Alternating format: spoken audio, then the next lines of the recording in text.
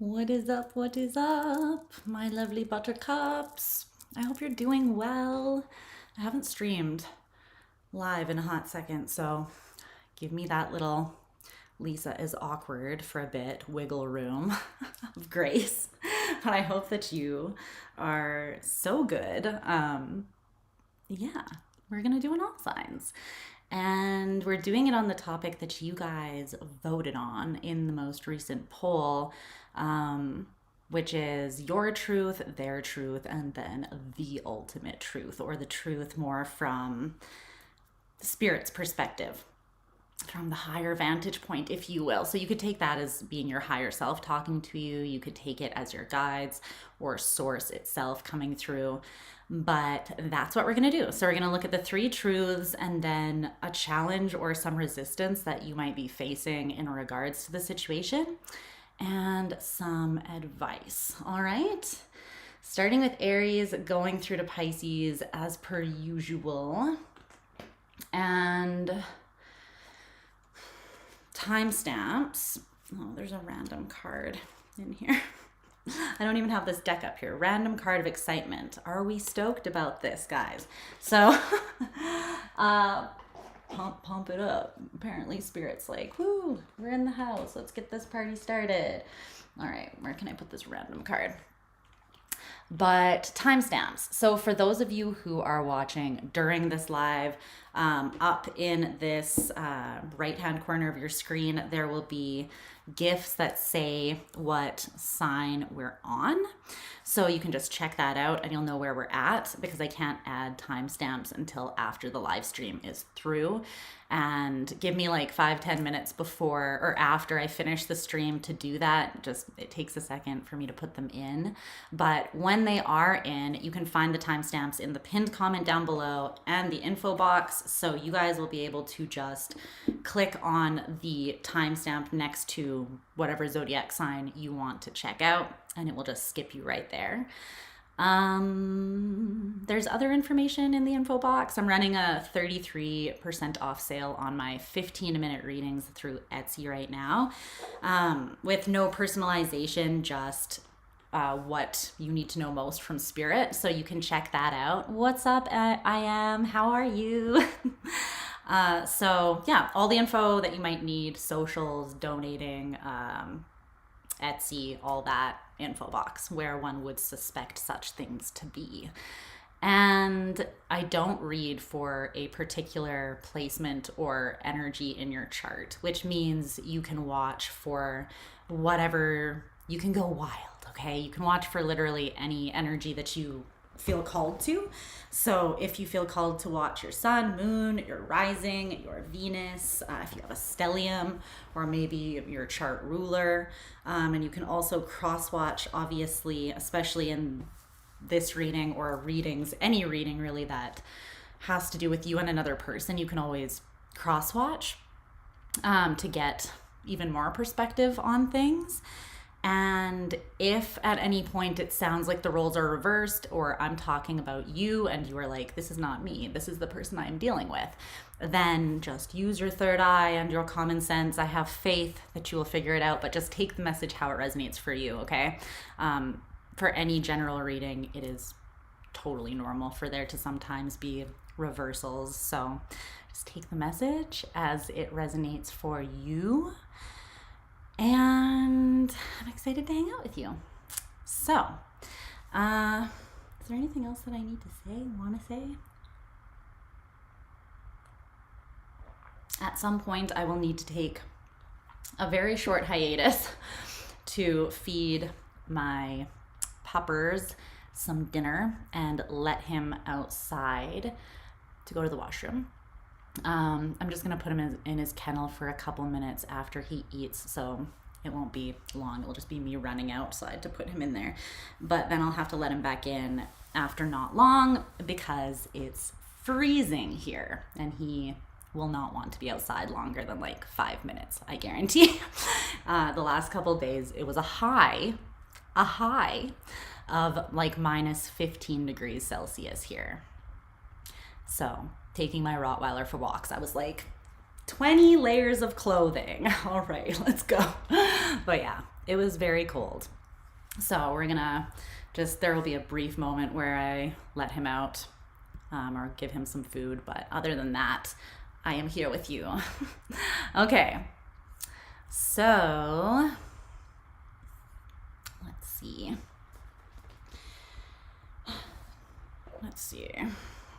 Let's just give a little cleanse.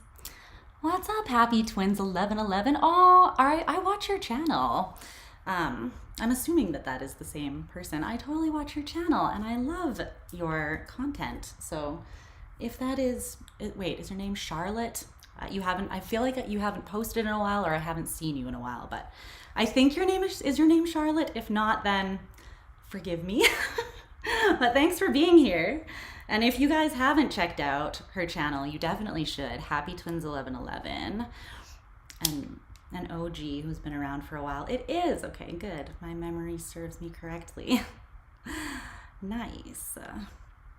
Some of your readings actually really helped me when I was in an abusive relationship with a narcissist. And you just were so gentle while delivering, truths that weren't the easiest to hear. So thank you so much for that. I always appreciate that in a reader.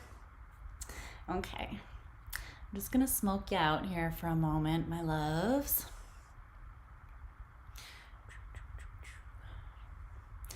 A little Paulo. Oh, thank you. Thank you. It's funny how healers often go through trauma, right? The universe is let me give you something to heal about, and then you'll understand how to help other people heal. It's yes. I love that is the way of things, but I still wouldn't change it. It had a lot to do with my spiritual journey in the end, so yes. Okay. All right. Got some cleared energy in here. And let's see. Let's start, as I mentioned before, with Aries. So I'm going to try, yes, the wounded healer for sure. And because healing is just a forever journey, I feel I don't know, helping other people heal also keeps me aligned on my journey and reminds me that like Chiron, we all got that tender spot, or we'll all always have some sort of tenderness that needs a little bit of attention. So it's good not to make us feel bad or shameful that oh, there's still parts that you haven't healed, but more so just to keep us in the habit of practicing lots of self-love and respect and introspection and all those good things, leaning on community. Okay, Aries. So let me put your little GIF up. Yeah. Okay. So that's where you'll be able to see where we're at if you're watching during the live stream. Okay. All right. Let's see.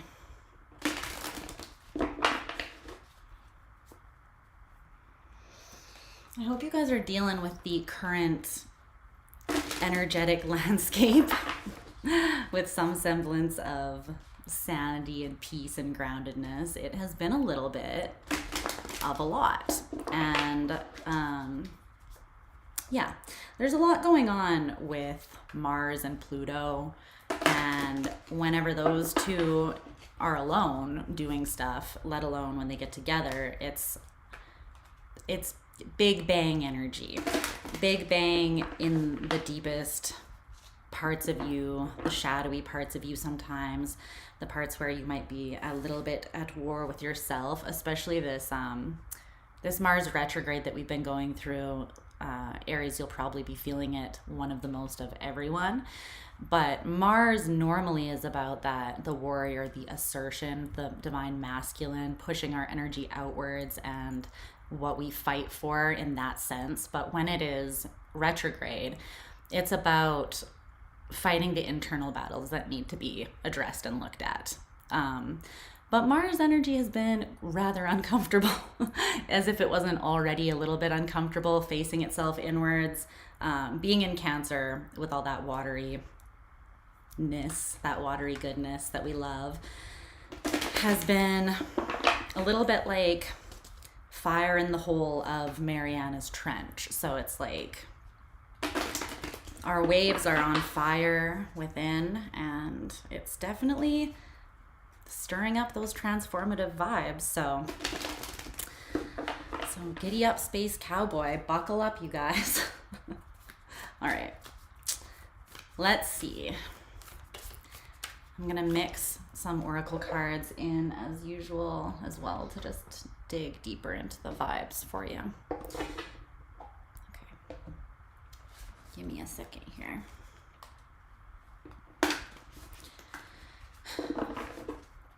Also keep in mind that if a reading doesn't resonate with you, or if it resonates a little too well, but you're just not really ready or wanting to hear the message, like if it's triggering, if it frustrates you, if it's kind of rubbing you the wrong way or creating some tension, Spirit's like, likely.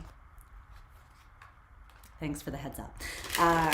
Feel free to just pass on it. It just means that it is either not your reading, which means that a different part of that energetic collective, their message needed to come through a little bit more this time for whatever reason. So it's not personal. Check your other placements or other energies. But if it is one of those things where you just, we all have those moments for sure. I've had plenty of them myself where a message comes up and it's just like, I was hoping to hear what I wanted to hear, and this is not what I want to hear. And why, So if you feel a little bit triggered, feel free to either come back to it after you ground and meditate a little bit, or even further down the line when your energy has shifted slightly so that you feel a little more prepared to receive that. Okay. All that to be said. So what are the truths that want to be illuminated for Aries? Nacho! What's up, Victor? How are you?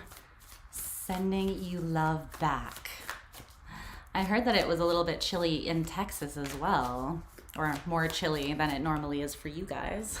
Not as chilly as it is here, but all right. Let me focus.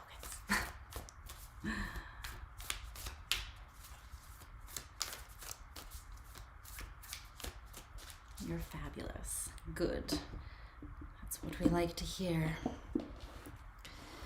Okay. What's up, Diamond Wolf? We got some aqua energy in the house. We love it. Okay. Your truth. Their truth. Okay. The truth. Make it make sense. Okay. I'm just kidding. We will make it make sense, hopefully. Some semblance of it. The challenge. Okay. And the advice. The world. Okay.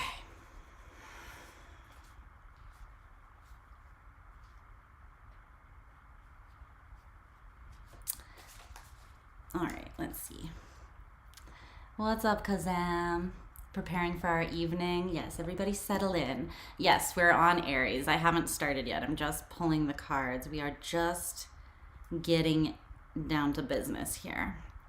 So let me just pull an oracle card to clarify the truth. What's up, Tay? Aries Sun, yes. I am an Aries Venus, and I'm getting ready for my Aries return that will be blessed with a Venus retrograde. And speaking of signs that don't like to be, or planets that don't like to be places, Venus, we love her in Aries because she's a spicy little hot tamale who's feisty, and we're here for it. However, Pray for me, please. Okay? Side note, pray for me.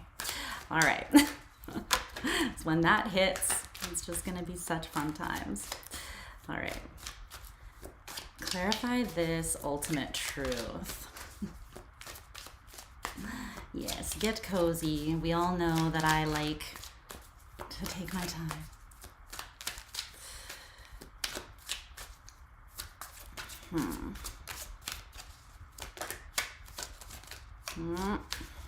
Why? Let me shuffle this a little bit more. It's feeling like it's not ready yet.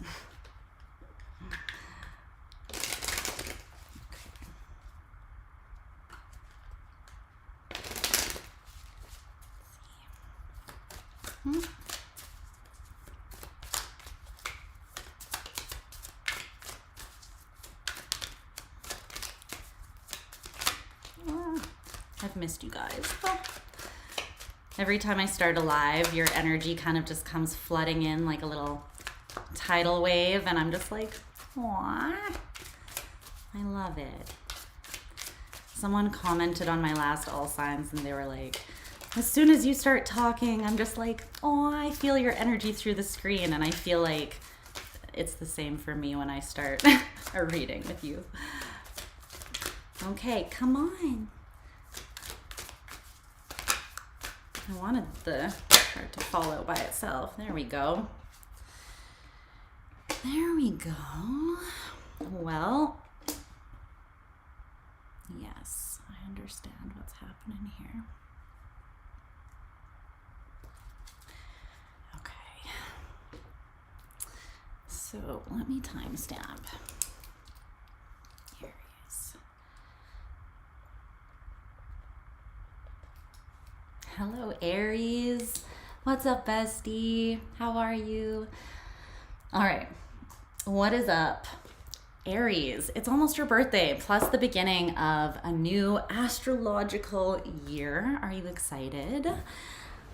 I hope that it is wonderful for you. And also, welcome to Aquarius season for all of you. So, as I mentioned at the beginning, if the roles sound reversed when I'm talking about you, if it sounds like the other side of things and vice versa, feel free to just take it how it resonates for you, okay? So I'm gonna start with your truth, and then we'll go to your person's truth and then the ultimate truth here, or the more objective truth. Okay, so first of all, we have 4 major arcanas out of 5 cards that I pulled. So I feel like this is pretty significant. And one of them is the Wheel of Fortune. So there's definitely a lot here about, you could feel like with this particular situation, things are not in your control so much right now. I don't know if this is a situation that feels quite, I don't know how you want to, fated, destined, soul contracty, something that is just kind of meant to be. This could be someone that when you met them, you felt sort of an instant serendipitous connection, like a recognition of your souls, or a knowing somehow that, oh, we're meant to be in each other's lives for some sort of reason. But even if that's not the case, whatever I feel like is unfolding right now in this connection is very much in the hands of powers greater than you. So that's not to say that you don't have any control in things, right? But it is to say that right now it's one of those Jesus take the wheel moments for you, where I feel like it will help you not to be frustrated and anxious if you just know that Spirit's got this. Whatever happens, they have your back, they have the back of this connection, and there's a lot of things moving and sort of maybe being shaken up right now, but they are being shaken up to relieve tension, and I want to say create a balance that wasn't present previously. So it's almost, I'm almost getting the energy of the universe like looking down at you guys and being like, okay, let's just, reach in there. Just time out, guys. We're taking over. You sit in that corner, you sit in that corner. Time out. And they are doing things. And I don't know if that's because the two of you for making a mess of things. And it's no judgment. Trust me, humans do this frequently. What's up, ARIES? Sometimes, especially with complex relationships, the lovers, that is the case, because the lovers connection often symbolizes a relationship or a connection with someone that is a little bit cosmic, otherworldly, mysterious, beyond what you, what's up, Shauna? Beyond, like, you can't really approach it. Well, you can't approach it the way that you would approach just like a normal relationship. There are deep spiritual elements. There's often an element of like you two reflecting one another. And that's because the main purpose of the lovers is soul growth and evolution. It's not like the primary function or purpose is not actually the two of you being together, having your happily ever after and being in union. Although that's not to say that that can't happen, but it's just usually before that happens, if it is meant to, the two of you will go through cycles of, it's almost like this, right? Where usually one person is up, it's like scales a little bit, where your energy kind of comes in waves and shifts and then equalizes if you both are willing to do the work to reach internal balance and harmony. Okay, so that being said, your truth is the Magician in reverse. Okay, so it's Mercury energy, which is pretty strong here with that lovers on the table as well, which is Gemini. So Aries, you could feel like you didn't get your wish here. You could feel like this is a lost opportunity altogether, like something just straight up did not manifest that you were hoping, or you could feel like you don't know if it's going to come together, but you're in a phase of stagnancy, or you're in a phase where it could again feel like forces greater than you were kind of holding the two of you apart. But it could feel like your wishes that you express for this connection fall on deaf ears, so to speak. Like your prayers aren't being answered, or whatever the case may be. I don't feel like it's personal. I feel like it is, again, it's a timing thing, or something that there's something that you don't understand about what's going on. But yeah, I feel like you could be a little frustrated that something's not coming together the way that you had planned, or in the optimal way as you see it with this person. You could also feel like there's been a level of manipulation in this connection, whether that was like on purpose and really overt, or whether it came in more subtle or passive ways. Let's see. Tell me more about the Magician in reverse for Aries truth. I'm also getting an energy of confusion here with the Magician in reverse. Okay. There you are in retrograde, just so happy. Oh, the Three of Cups in reverse, the Ace of Cups in reverse. Tell me how you really feel, Aries. So the card that came out before that was the Eight of Wands, to clarify, and it went on the table and spun from upwards into the reverse. So you could feel like things were moving, and they might have even been flowing pretty effortlessly or moving quite quickly in this dynamic. But again, I think you feel now like you've kind of hit some sort of block or barrier with this connection, that you don't really know how to move it forwards. You could feel like there's resistance or stagnancy, or even that someone is not speaking to you or making moves towards you. But I feel like with it originally being in the upright, that's something that you desire. It's like you want the stalemate to be broken. You want this energy to start moving, and you want communication, I feel. Okay. But it's kind of like if you're Harry Potter, you're like, and it's like like, what's wrong with this wand? Like, nothing's happening. You're aiming it at the sky, or you're aiming it at this person, and you're like abracadabra, and then nothing is, like a little spark shoots out the end and nothing happens is what I'm kind of getting. And I don't know, you could feel as though there was some love, like some level of love lost here. And I don't think it needs to be that serious with the 3 of Cups in reverse. It could just be as small as like a spat, even a misunderstanding that kind of got under someone's skin. Or even with the 3 of Cups in reverse, it doesn't have to be like one defining moment where something went downhill. It could be like things slowly lost speed, or just kind of dwindled out in a way, like distance was formed between the 2 of you over time, or you felt more and more removed from the connection, or you felt as though this person was. The Emperor in reverse.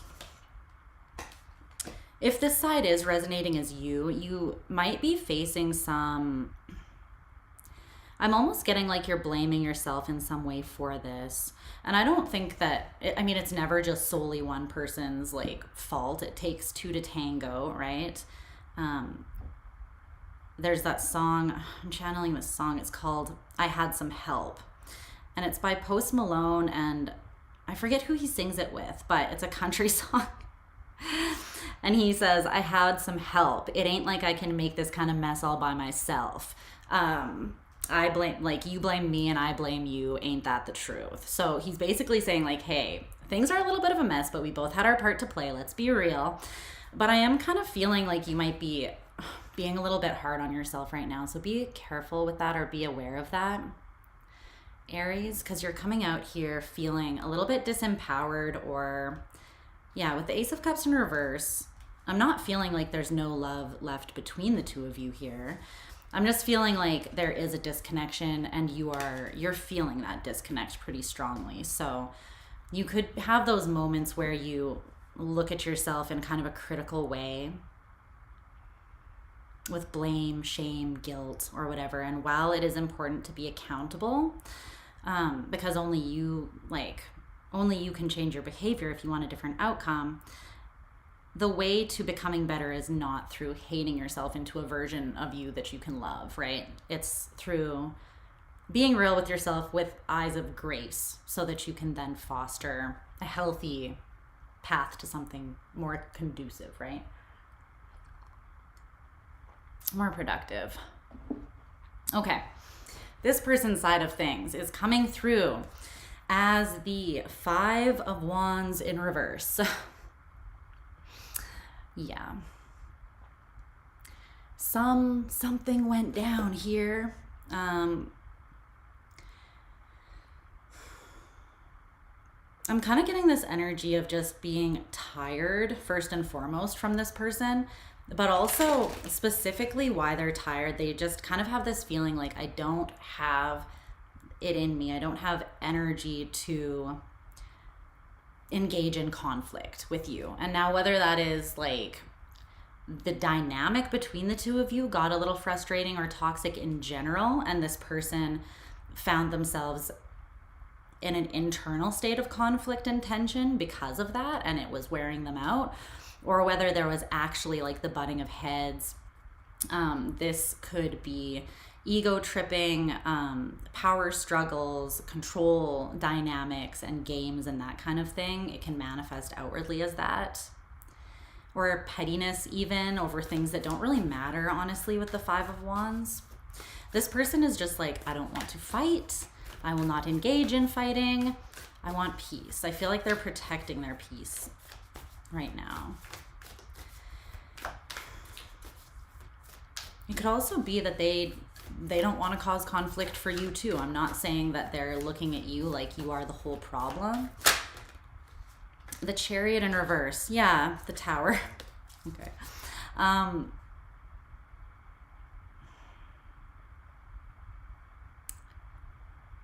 It seems like this person has some sort of understanding that now is just not the moment to be pushing forwards with this. They feel some sort of block it's almost like with the Chariot, it's cardinal water, it's Cancerian energy. They could feel like they pushed their emotional will into this situation, or poured their emotion and tried to push it forwards for a long time, or for long enough to get worn out. And now it's just like, this is giving a burnout energy, but it's like emotional burnout. They are like, I need a breather, I'm out of steam. Almost like if you were spinning your tires and not getting anywhere, but frustrated and more internally in turmoil, right? So,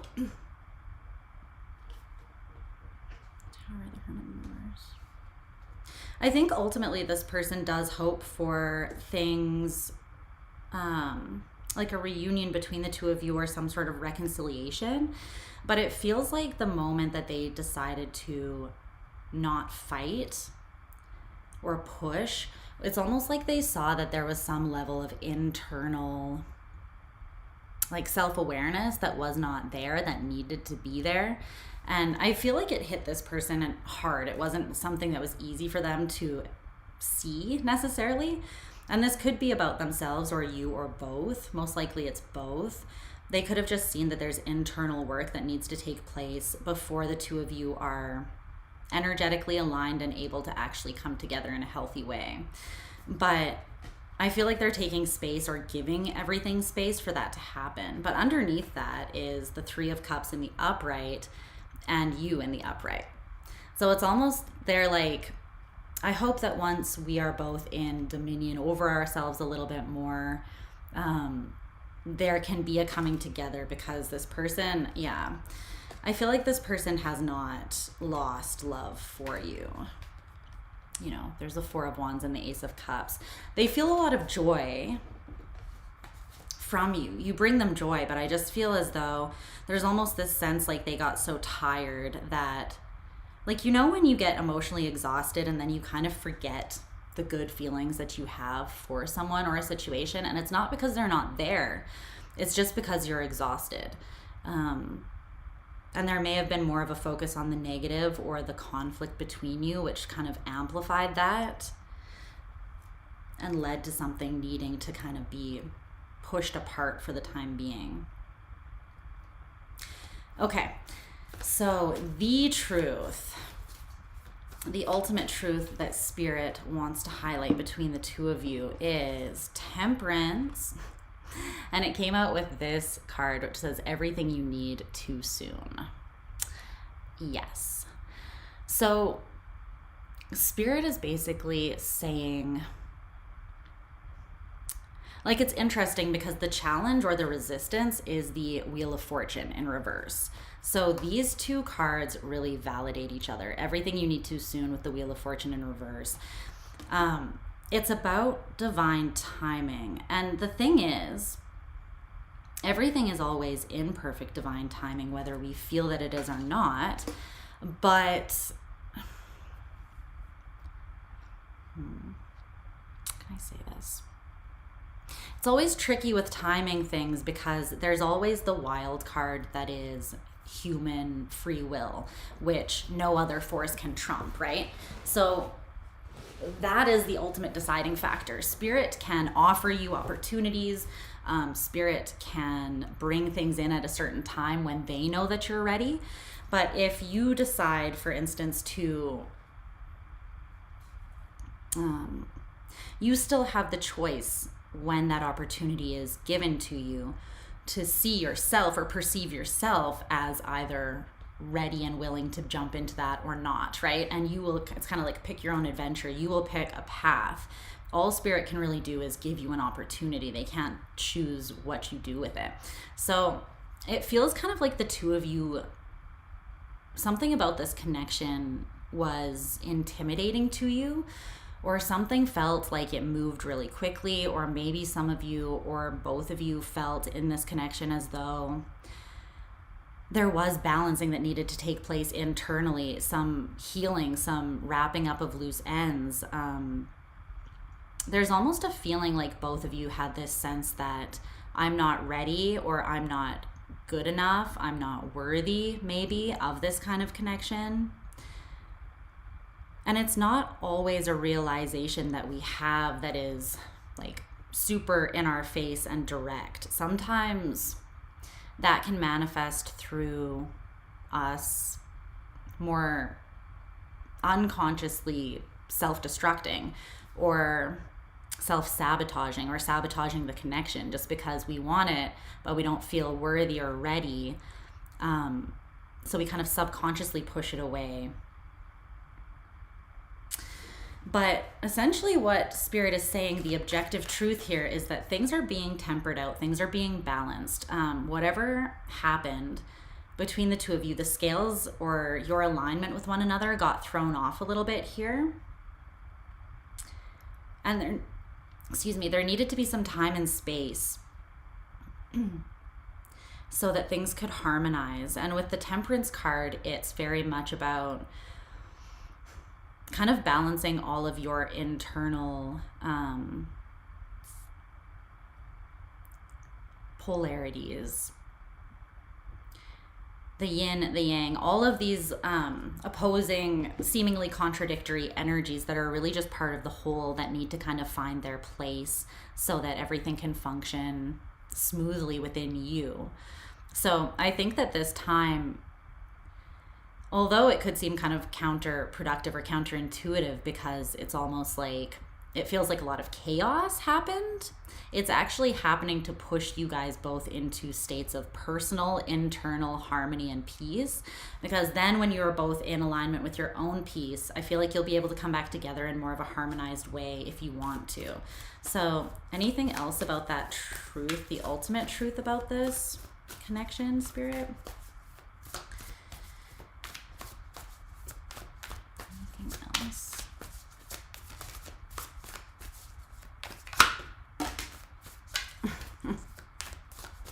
Yeah. Okay, so it's Justice with the 6 of Pentacles in reverse. Yeah. Everything is working itself out here. But there is a level, I feel like, of personal responsibility, as with everything, really. The Justice is neutral. It's a neutral, like karma is a neutral force in the universe. It is just that every action has a consequence. Every action has a reaction energetically. So you do something and something happens as a result of that, right? Karma only becomes positive or negative based on the action that you've taken, right? Something that we create for ourselves either in past lives or in this life. So they're saying that there is something that is definitely being balanced with Temperance and Justice. And I feel like there was an energetic imbalance in the give and take within this connection. So someone could have been putting more in. It's coming through as it was your person. Just because they're showing me that this burnout, right? That they like really fought for something, they pushed, they knew how they felt, and they moved towards it with force or tried to. But take it how it resonates for you. I'm just kind of seeing that in their energy. But you both could have gone through phases of this. Like I said, with the Lovers, it can be like sometimes you're up, sometimes you're down, and you need to get to a place where you can balance with the person. But there could have been almost like a push-pull dynamic to a degree where one person was all in and the other person felt unprepared and pulled back, and then the other person felt like they got the courage up to invest more. But then by that time there was a bitterness or a triggeredness that had happened in the first person. It's like this complex dynamic with the Lovers, right? But this is being balanced out, and Spirit wants you to rest assured that what is just and fair in this connection will come to pass. Some of you have like angelic or divine protection around this connection for some reason. And I'm kind of getting a similar energy to that. Rejection is divine protection. I don't feel like it's rejection forever. Like I said at the beginning, I feel like it's Spirit like pulling you guys apart, putting you each in your corner and being like, sit there until you're ready to cooperate, you know? Time out. I don't feel like it's forever, but whatever did pull the two of you apart, it was some form of divine protection and intervention that was for a reason. Okay, so with the Wheel of Fortune in reverse being the main challenge or resistance, I feel like this is because you feel as though things maybe are not moving. And things are still moving. It's just that they're shifting energetically within the two of you and in an ethereal or a spiritual way. So there is still movement and growth and evolution happening, although you might not be able to see or feel it if you are more tapped into the superficial levels of this connection. I think your resistance is essentially like a level of impatience or fighting the urge to lose hope and feel kind of deflated, like, oh, maybe I was wrong, maybe this thing isn't actually for me, maybe I misread this because I'm not getting what I want, or I'm running up against issues now, you know? Your advice is the Lovers, though. So tell me a little bit more about the Lovers as Aries advice.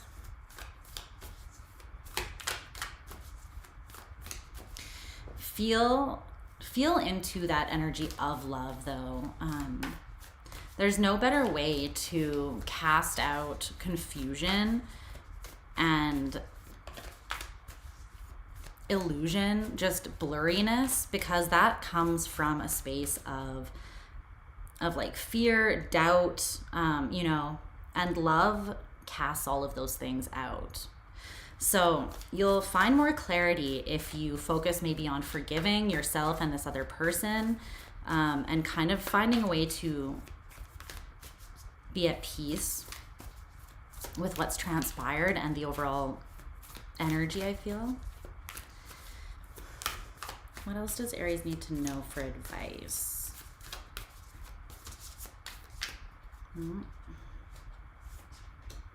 It's the Ace of Cups. And the Fool is at the bottom of the deck. Yeah. Yair said in Hebrew, the word for rejection is the same as the one for postponing. That's very interesting. I feel that here strongly. I mean, the Lovers, the Ace of Cups, and the Fool. The two of you are being prepped for a new chapter or phase or a whole new manifestation of this connection if you choose to take it. And it's all going to depend on the work that, like the preparation work and the peace and love that you bring into yourselves during this time. But I feel like, again, the universe will give you an opportunity. The Ace of Cups, well, all of the aces are always divinely offered opportunities, which is why we have the hand coming out of the sky offering this different suits in the Rider-Waite Tarot. So this is a divine love in some way, or it has the potential to be. Again, you guys will choose what you do with this opportunity with your free will, but you will have a chance here to leap out into something new, and it might come quite unexpectedly. It might come just as unexpectedly as the pulling apart came, because the Fool is Uranus energy, which is the energy of surprise and unpredictability. So yeah, I want to say, just don't put your life on hold, as you never should, for this connection, but you can still keep it in mind. You can still keep it in your heart, keep it warm, keep it safe if it means something to you.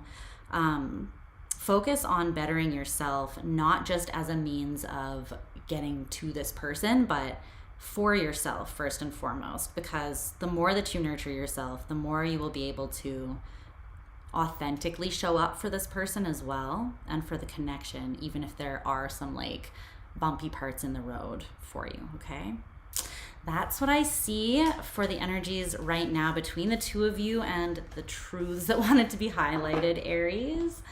I love you. We're gonna move on to Taurus. Okay,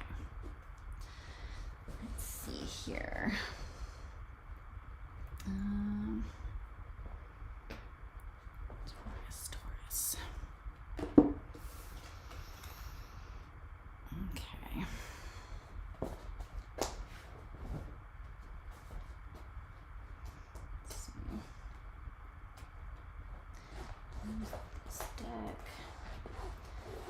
Whose big mama is yours?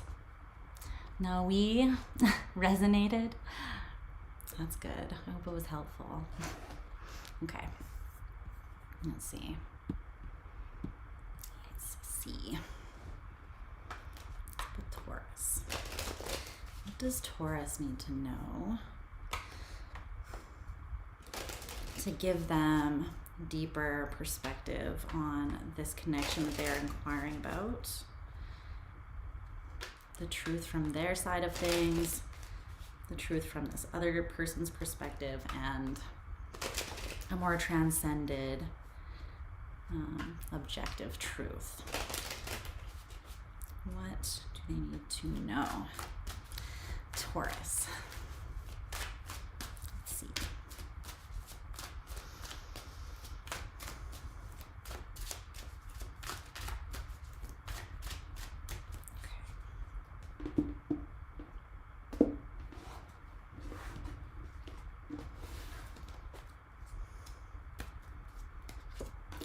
Your truth. Okay. Their truth. The truth. All right.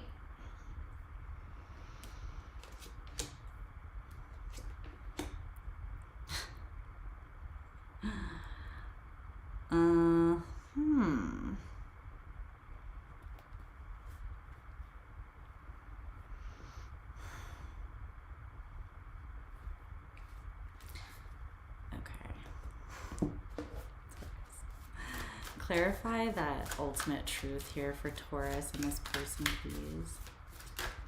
Okay.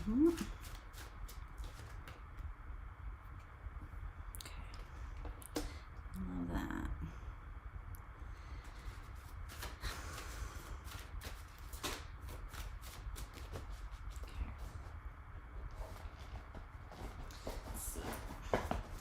Kind of cold. The sun has gone down, so give me one moment while I put my hoodie on.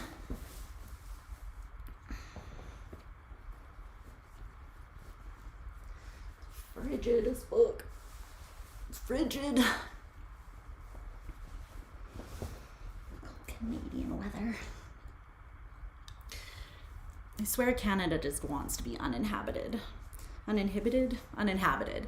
It's like, let's attack our population and maybe they'll just leave. Attack them with the cold. Okay. That is better. Oh, yes. That's better. Cozy times. Okay. Where's the pen? Maybe both. Uninhabited and uninhibited, maybe. Okay. What's up, Taurus? I hope that you are doing so well. Let's take a look at what is going on, what wants to be highlighted for you in regards to the connection that you're asking about. Okay, so like I mentioned at the very beginning, I'm gonna speak as though the first person's truth or perspective is yours, but if you feel like the roles are reversed, then just do what you gotta do. Take it how it resonates for you, okay? So your truth surrounding this connection currently is the devil. The sexy little devil is here, showing up, just getting the party started. So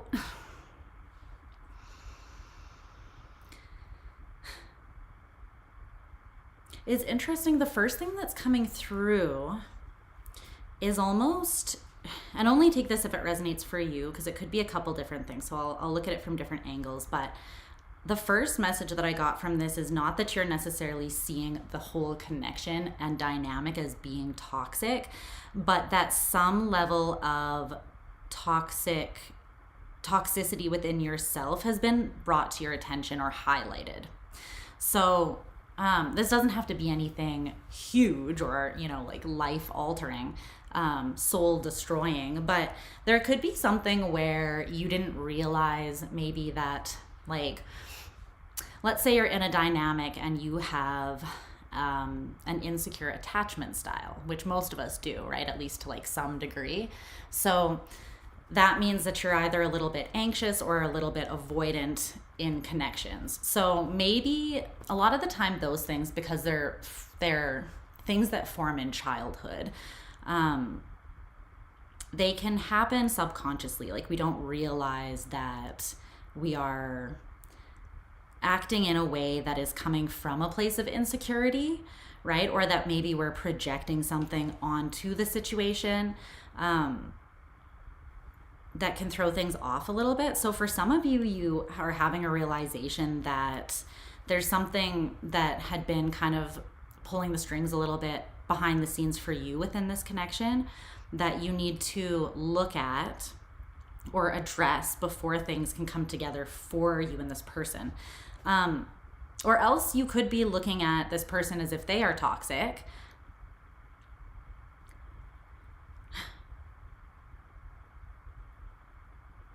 I'm not getting that as much. In regards to the devil energy towards the other person, I almost feel like if anything, you feel a very intense pull, which could sometimes border on like obsessiveness, like ruminating, overthinking about this person. I mean, obviously that energy of deep intensity and focus on somebody else or a connection or a pull towards them, it can manifest lots of ways. It can manifest as like lust. It can manifest as, like I said, obsessive thinking or feeling like you need to know where something is going.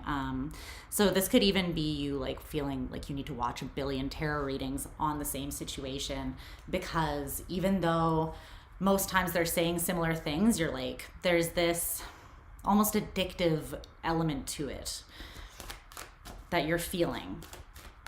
So that doesn't necessarily always have to be toxic. It could just be like a very intense pull that sometimes energetically feels even a little bit oppressive. Like I couldn't walk away if I wanted to, which is just an illusion, but it can still feel like a lot. It can feel a little bit heavy at times. So tell me more about why Taurus's truth in this connection is the devil.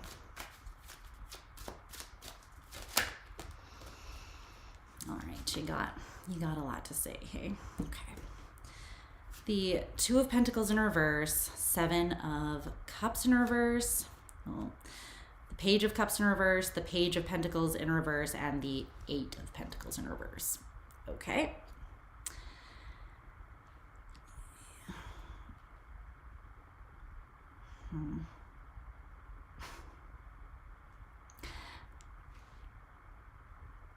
Let me just clarify something first here before I get into this. I'll show you the cards. Oh Lord, as best I can, fan them out. There's that little story that you just let me in on here. I want to know if you're seeing yourself as this though. Is Taurus like understanding that this is a choice that they made? No. Okay, so you feel like this was the person that you're dealing with.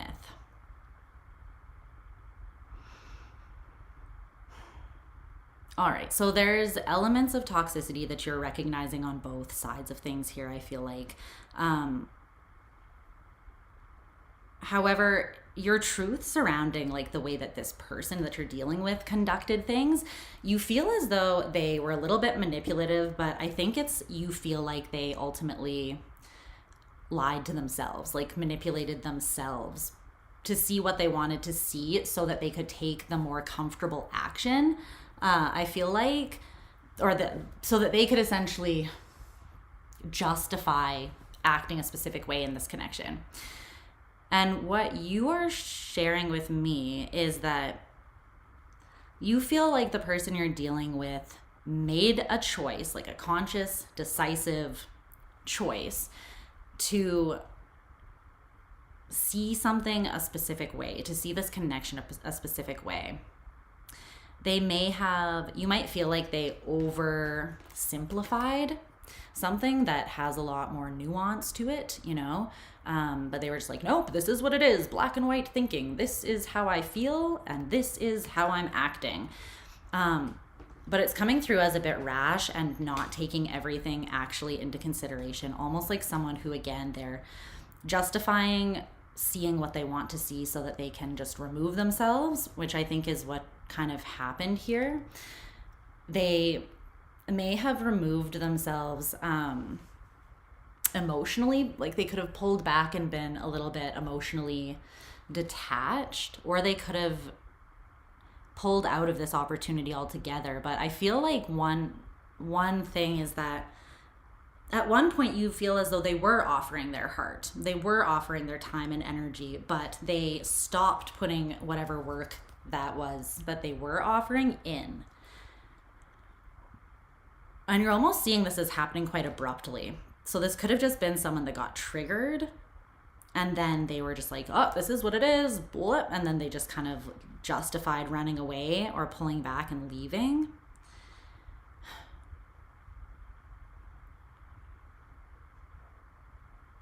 You're also saying that there's a level of immaturity to this person with these 2 pages in reverse. There could be some core wounding or inner child wounding or attachment style stuff that you are recognizing in this other person and the way that they act. So it's like maybe from the outside you can see like, you're avoidant, you're, you know, your fearful avoidant attachment style got triggered, and then you reacted by just like pulling away and running and being avoidant of the situation rather than kind of looking at it or sticking around to work through things. But I feel like you're seeing this person as not having the same awareness or insight into themselves and just kind of like over simplifying something based on that lack of awareness so that they could justify pulling back. You're seeing their actions as being a little bit toxic though. Or maybe this is also a pattern that they've showcased before, that, you know, it's not their first rodeo and this is kind of something that's coming up again. That could be why you see it for what it is as well, because you've already dealt with this person. Okay, so their truth on their side of things is coming through as the 9 of Swords in reverse. All right.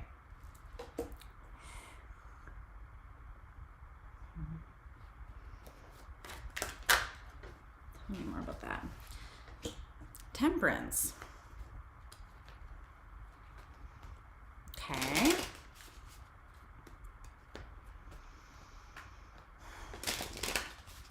That's interesting. Give me one more.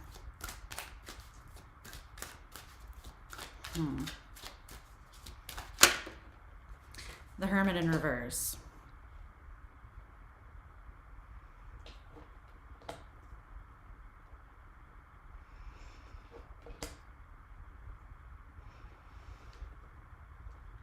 Is this person seeing the Hermit in reverse as Taurus?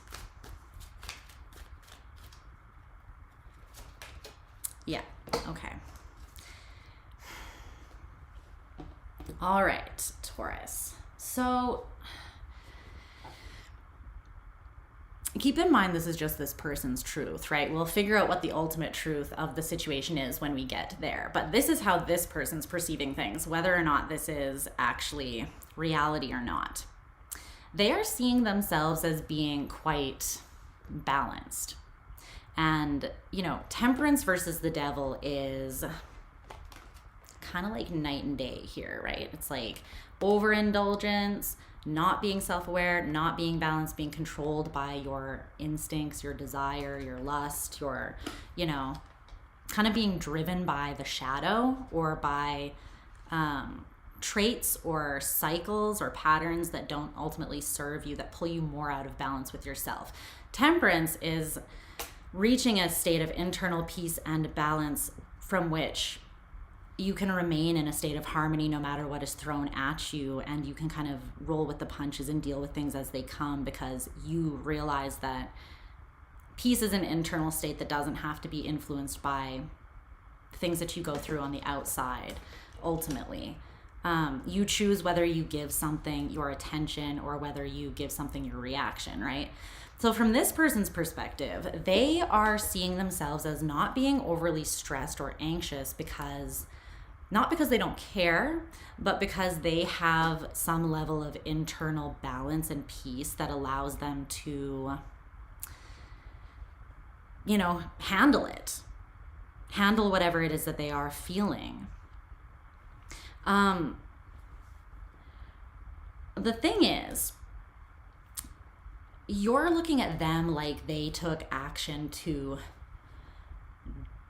or they oversimplified something in order to justify an action that you don't necessarily agree with, or that you see some level of toxicity within. This person has their own way of seeing you in the same light.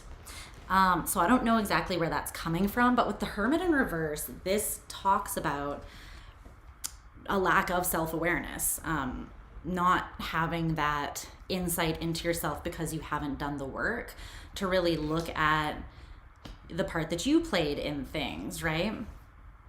The Hermit doesn't shine their lantern on somebody else so that they can judge the part that other person played in a situation. The Hermit takes their lantern and they go down the long and winding path into their deepest, innermost place so that they can shine a light on their own truth, their own responsibility, their own actions, their own experience of things, and they can find the clarity and the balance that they need there. They look within themselves, but they feel as though you came open to building, like you wanted to collaborate, you are open to putting something together with this person, having a connection. The problem is they feel like you came with a lack of awareness. And so it's almost like they might feel like if there's ever issues, you very much blame them, but you're not willing to take responsibility or even look at your side of things. Now, again, whether or not that's true, I'm not sure. But that is kind of how this person's seeing it. And they're not judging you like, wow, Taurus is a terrible person. I can't believe that. They're seeing you as having good intentions, but just having a lack of awareness to some degree that has impacted things. Okay. So the ultimate truth at this time is coming through as the Chariot in reverse. You could be dealing with an Aries or have Aries in your chart. They had this kind of prominently in their reading too. And it came out with this card, which is a Bible verse. Isaiah 66:9, it says, "I will not cause pain without allowing something new to be born." And this is a promise, like some context surrounding it. It's a promise that God was making to the people. I will not cause pain. I will not allow destruction without also allowing something beautiful or new to be born out of that. I will never take away without giving something, essentially, which is a beautiful promise, right? But with the Chariot in reverse, I feel like Spirit is saying that there has been pain in this connection, but it wasn't for nothing. If anything, I feel like some tender places within maybe both of you may have been poked, but it was almost meant to be a catalyst for healing and for something new to be born, whether that is a new phase of healing or awareness individually for you or this person, or whether it is like that was meant to show you something about yourself so that you could work on that, and then there will be, you'll have an opportunity to come back together with this person from more of a conscious and intentional place, maybe. Tell me more about this. Whoa. But right now, it's very much happening for a reason that things are being halted here. Yeah. I'm getting very strongly that some of you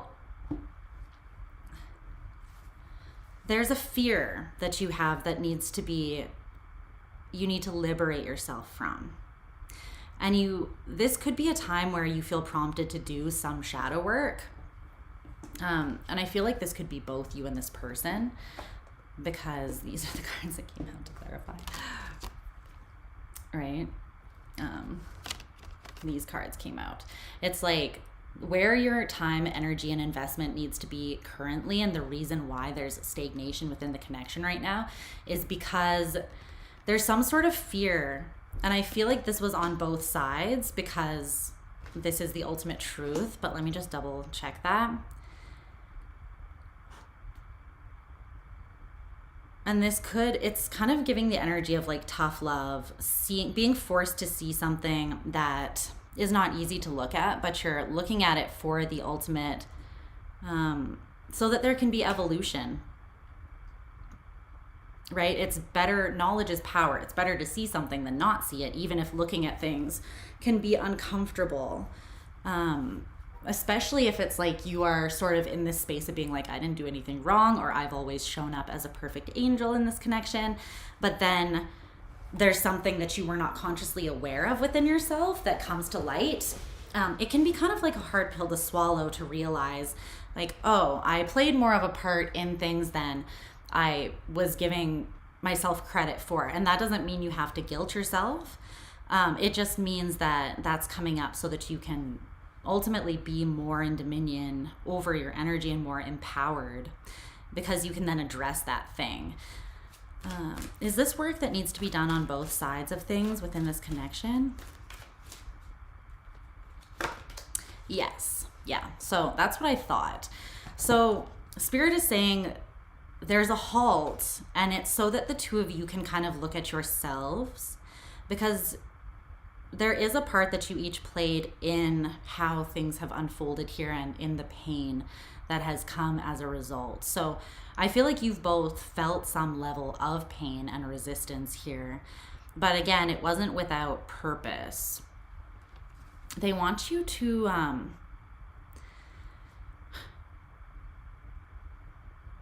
find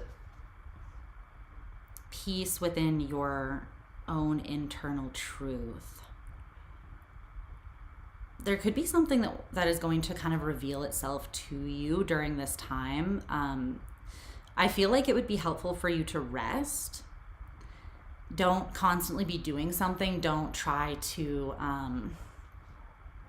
escape uncomfortable feelings or distract yourself, but allow things to come up, because they all want to draw your awareness to something that's going to help the situation and help you heal just in general as well. So time spent in silence, time spent in a state of rest and relaxation will allow for that to happen. So don't be afraid to do that. Okay, so the greatest challenge or resistance is the 10 of Wands, and then your advice is the Knight of Swords. Okay. The Knight of Swords. There's a weight that needs to be dropped here. On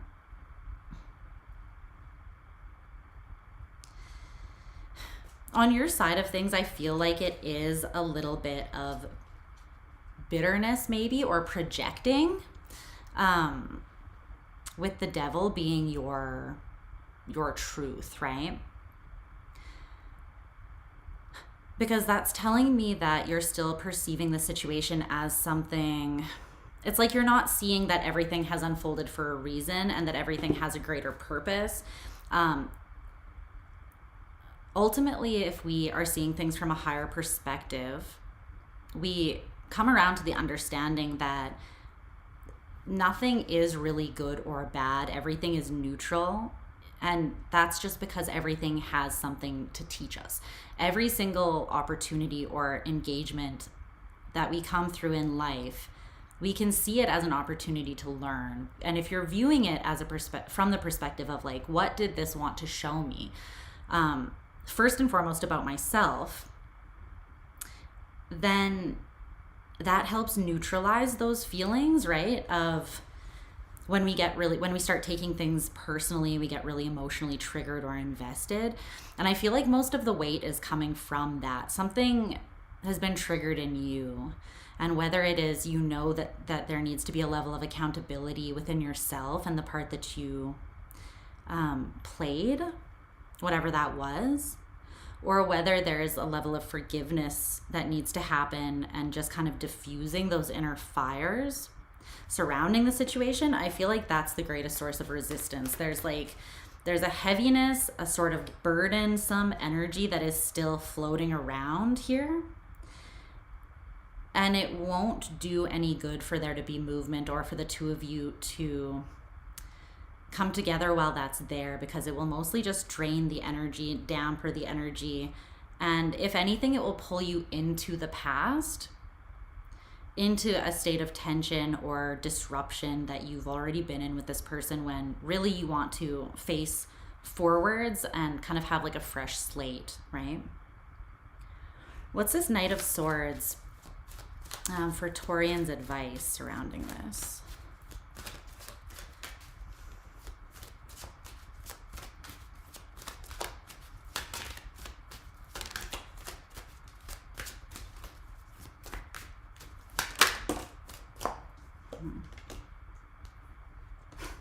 The Three of Cups, the Ace of Cups, and the World is at the bottom of the deck here.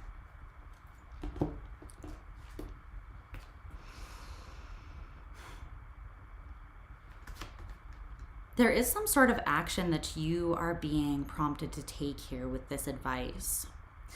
The Knights are about action. And the Knight of Swords can be talking about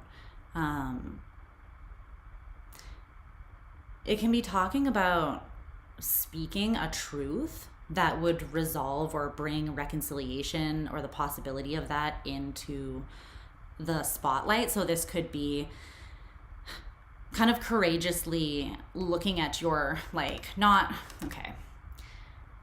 I'm channeling that Outcast song where they're like, I know you like to think that your shit don't stink. But again, this is something we always do, right? And because it's triggering sometimes when things fall apart or when we run up against resistance, to look at like, oh, how did I contribute to this, without feeling those feelings of guilt and shame and shitting on ourselves. But ultimately, I feel like there is something, thanks Gemstone Reiki, Kazam, I'm glad it's helpful for you. I feel like there's some truth that you could speak, or there's a conversation you could start, or an action that you could take that would help align this connection with a lighter state of being. But I do feel like the first step is like lovingly and with radical acceptance, turning your gaze inwards. And it's very vital and important that you look at yourself through a lens of compassion. Because there is some sort of cycle that needs to close out with the world. And it's some sort of unhealthy or unhelpful way of functioning, whether that is the way that you perceive yourself and the way you act with others as a result of that. Whatever it is, love can be applied to the situation to close that out. And then I feel like it will be up to you to speak some sort of truth, maybe acknowledge the part you played. But with this advice, with the Knight of Swords, there is also a message that is like, again, don't push it before you are ready. There's a level of clarity and peace that you need to be in before this action will do any good, right? So this is like, don't speak and don't rush in and speak until you know exactly what you're going to communicate. It doesn't have to be like word for word, this is the script of what I'm going to say, but know your truth. Be certain and at peace with your truth from a non-triggered, balanced place within yourself, and from a space of seeing through eyes of acceptance and compassion, okay? And then I feel like you're being prompted to move forwards and take action on speaking that truth, because I think that there's some component where if you do that, it can get things moving again. And maybe that's because this person, again, they didn't see you, I feel like, as having bad intentions, but again, there was a lack of awareness. So maybe what will bring this into better standing is you coming in and communicating something that shows this person that you have looked at yourself, you have maybe humbled yourself, or you have taken accountability for your side. There's something about that having the effect of softening the situation and opening things up to flow a little bit more, okay? Okay. I love you, Taurus. That's what I've got for you surrounding this person and the perspectives that you are both seeing things from at this time. So let's move on to my Gemini babes. Where are my Geminis at? Where are my Gemini moons? My fellow Gemini moons. All right. Yes. Gemini. What's this? Okay. Adjust things here for a second. It's always the struggle of like not having enough space. What's up, Melinda? Gemini Moon Club. Gang. Chaotic gang. But I would not change it. I would not change it. I love that placement so much, not gonna lie. Gemini Moon. The chaos is real. But we are fantastical beings, are we not? Okay. Tap me into the energies of Gemini and and their situation, the person on their mind, the truths that want to be highlighted. Gemini rising too, Virgo, Sun, and Mercury. Oh my. All of the mercurial energy. You are one of God's strongest soldiers. I salute you. I salute you. Gemini, Jupiter. Nice. You've been having your Jupiter return then. Let's see.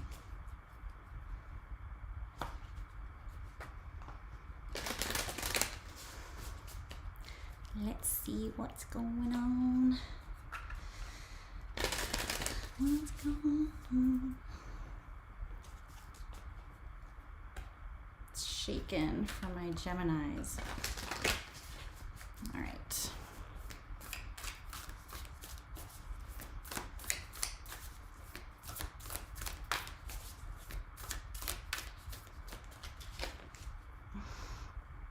Aw, you're welcome. I'm glad they're helpful. Okay. Let's see. Are you dealing with the Taurus?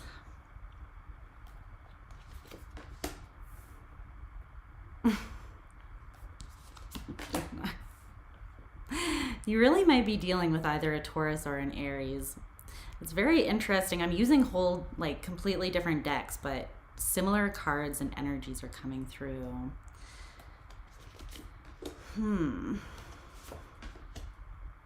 Okay.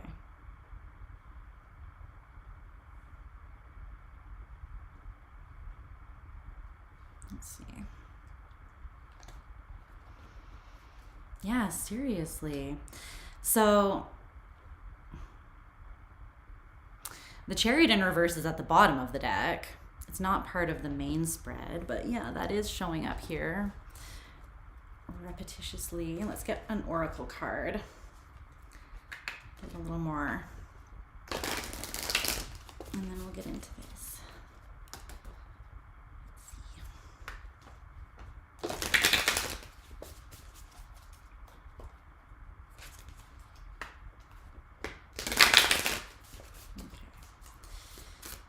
Tell me more about the absolute truth of this. connection at this time.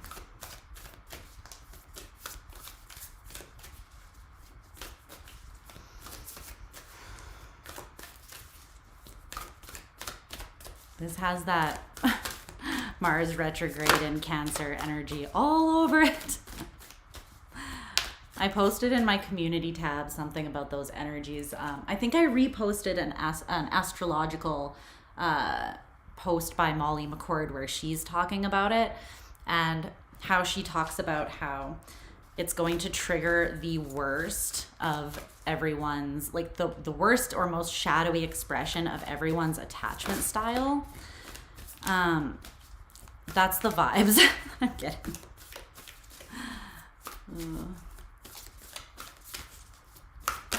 Okay. All right.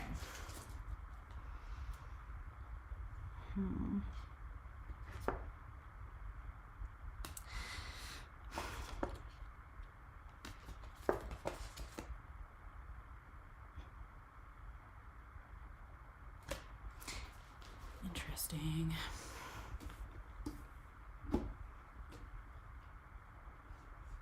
Okay. I see here for you, Gemini.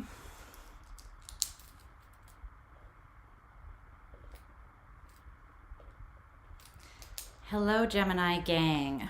I hope you're doing well. All right, let's take a look at this connection here that you're inquiring about or that's coming through. So, I need more leg room. All right.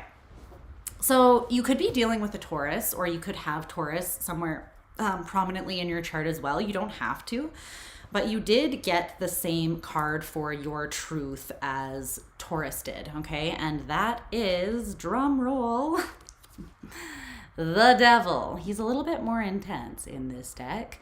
The Master of Lies. I'm using the El Goliath deck for you guys, which I absolutely adore.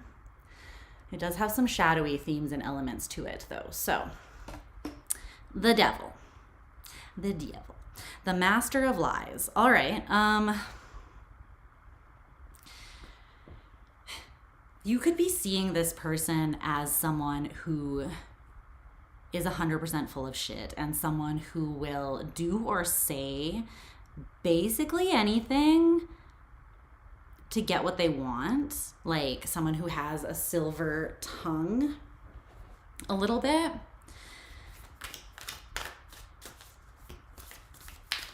The thing is, I don't know how much of that perspective is coming from a triggered place of fear within you. Because at the bottom of the Oracle deck here, there's this card that was standing out to me too. And it says, before completion, uncertainty, doubt, and hesitation, loss of faith, unstable conditions, be extra cautious, and discord. This is making me feel like it's giving the energy of being very close to getting something before completion, right? It's like that moment when you start freaking out when you almost get everything and then you're like, wait, am I ready? Or is this really coming to me? Is it too good to be true? And then there can be a moment of doubt, a loss of faith, where you almost, your own fear throws the stability of the situation off. Do you know what I mean? It's kind of like when the devil on your shoulder comes in and is like, are you sure everything's all good? And then you start questioning, doubting, maybe bringing caution into the situation where it's like extra cautious that's not needed. But there could have also been a misunderstanding between you and this person that kind of added fuel to that fire. Let's see. Tell me more about the devil energy. Tell me more about the devil energy. Why is Gemini's truth the devil? Why?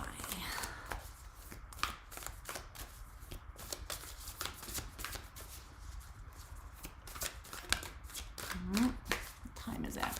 After Gemini, I should go feed Django, my Rottweiler, quickly. And then put him in his kennel for a few minutes so that he can pee. expansion, the shedding snake.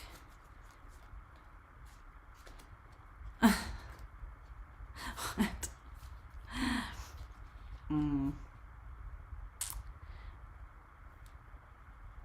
Okay. Yeah, that is what I'm seeing here. I am seeing this a little bit as a projection, Gemini, and don't take that as an attack. It's really not meant to be. I am a Gemini moon, as I mentioned at the beginning of the reading, so we in this together, for better or for worse. But I feel like I need to put my leg somewhere where it can stretch. Something about this connection wanted to push you into some sort of expansion, personal expansion. So I feel like, in other words, that's another way of saying you were challenged in some sort of uncomfortable way. And I'm seeing that because the card that came out is the expansion, the shedding snake. And this is an extra card in this deck. So you have these. And I feel like this is what ultimately scared you or brought in some of that fear surrounding the situation.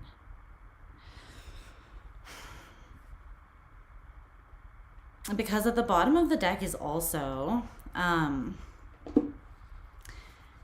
there's the King of Pentacles in reverse.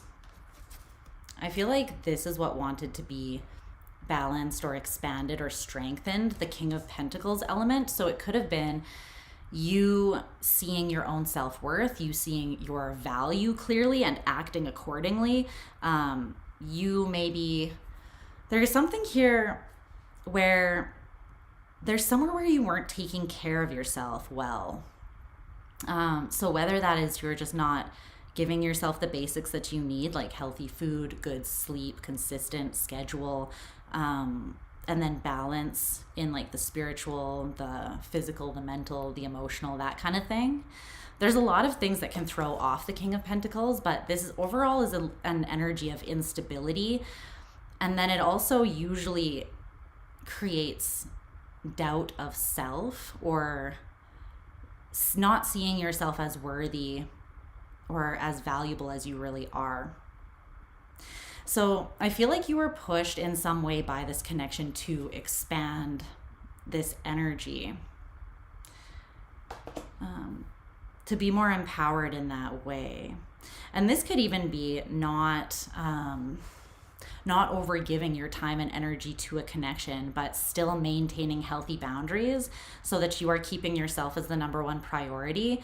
In other words, not being codependent, but being interdependent, still respecting your own time and energy and your own needs, not placing other people higher on the priority list.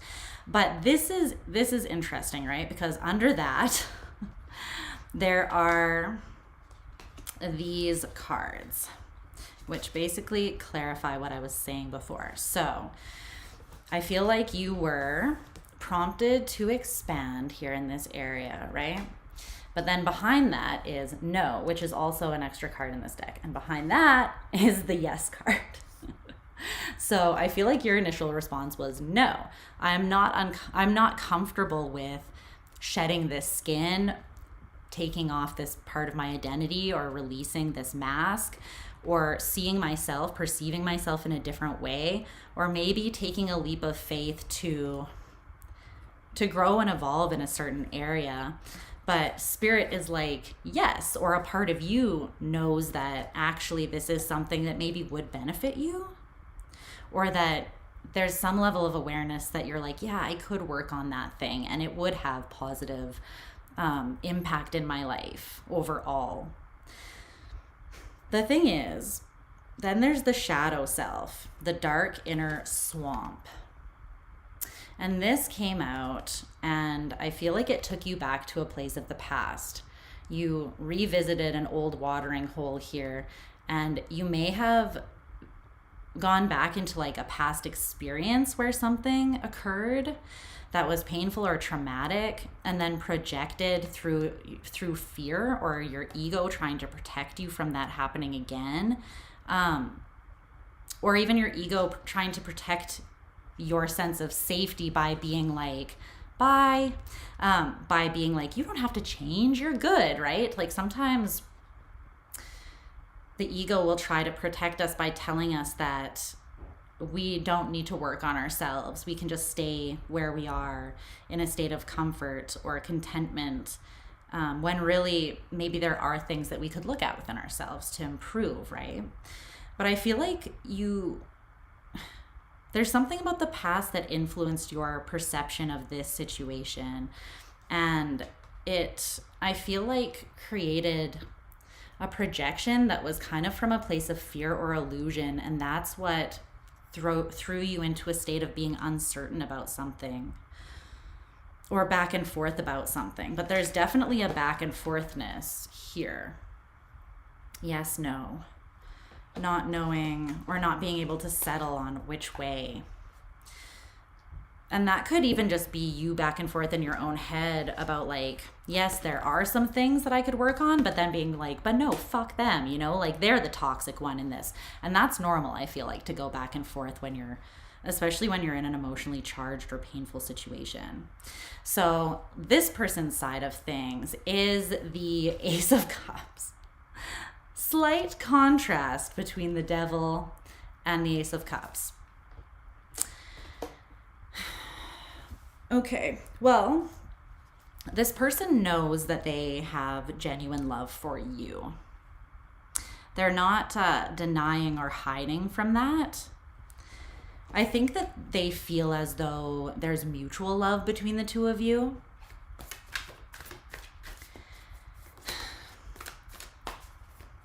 But yeah, your truth is coming through as being, your truth has been built on a level of defensiveness.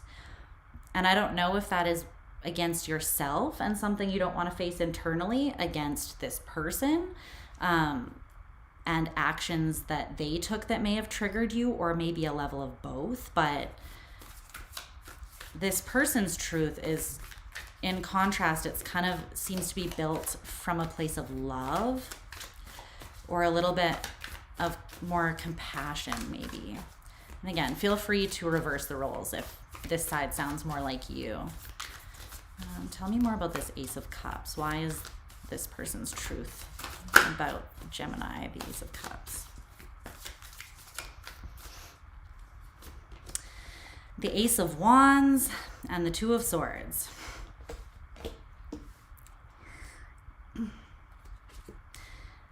Well,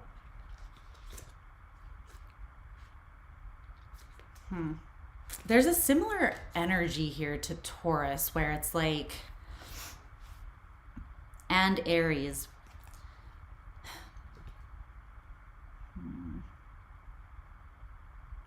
Where this person is like, they have love for you, they have a lot of passion and desire. Like, there's just a lot of positive energy and pull that this person has towards you. They feel honestly like you light them up. They have this level of like pure love for you that it might be something that sometimes almost like frustrates them. They're like, why do I have to, you know, it's one of those like, hate how much I love you, babe. I can't stand how much I need you. You know, that song. That's because sometimes their own feelings put them in a space of being undecided as well, because they're not sure if they're seeing clearly, the blind seal.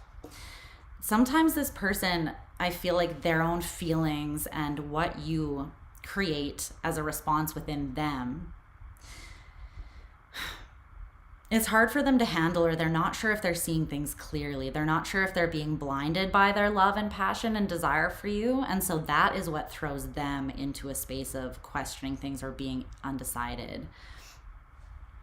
But there's this level of I feel like the two of you tried to come together and create something, and there was where you thought that it was like fertile ground where you could plant seeds that would grow abundantly. It almost turned out feeling more like a barren desert where you put those seeds in the ground and just like nothing grew. Nothing came of it. And so I feel like because of that, you both had your moment of questioning, like, what the hell is going on here? You know what I mean? And due to that.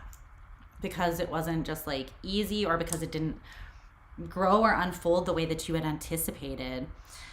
But this person's truth is that they still have the same desire, they still have the same passion, and they still have the same love for you.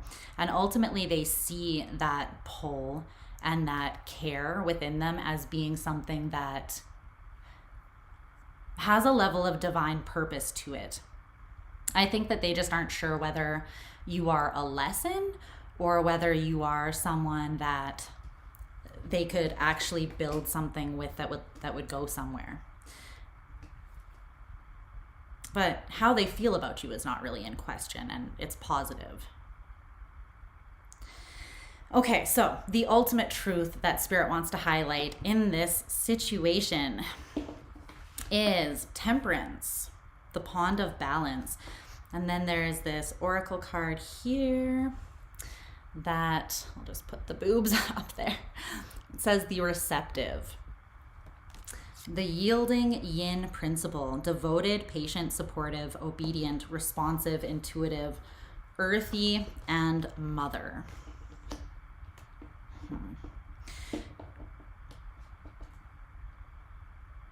So there is some sort of harmonizing that's happening. And I think that it can only come from this yin place, this feminine space of softness. It's interesting. The other day I was thinking about, it's ironic because often the silence has an awful lot to say. Sometimes we get more from what we hear in phases of silence or separation from people than we're able to actually receive when they are in front of us or when we're actually engaging with them. And that is because sometimes, you know, our ego, our fears, the lies that we tell ourselves can muddy the waters, and then we get into a space of self-doubt. And from that place of not trusting yourself, oftentimes you project that, and you become confused about the external situation, and you don't know if you can trust it either because you lose your own truth, right? So it's interesting because I feel like the phase that the two of you are in right now, I think that there is a level of silence or separation, even if it's just you're not talking or as active with one another as you were at one time, or it could be complete silence and distance between you. But you're meant to kind of swim through the waters of your own internal pond and find balance there. There could have been a focus on the yang. I'm seeing yin yang show up as a strong element here in both of these cards, because the yin yang is in the middle there of the Temperance card, and then this one talks about the feminine principle of yin. So the two of you could have been trying to take more of an assertive or masculine approach to things, and there could have been a little bit of butting of heads or power dynamics at play, especially if both of you have prominent masculine energy, even if you are a female. Maybe you have an Aries Venus like me, in which case, God bless you, the struggle is so real. But I feel like this period of time is actually meant to give you space to find your own internal truth again. To wade through the lies that either you perceive this person as telling, or maybe the ones that your own shadow has been whispering in your ear. Because I feel like in the separation, it's kind of that energy of like when you lose someone and then you're reminded, or it comes into very clear focus, how much you actually care about that person through their absence, right? Sometimes it takes a little bit of time away from someone to realize, wow, I really do have deep love for this person. Wow, I really am devoted to this person and to this connection. Because it's like, if you find yourself still feeling those deep feelings and still being committed or devoted in some way to them, even without their presence in your life, that says a lot, right? That means a lot. It means that that's coming from within you. It's not something that's being manipulated or coerced out of you. It's something that is intuitive. It's something that you want to nurture and support. So be receptive to the truth that your yin energy, or that the softer parts of you want to bring forth at this time. Because I really feel like this is one of the main functions of this time. It's to open you up to be more receptive to your own feelings and your own intuition. Because I think that when we focus more of our attention, and this can be so easy to do, trust me, this can be very easy to do when you're in a connection, especially with someone that you really, really deeply care about, you can get hyper focused on them, right? And like needing them to validate you, or wanting to know what their truth is to substantiate your truth. But really you're giving power away when you do that. You're basically saying that now my truth is contingent on like what your truth is. And it's no longer anchored in that space of like, no, this is what I know. This is my truth that I am devoted to. It becomes something that can be blown back and forth by whatever the other person thinks or feels in any given moment. And I think right now you're meant to find this level of internal peace and balance through solidifying or coming back to your truth. But you can't look for it in this over ruminating place. You can't look for it in seeking answers externally. This is something that will come to you from a deep part within you, and it's meant to. So that's the truth right now. There's a balancing and harmonizing that's taking place in a very feminine, soft sort of way. You could feel quite emotional during this time about this, and maybe just in general as well. So the greatest challenge or resistance currently is the 6 of Pentacles, and then your advice is the 5 of Swords in reverse. The Sage Purity is at the bottom of the deck with the 9 of Swords in reverse. Yeah.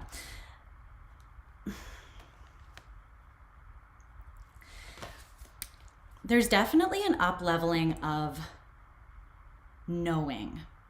And it's not knowing based on information, facts, and observation of the other person. Again, it's based on deep inner wisdom, pure knowing from a space within you, what your heart tells you, what your soul tells you, what this higher thing is pointing out and clarifying to you. Because the resistance is the 6 of Pentacles. There needs to be some sort of balance, and that is what Spirit is working on right now, right? With Temperance being the ultimate truth.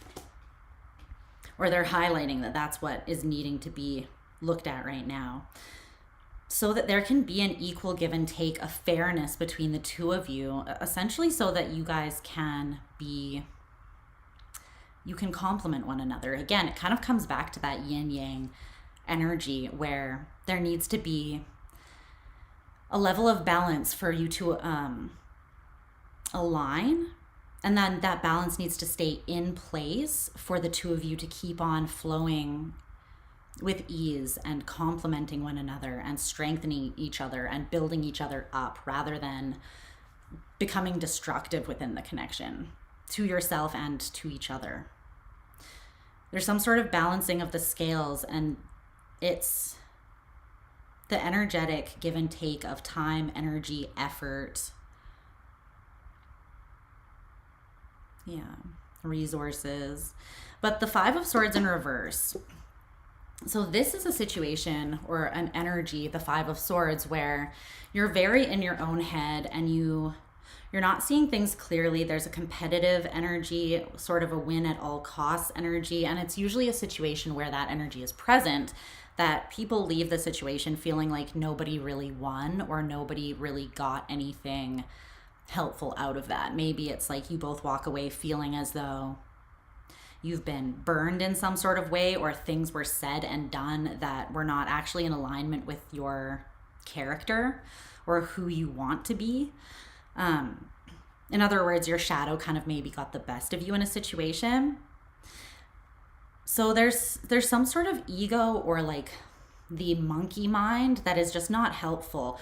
You might be anxious, ruminating, obsessive over something, or just not being honest with yourself about something that, a way that you're not taking care of yourself, or a pattern that you have that is throwing you off balance and not helping you see clearly in the situation.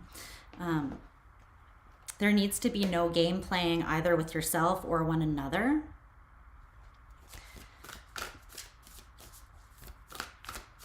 I feel like this balance can only be met when, or obtained when the two of you show up just in a state of balanced existence. There doesn't need to be like strategizing. There doesn't need to be games being played. There doesn't need to be, like I said, like looking into with like this hyper vigilant eye, the other person's intentions and every move.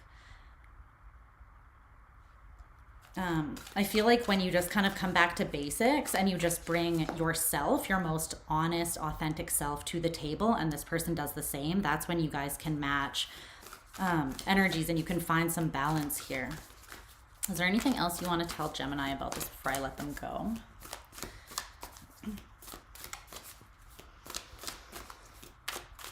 But this balance needs to be found within you first. And yeah, there's some sort of lie that's being told here. The Seven of Swords, the thief in the night.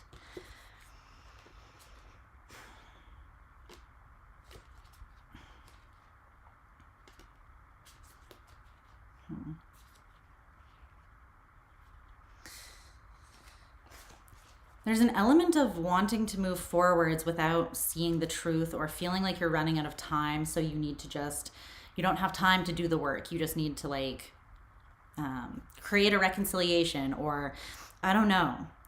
Spirit is saying though that the truth of this connection is that until you're in this kind of disarmed, balanced, authentic and receptive energy where you know what you are devoted to because you are solid in your own being and truth, there won't be able to be sustainable balance and success in this connection. So I think that it starts with the Six of Pentacles. Reminds me of the 6th house and Virgo energy, and just how we create that simple balance, the baseline in our lives for ourselves. It often comes down to like our daily habits, our schedule, our routines, the things that we do for ourselves consistently that on their own don't seem like a lot, but they add up to a lot.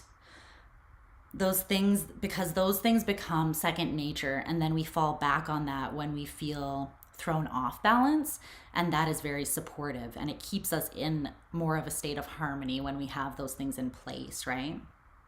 But you have to be honest with yourself about what you're doing that's working for you and what you're doing that might not be. And it's not about putting the blame fully on yourself, or, like I said, putting yourself into a spiral of guilt and shame and feeling bad about yourself. This is more about looking at those places so that you can say, I can care for myself, respect myself, and love myself better if I implement some changes that help me do that, right? And I think that's what needs to happen. I feel like there might be one more message about this 5 of Swords in reverse.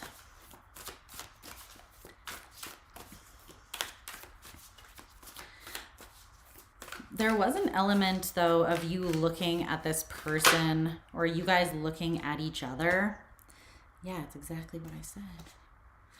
As if you're both threats, right? On this card, it's 2 scorpions in a showdown, and one of them is much bigger than the other, but still, it's like 2 entities with their stingers up towards each other.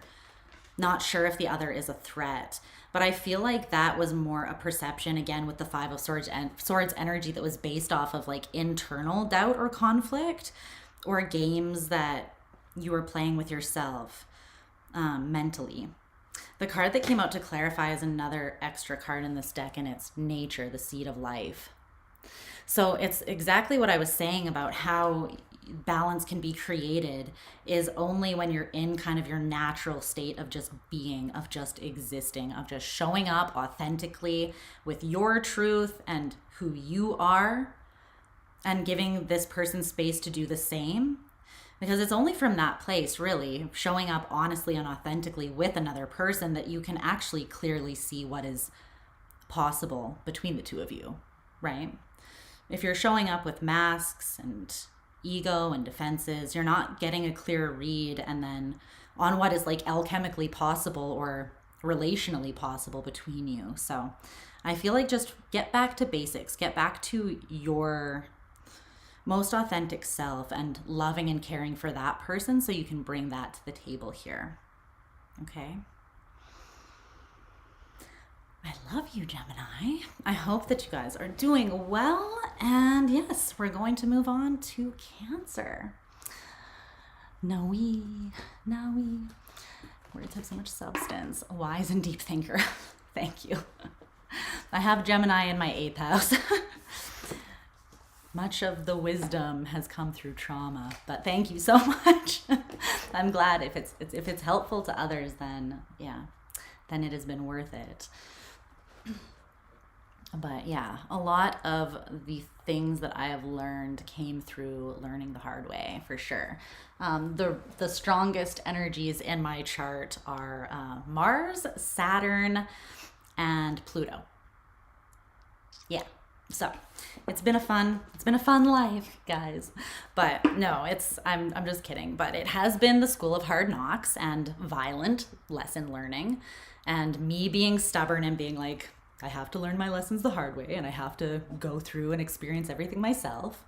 I can't just trust when someone says that the stove is hot. I have to put my hand on it. But the thing about having those experiences is that then from that place of like, I've actually personally experienced those things, you can resonate with people or you can relate to a lot of people. So that has been a gift that this life has given me. Took me a while to see it as such, but we're getting there slowly. Okay. Cancer. Also, a lot of what I say I'm channeling, so don't be like, wow, she is so smart. It's like, no, that's most likely spirit flowing through me for the most part. So don't give me too much credit. All right. Let's see. Cancer's energy. Oh, right. I said I was going to feed my dog quickly before this reading. Let me get your cards down. And then when I come back, I'll just timestamp it and dive right in. They chose the right vessel. Aw, I love you. Thank you for saying that. Sometimes I doubt whether they did or not. I'm like, I'm not strong enough for this life. What? My North Node in Pisces just aligned with the collective North Node in Pisces. So I guess we're about to find out. Stay tuned. All right. What truths does Cancer need to know about the situation that they're inquiring about or the connection they're inquiring about? Okay. Well,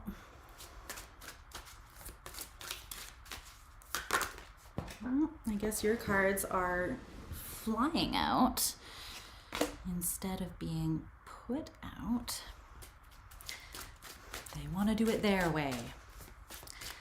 Let's see. Truth.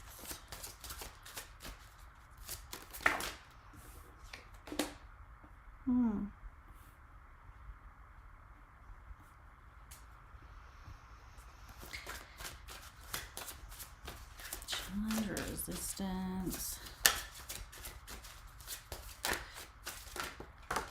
Okay.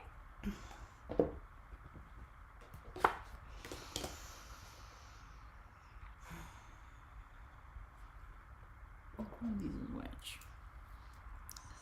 Challenge. Okay. All right.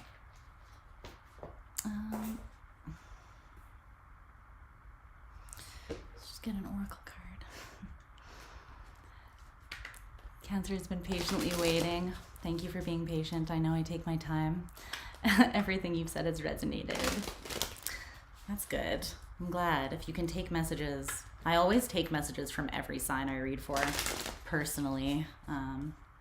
So if you can take some nugget of truth from every sign, then that is wonderful. Okay. Clarify this truth here for Cancer. Oh, no, that's too many cards.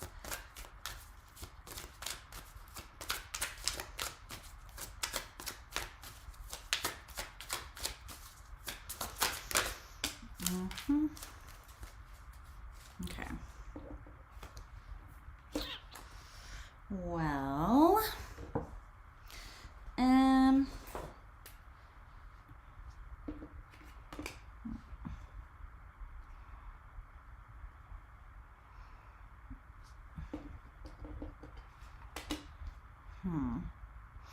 okay. I'm going to go quickly feed my puppy since, yeah, it's like 8 p.m. now. He had a really late lunch. For some reason, he refused to eat his breakfast until like noon, which is weird. Probably because he was like, I have to go out in the frigid cold and pee once I eat, and I don't want to. But yeah, so I'm gonna go give him his late dinner, and then I will be right back, and then we'll dive into Cancer, okay? So just hold. And thank you for your patience. I'm gonna warm up my tea while I do that.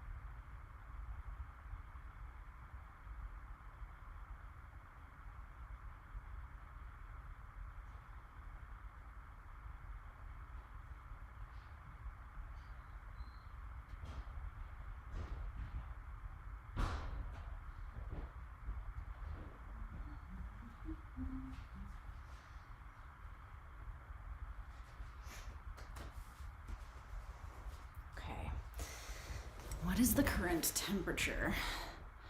Just need to see. Okay, it's only -4. Okay, good. It actually got warmer. He could stay out for a little bit here.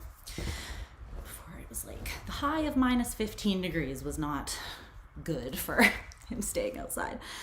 Okay. Cancer. Let's timestamp you.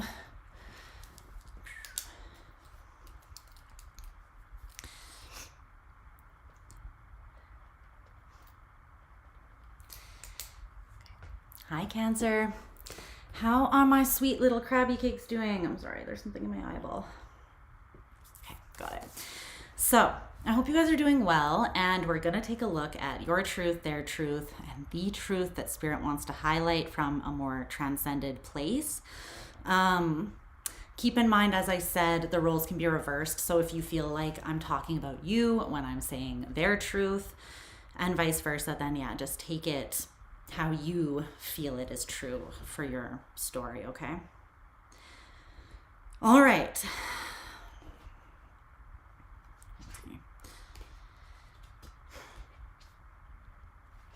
Okay. So, your truth on your side of things is coming out as the Ace of Cups in reverse.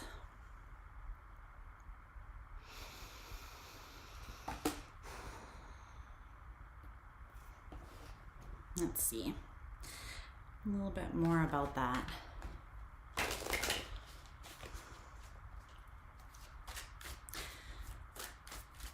Why is Cancer's truth the Ace of Cups in reverse? Okay.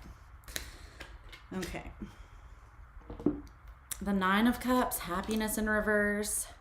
The Eight of Cups, ennui in reverse. And the Ten of Swords, ruin in reverse.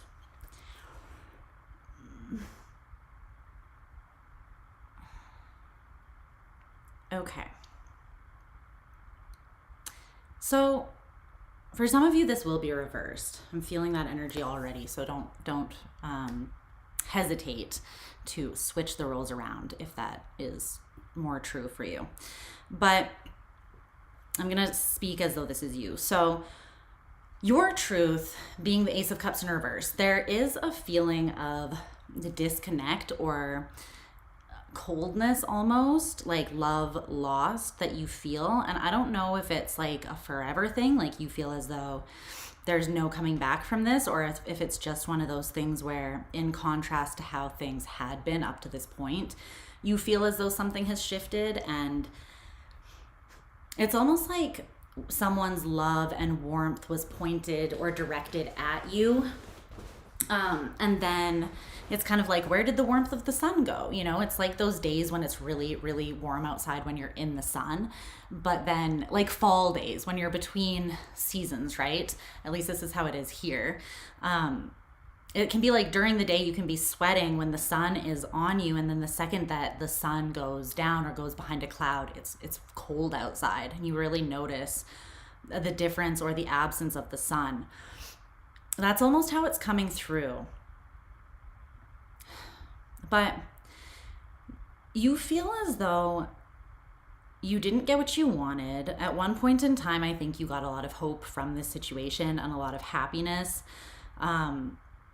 You felt like some part of you was deeply emotionally fulfilled by the situation.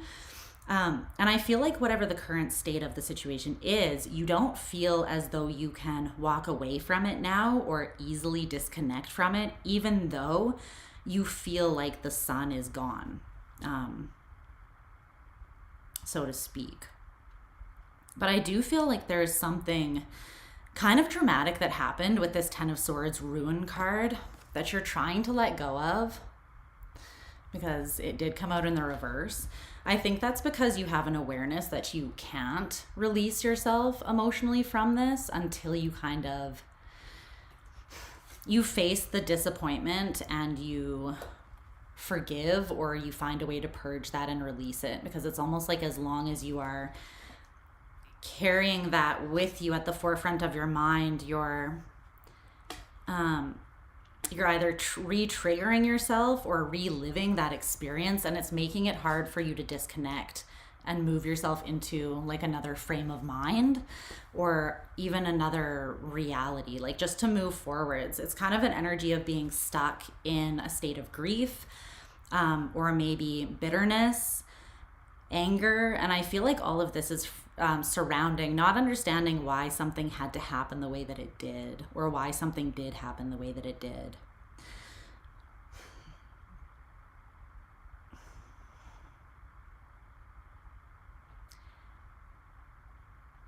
You could feel as though you were deceived, but it's like this sense of not seeing the truth until it was too late.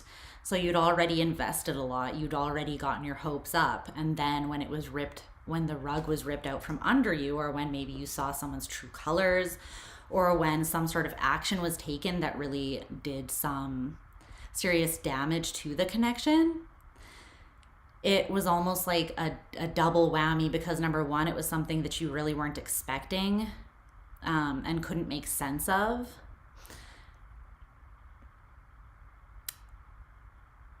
Yeah, it's something you weren't expecting, and then also something that you continue to not be able to make sense of, it feels like. So there may have been a lack of resolution or a lack of closure that you feel surrounding this. That's just, it's like you're trying to get past something, but you keep circling around back to it and being like, but why? You know, make it make sense. It's coming through as you know that you need to let something go, or you know that you need to at least release some sort of feelings that are keeping you in a stuck place, or in more of a shadowy or negative or heavy energy.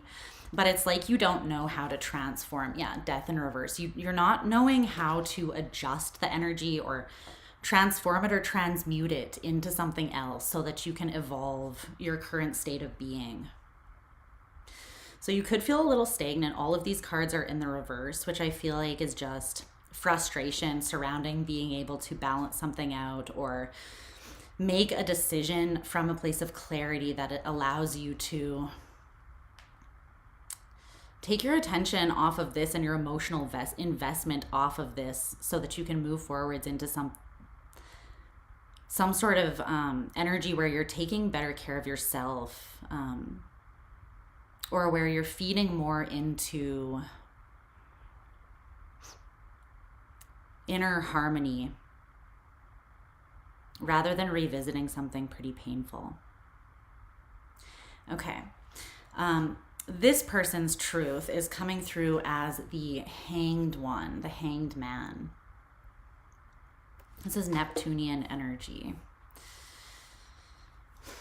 Okay. Tell me more about this person's truth who is dealing with Cancer.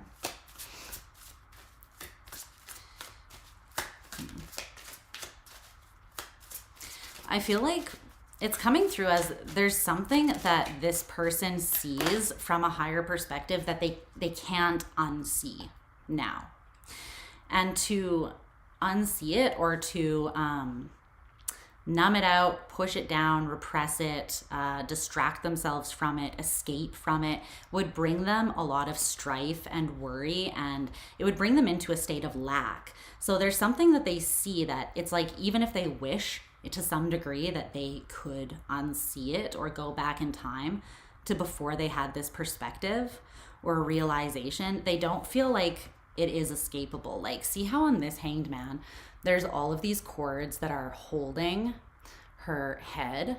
It's kind of like, to me, it's a truth or a perspective that you can't break away from, or you can't separate yourself from.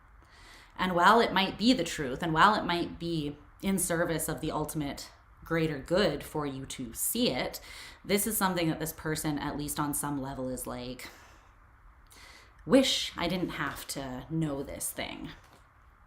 So I feel like that means it wasn't easy for them to look at or to accept. That is clarified by the Empress and Justice in reverse. So this person has 3 major arcana cards. It's definitely a truth that is sort of indisputable and undeniable. This person, I think, feels as though they have been Okay, there's another element to the story that could possibly be true. So this person is seeing themselves from a space of having high value. They see their own worth. The Empress is someone who recognizes their worth. They act accordingly. They don't really fuck around with that. It's like, unless you come correct, I just can't fuck with you. And it's a matter of self-respect. I can't let someone mistreat me because I wouldn't treat myself that way, because I know what I actually deserve.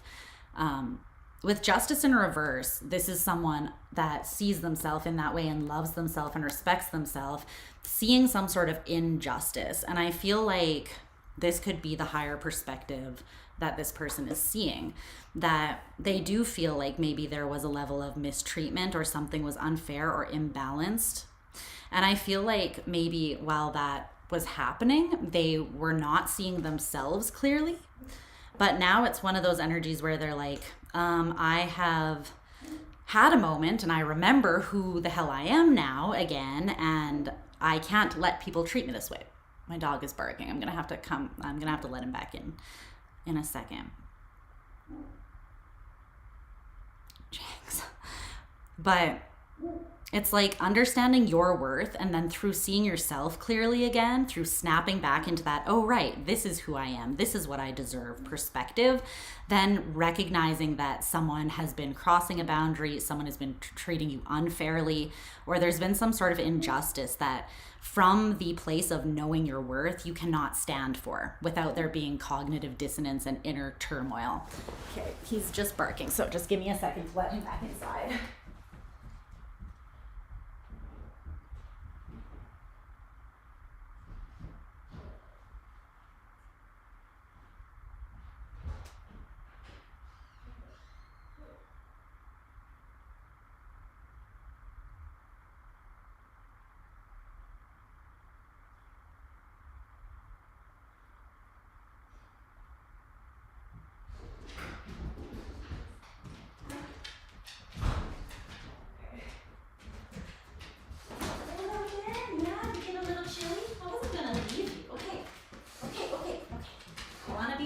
Can you just lay down? Lay down. Good boy. You can stay. Just lay down. Love you too. Django is in the house. He's in the house. So if you hear big dog noises, it's my 5-year-old Rottweiler. Hey! I know you're getting into something. Hi, you stay there, okay? Good boy. Good boy. Okay.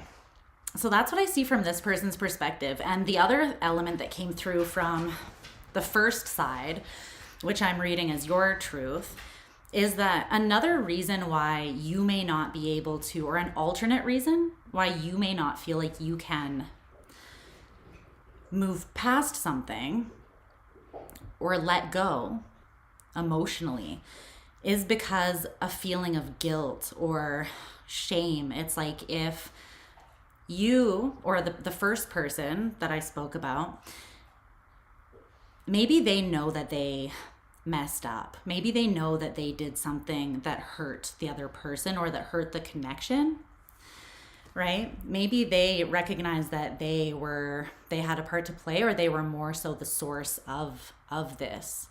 So whether they did that maliciously and consciously and intentionally or not, this could have been the effect of someone self-sabotaging or self-destructing from more of a subconscious place, or a place where they were not loving themselves. And because of that, maybe they acted out of that space of not seeing themselves or the situation clearly. It's almost reminding me of someone who is like, have you guys ever dated someone where they like you, they want to be with you, they're drawn to you, and then they just act like a piece of shit, and then you converse with them and they're like, I'm not a good person, you deserve better, and it's like, you know, like clearly I'm investing in you and I don't think that you're a shitty person. You think that you're a shitty person and you blew this whole situation up because of your own personal belief about yourself, which may or may not even be true, right? It's kind of coming through as that. It's like someone who does not love themselves, and well, they are presented with something that would bring them a lot of happiness, but because they don't see themselves as worthy or valuable, they might treat that thing as an option. They might treat it as disposable or throw it away like it doesn't have any, essentially they may mistreat that thing that is their wish fulfillment as a way of self-sabotaging and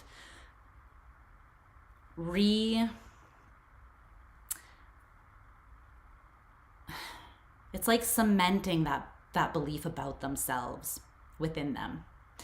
They act like a shitty person and then they get to be right about the fact that they are a shitty person, whether they are or not, right? I feel like there's something about this person that they see themselves in a very critical way, or they don't see themselves as worthy in some way, potentially.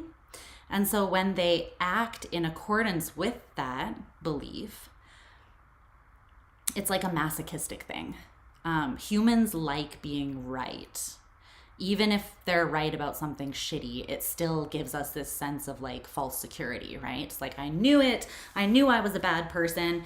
Now I get to keep on like whipping myself and treating myself like crap, or indulging in toxic or unhealthy tendencies maybe because I'm a bad person. And it's like, for some of us, that is an easier thing to face, or we believe that it is, than actually like being accountable.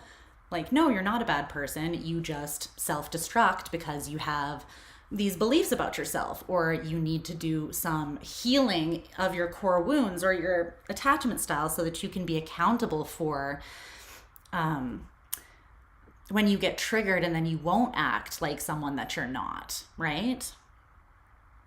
That's kind of coming through as the first person's side. They may not be able to detach emotionally because there's a guilt or a shame they feel,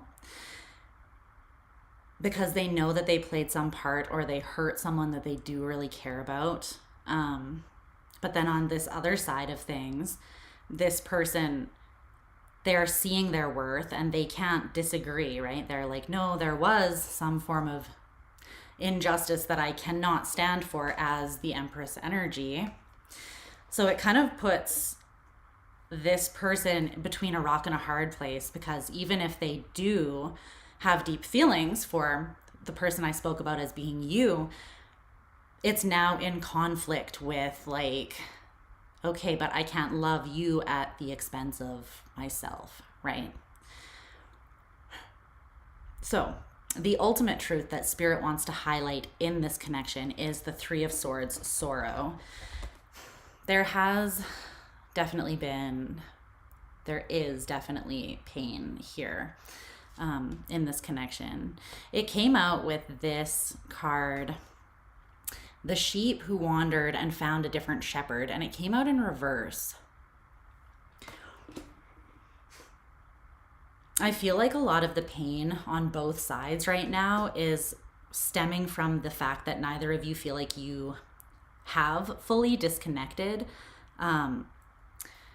You're both still emotionally invested in one another, despite how that may seem on either side of things. The first person is not removing themselves emotionally. The Eight of Cups in reverse, they can't walk away. They keep revisiting something that causes them pain that they know that they do need to release. And then on your side of things, I feel like, again, it's like this truth that you don't really want to be true. You're like, but why did it have to go that, or sorry, this person's side of things. I feel like it's reversed for a lot of you. But on the second person's side of things, it's like, I see with clarity that something has been imbalanced and unfair, but it hurts my heart to see that truth. It's a truth that I wish was not true. So both people in this connection are grappling with having to perceive the reality, the current reality of the situation, and deal with the pain that is coming from that. And I feel like both of you you haven't wandered off and found, you haven't disconnected yourself from the situation or from one another. So there's still an overall focus on thinking about the pain. So this could be something that's kind of fresh in this connection, something that recently happened. Yeah.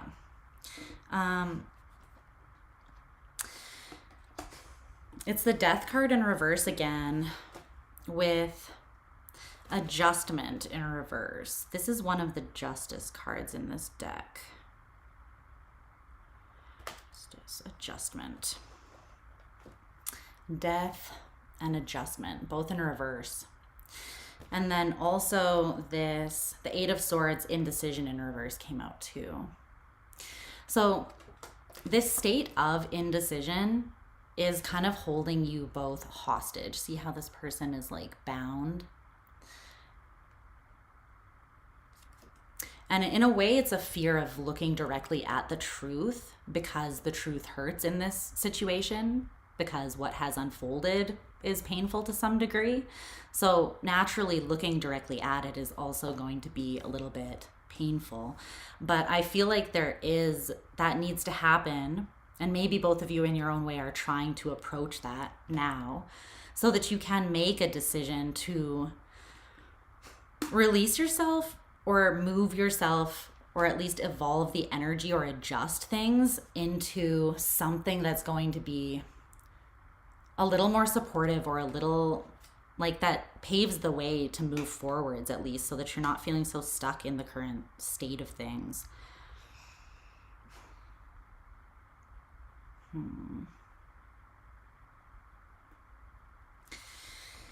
Yeah. The Devil. Damn. There is some sort of pull here, though. And the Two of Wands, influence in reverse. I'm not saying you need to fully release yourself from like ever thinking about this person again or caring about them, but there is some sort of influence that until some sort of decision is reached, like until the truth is seen clearly, because there are toxic and oppressive elements to it, there are ways that it was not just the situation. And that's not saying that you can never reach a place of balance and harmony together, but currently you're not there. And things like nothing changes if nothing changes, and nothing changes if we don't look at things for what they are. So there's some sort of element of needing to kind of pull back or remove yourself from the influence of one another so that you can see the truth. And then it's like you can go from there, whatever action you want to take. But there's some sort of influence that's adding to, you might be telepathically or empathically tapping into one another's pain surrounding the situation. And then it's almost like you're fueling each other's energetic fires, maybe without even knowing it, because you're both showing me a level of not having disconnected. So that could also be it. Keep that in mind. Okay. The challenge or the resistance right now is Judgment. Yeah. So Judgment is Plutonian energy. Again, it's like the path forwards to success here is, it can be clear, but that doesn't mean it's going to be easy. It's kind of like the truth hurts, but then it sets you free, right? But with Judgment, it's sort of like there's something that's a little scary to look at. I think this is supposed to be an angel, but it looks a little bit horrifying, right? So it's like looking at something may be your salvation, or maybe exactly what's needed to bring some sort of resurrection to the energy, or a reconciliation to the energy that is a jumping off point to making things better, but it requires uncomfortable honesty.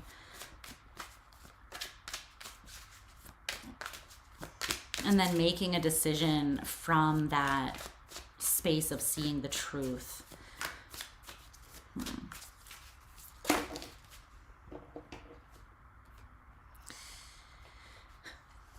The Three of Cups, abundance in reverse, the Chariot in reverse, there's you, and then the Three of Pentacles, works in reverse. You have 2 threes here in reverse. So I don't know if there's also another external influence that may be impacted things here. It doesn't have to be like a third party or like cheating or another person, although it could be with 2 threes in reverse here. Something that got in the way from something working out smoothly, but this could also just be someone's internal devil, right? Or someone's toxic habit or way of self-destructing. That could be the third party as well. But something did create a chasm here. It took away, I feel like there was the option or the opportunity for things to come together and flow quite smoothly into an abundant relationship, but both people would have needed to show up with the best that they had and cooperate. And that doesn't mean you both have to be perfect. It just means you both need to be authentic and honest with where you're at and what you have to give. But with the Chariot in reverse, that's you, right? So I feel like this judgment call is that, for now at least, admitting that it doesn't look like something is coming together at this time or like it is meant to, but that's for your own good at this time anyways. So that is kind of the truth that needs to be reconciled with. And I feel like it might be hard for you to look at this and be honest with yourself in saying, right now, this thing is not good for me. Right now, the influence that this connection or my attachment to this person has is a negative one. And again, that doesn't mean forever, but it's almost this energy of you having to make a hard judgment call where you recognize that and then make the choice to, again, prioritize yourself and your own well-being, not allow yourself to be totally thrown off and disempowered by your connection to a situation or a person. Your advice is the Hermit in reverse.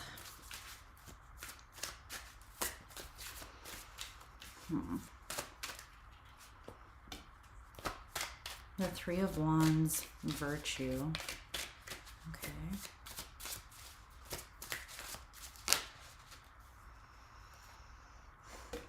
And the Lovers.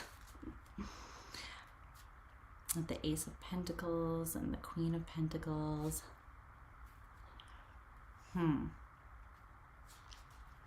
Okay.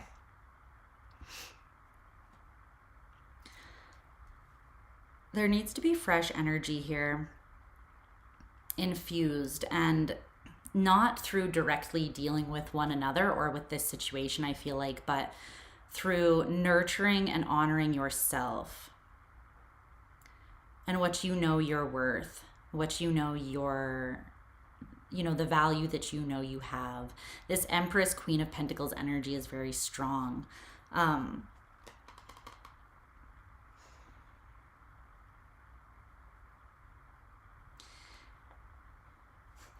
Is there something that you're afraid to, are you afraid to look at the future, at what could come after this? Are you afraid to release this? It's almost like one thing that's coming through with this message is that for some of you, you're meant to release this situation altogether and look with hope towards the future, because there is something that is aligned with you that is quite prosperous and a very deep and intense kind of love that will match you, right? The Lovers is made up of the Empress and the Emperor. So if this side of things is you and you're the one who's recognizing that you're the Empress, then I feel like with the Hermit in reverse, the Three of Wands and the Lovers, it's look at why you might be afraid to move towards the future. Do you have a fear somewhere inside of you of getting what you actually are worth? Because that could have been part of the lesson that this person or this situation, the current one, came in to highlight and show you in yourself, almost like reflecting that in you.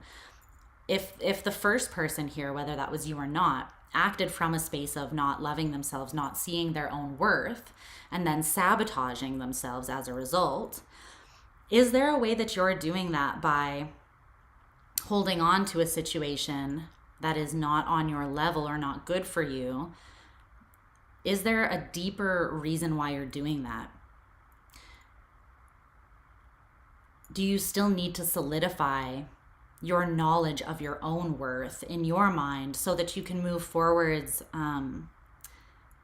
with confidence, knowing that you will call in something that is aligned with you, because now you are, you know, back in a place of seeing and honoring your abundant self? That could be part of it.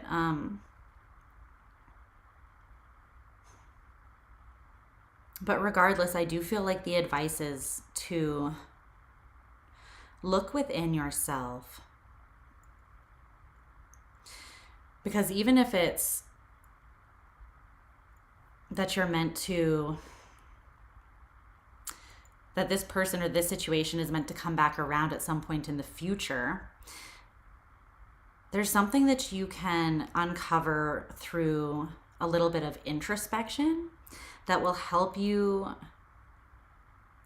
work with the energy or approach the situation in a different way in the future that will be helpful. But it's something that you're not seeing now. But I'm not gonna lie, for most of you, I don't really feel like that's the case. I feel like this is more about you leaving this behind and knowing your worth moving forwards, and, you know, kind of looking at any fear that you have about getting what you're actually worth.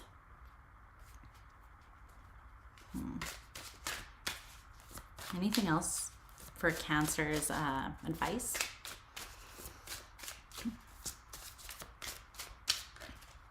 No. I feel like there is still some sort of way that your perspective is meant to evolve to anticipate success, to anticipate victory. You could be seeing your own self-worth right now, but still not have a lot of faith surrounding like getting what you actually deserve. So you could be like, I know I'm the Empress, but then you're still stuck in this, but I never get my Emperor, you know?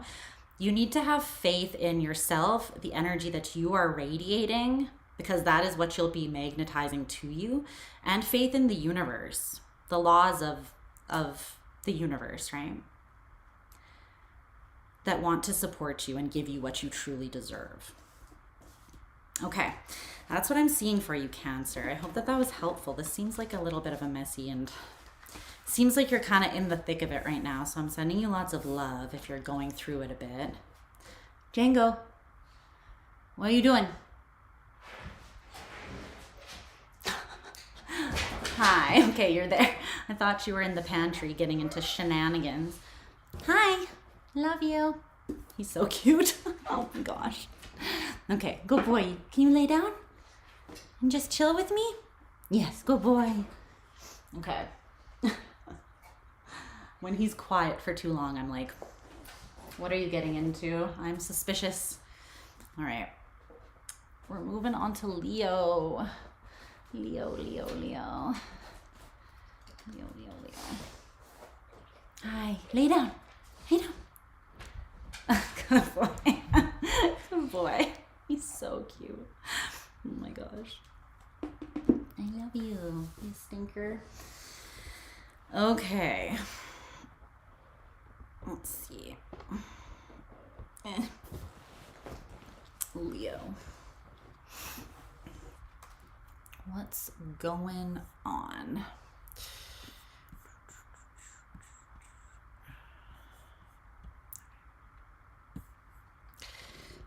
Let's see.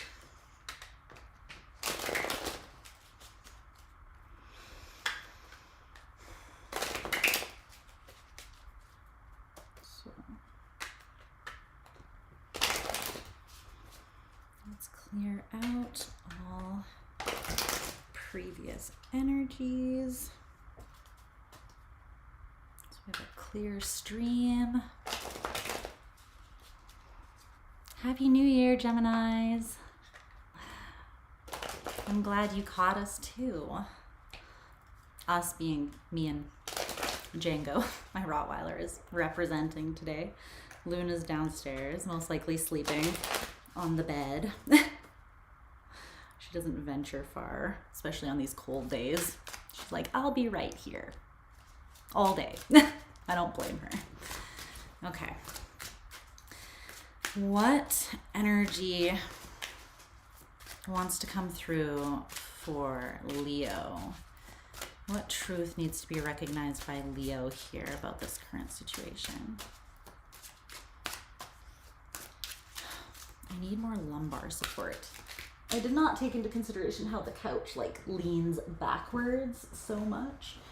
Like, support me. What's up, Monch? Okay. There, that's a little better. Okay.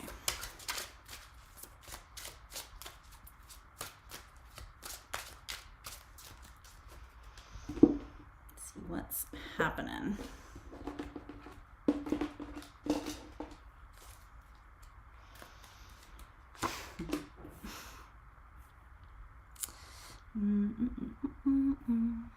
All right.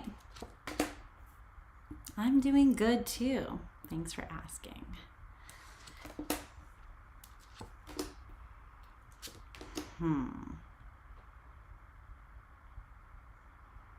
Okay.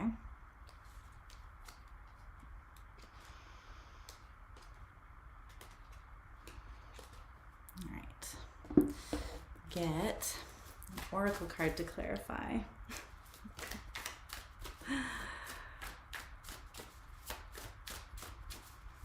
More about this. Nine of Swords in reverse. Oh.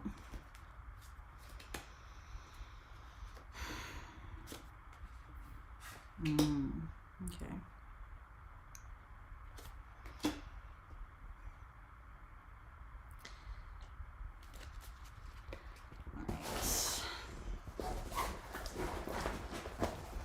There needs to be some shifting of things here, so just give me 1 second because I'm not comfortable, and that just will not do. I must be comfortable.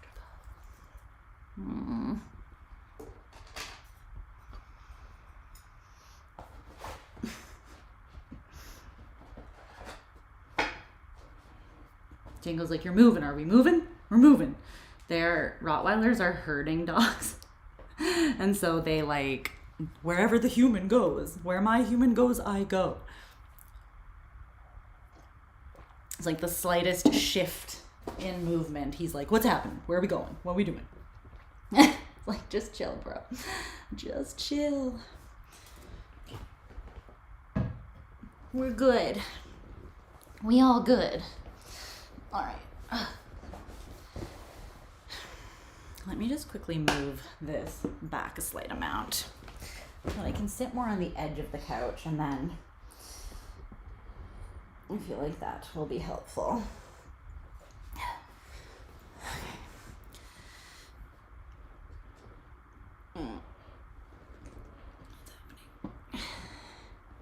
Okay, there. That's better. All right.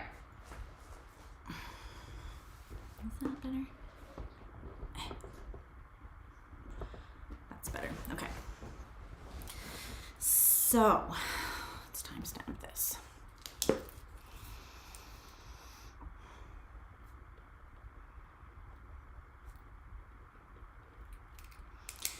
Okay. What is up, Leo? I hope you guys are doing well. So, let's take a look at the truth. Your truth, their truth, and then the overall truth in the situation that Spirit wants to highlight at this time. Okay. So keep in mind that the roles can be reversed. I have not heard of whatchamacallit chocolate bars. No. So I'm assuming we don't have them because I love chocolate. I'm sure I would have peeped that. But keep in mind, Leo, that the roles can be reversed. So I'm going to speak as though the first side is you, but if it sounds like it is your person or the other person involved, then just take it how it resonates for you, okay? So your truth is coming through as being the Ace of Wands in reverse. Okay.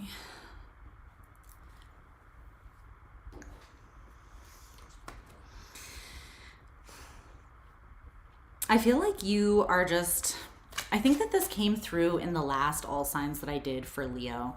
I did, because someone's comment was like, I am a Leo and I am exhausted. It's coming through as you just being tired or a little bit emotionally drained by the situation. I think I literally said in that reading, not my circus, not my monkeys.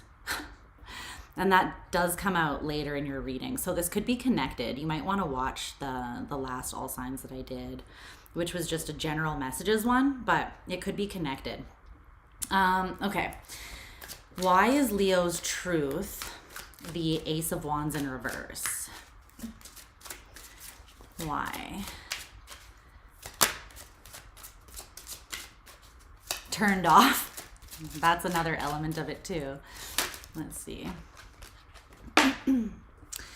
The Seven of Swords. Well, that'll do it. The Ace of Swords in reverse. Okay. There's something that you see here.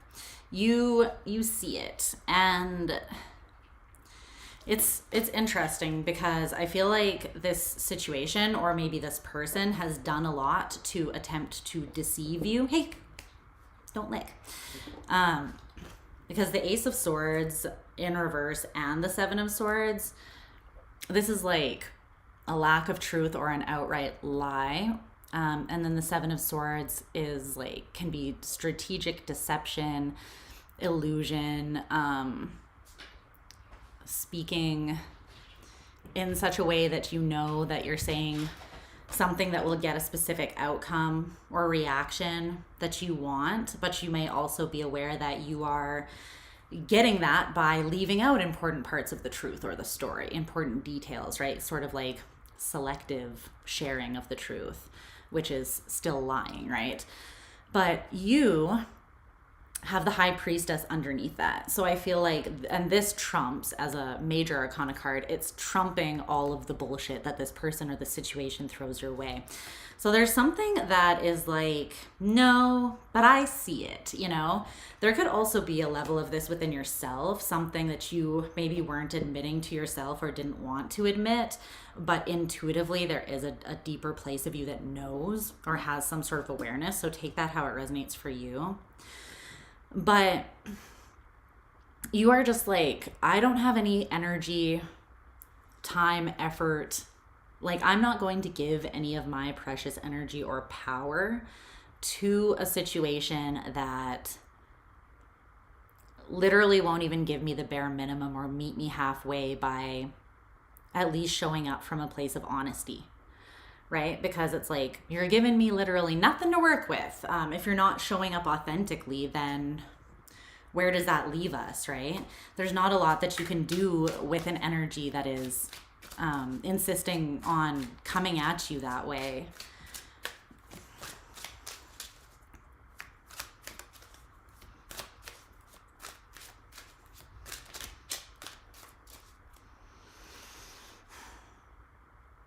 You still might have a decision that you need to make about this, that you haven't fully made or fully communicated directly to this person yet. You could still be thinking about that.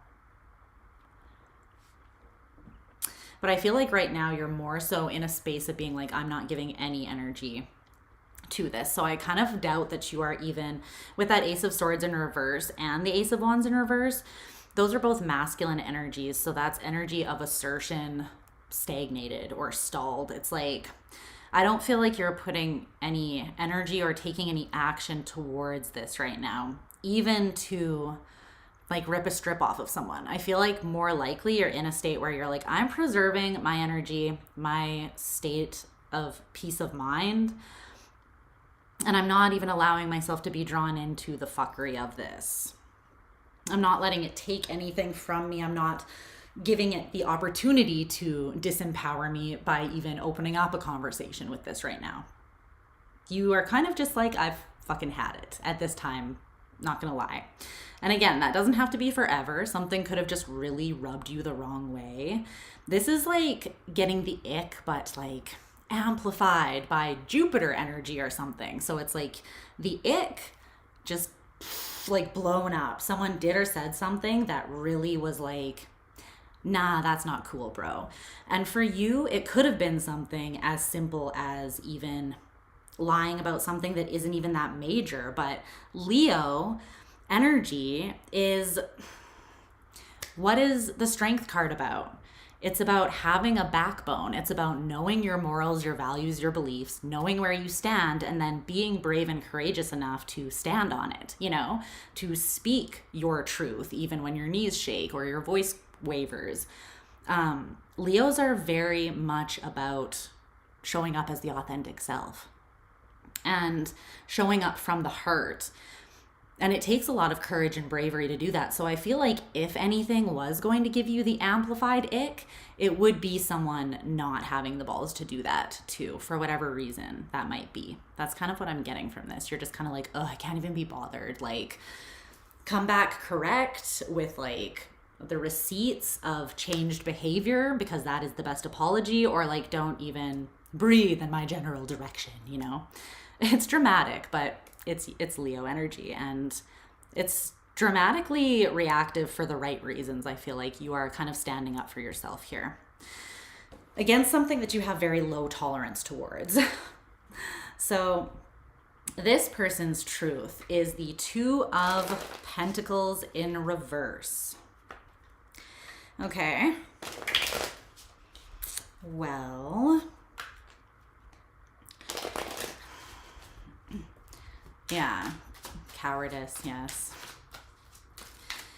Okay, tell me about this Two of Pentacles in reverse. Yeah.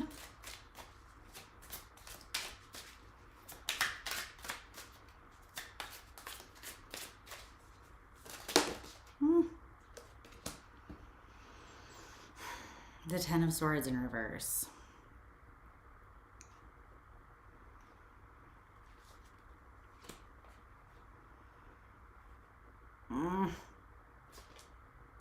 Okay.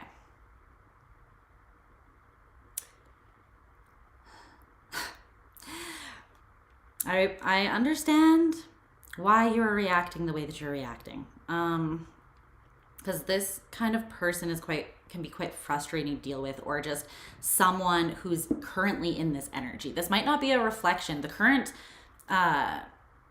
circumstances between you guys might not be an overall reflection of like who this person is as a whole, but I feel like it's significant enough that you're like, wah, wah, you know, like boo from the crowd, just a big reaction coming out, like not impressed with this. And this person knows it. And the thing is, unfortunately, right now, they are picking the path of kind of cowardly, like putting their tail between their legs and like backing up out of the room while whimpering, rather than being accountable or facing the consequences of their actions head on, or deciding, well, I wasn't honest before, but at least I can start being honest now. It's like, no, if anything, this person seems to be somewhat doubling down on their perceived inability to do the right thing. And it's coming from a place of insecurity. But they know that they did some damage here. They're aware of this. But the thing is, I feel like they've used all the tricks up that they had in their sleeve to kind of bend the situation, or even to bend over backwards, to bend the truth, to try to get you to see something a different way, to make things better from like an indirect way, rather than just being a straight shooter and facing it and then dealing with it, right? Which is what actually needs to happen. Instead, I feel like this person has made the choice to do their best to release this without actually facing it head on or being responsible for their actions.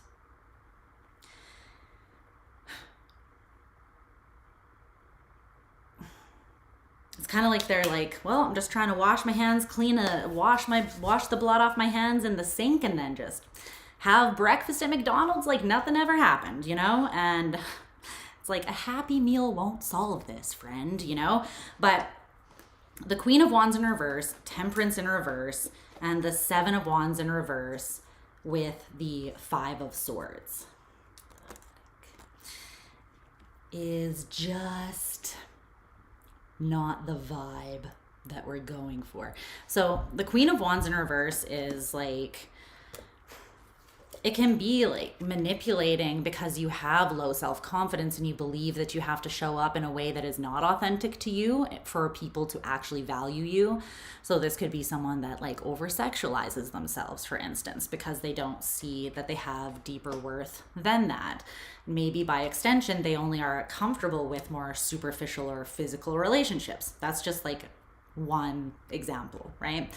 But it's coming from this this imbalanced space. Like their own insecurity causes them to act from a place of imbalance and a lack of harmony and peace internally with who they are. And because of that, they don't really have the strength or the courage to actually fight or stand up to do the right thing. The Seven of Wands is a card of, it can be about defending yourself against others, but it can also just be like defending, like fighting for what you like, being like, that is the hill that I will die on, you know, and knowing why that is, because that thing matters to you. And you know that if an injustice happened in that area, then you would need to be brave and stand up and speak against that injustice. That is the energy of the Seven of Wands. Defending something because you genuinely care. I feel like this person does genuinely care and they're aware that they hurt you, but their own internal state of chaos and insecurity is causing them to just kind of lean into their shadow, their shame. And the problem with that is that that is also difficult for them to digest, right? That's also a hard pill for them to swallow, right?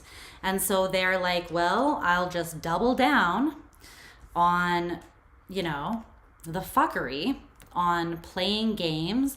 But the thing is, they're playing games with themselves to avoid the truth because the truth is uncomfortable for them. And I feel like just bowing out or walking away without taking responsibility from this situation, it's not enough to release them from, they're somewhat haunted by their own conscience here. This is not someone who is so stupid as to not know right from wrong. And that might be one of the hardest parts about it, right? They do know right from wrong. But they're actively, in a way, with that Two of Pentacles in reverse, choosing the shadowy path or choosing to lean into their own toxic behavior or the lies that they tell themselves. It's like willful ignorance. And the problem with that is when they're lying to themselves, then they can't help but lie to other people by extension, right? And it becomes a web that they get trapped in, I feel like, a little bit, which is really, it's a really shitty and painful place to be. Like the thing about this is ultimately this person hurts themselves just as much as they hurt other people. Right? Okay. So the ultimate truth that Spirit wants to highlight about the situation is the Knight of Swords in reverse.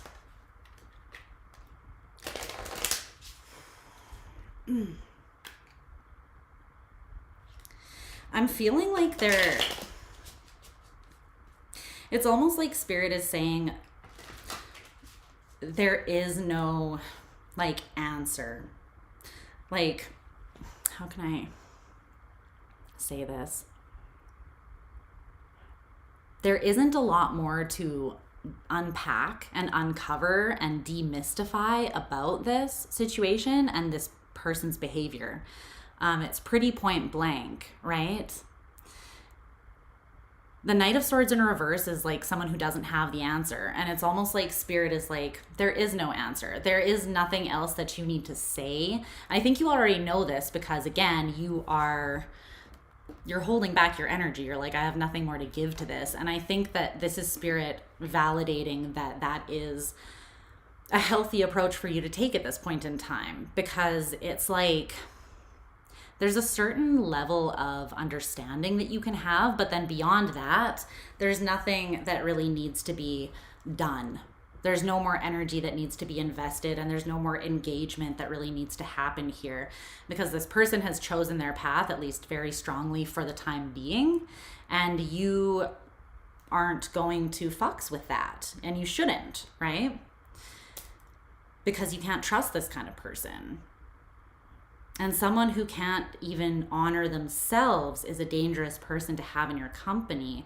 Someone who has internal conviction but doesn't stand up for those things that they are convicted about because their own insecurity overwhelms that, that's dangerous. That's someone you can't count on to do the right thing when you're in a situation where you need someone to have your back, right? Whatever the case may be. So with the Knight of Swords in reverse, it's almost this energy of like, be at peace with not maybe understanding the ins and outs of the psychology of this person. Just, I feel like the way to see this from a higher perspective and still process it with grace is these two oracle cards that came out to clarify that Knight of Swords in reverse. So you have this Venn diagram that on one side says a good person capable of bad things. On the other side, it says a bad person capable of good things. And in the middle, it's just a person. And then not my circus, not my monkeys. So the thing about this is how you're going to find a sense of peace and understanding that allows you to forgive and release the situation. And it doesn't mean that this person's actions or behavior was okay, or that you should allow them to come back and do it the same way again, right? But what it does is kind of zoom you out enough to show them compassion, because you are able to realize that at the end of the day, we're all just people. And being a person or being a human means that you have free will, which by extension means that we are all capable of good or bad things. And it's our choice in any given situation which path we take. But we all are still capable of being either, horrible and toxic and manipulative and hurting other people. We all have that capacity within us. Even the people that are like angelic and beautiful beings, that's a choice that they're making, but they still have the capacity to be the opposite if they made different choices, right? So ultimately this person, they're just a person that has gotten, I feel like, stuck in a downward spiral where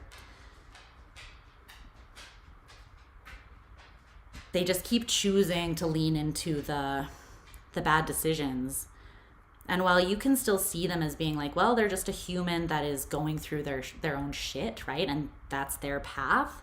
You can offer them some empathy and understanding from a distance. The emphasis is on from a distance with this not my circus, not my monkeys. It's like spirit is really saying, maintain your peace of mind and your energy by not tuning into this. You can let this go. Okay, so the challenge or resistance at this time is coming through as the Magician. And then your advice is the King of Swords in reverse. Okay. Why is the Magician Leo's resistance here?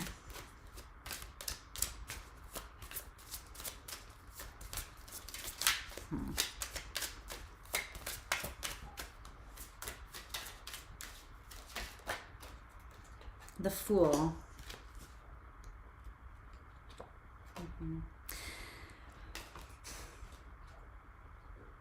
There's an element about this that does cause you some anxiety, and I don't know exactly what element that is. Maybe you are being hard on yourself because you're like, why didn't I foresee this coming? Why didn't I have X-ray vision and see their poor intentions or their fuckery a mile away? Why couldn't I sidestep this altogether? Why did I get as invested and affected as I did?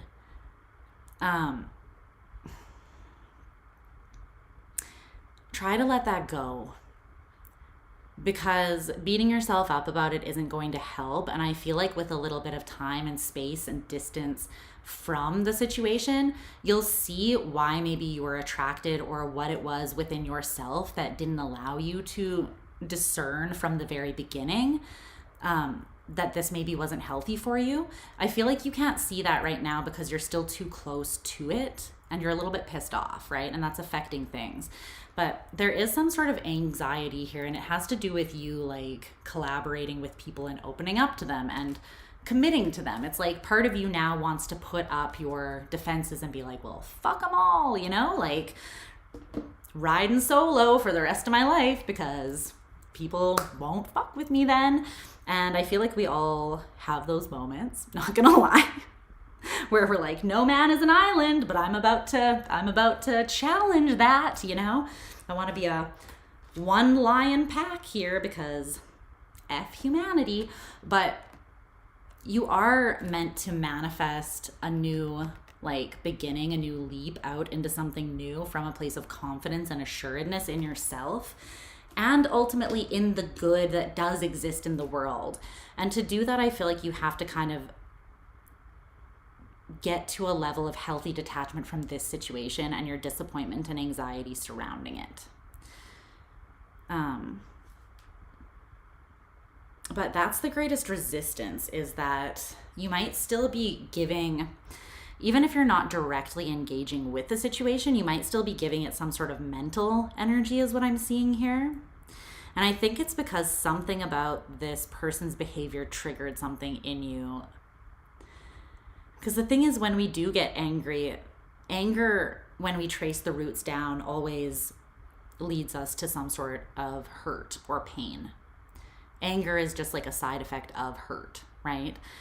And it's easier sometimes to react from a place of being pissed off than admitting that something actually wounded us a little bit. But I think that that is what kind of needs to happen here. Clarify this King of Swords in reverse as Leo's advice.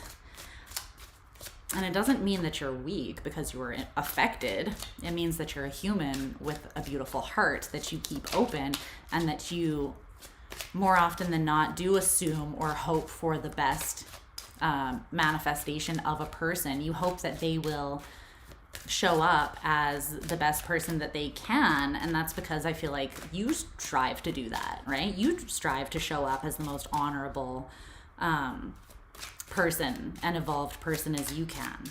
So it kind of like baffles you when other people go the opposite direction.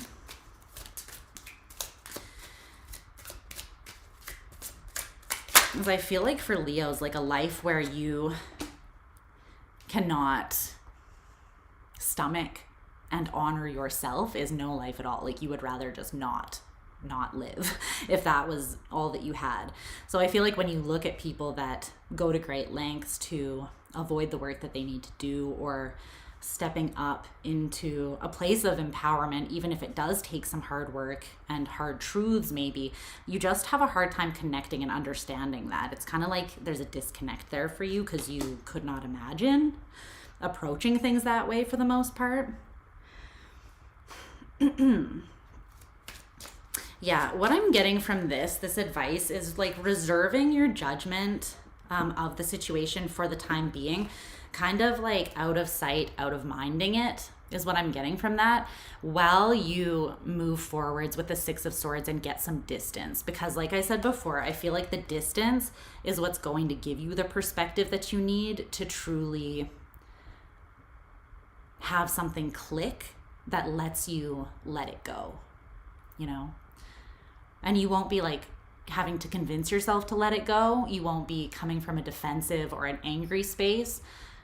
You'll be softer enough, and you'll be at a higher vantage point that you'll just be able to kind of allow it to just kind of fall off of you naturally, and it won't feel so forced or heavy. So that's what I'm seeing with that. And you're not avoiding or escaping by doing that.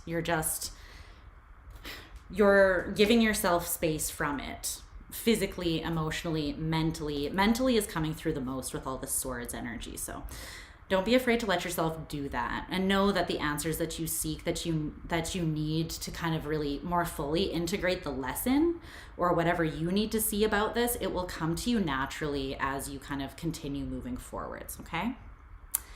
But I feel like the longer you focus on this or stay connected to this energy, the longer that will evade you. Yeah. So that's what I'm seeing for you, Leo. I love you. I hope that you guys are doing okay. Sorry you're having to deal with this. But we're going to move on now to Virgo. My Virgos. All right. Let's see. What is shaking with my Virgos? What's up, Shauna? Okay. I need... This whole sitting situation just isn't working for me. It's because I'm like leaned back at an angle on this couch, and it's like... I want to be leaned forwards, not leaned backwards. Okay. So, what do my Virgos need to know about the situation that they are currently in? What are the perspectives that it would help them to have highlighted? My Virgo. What does that say? My Roddy? My Roddy? Is that what that's? Oh, your Virgo. My Roddy. Ah. Let's see.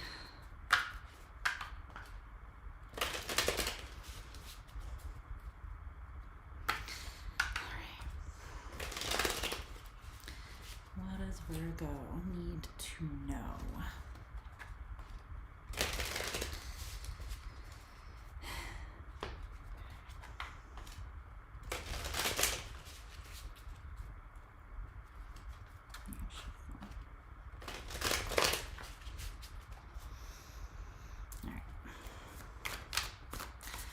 Virgo.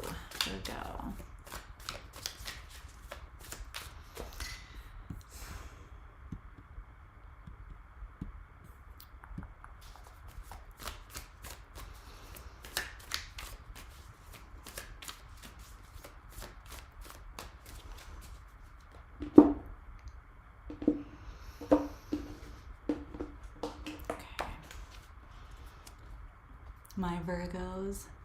Oh, you said you're Roddy. He's a Virgo? Aw. Okay, I was confused by that. I was like, my brain is not processing. Let's see.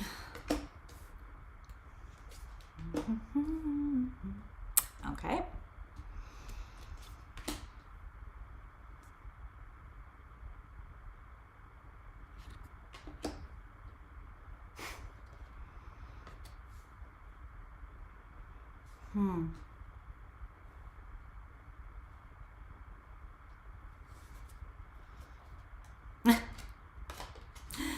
Interesting. Okay. Get an oracle card here. Virgarati. Oh. I feel like the aesthetic of that car would be on point. Every little detail, seamless. For the perfect driving experience, we thought of everything. Let's see. Color scheme, on point. Sound system, on point. Engine, purrs. Let's see. Tell me about the truth, the ultimate truth. It cleans itself. As long as it doesn't drive itself, God help us. Let's see. I don't trust the cars that drive themselves. Virgo. Hello. Oh, okay. There we go. Let's see. There's that video of the one car that drives itself that like just decided to just go rogue, and it drove itself into the side of a building and killed the person. And I was like, nope, it's a no for me, dog. No, thank you. Okay.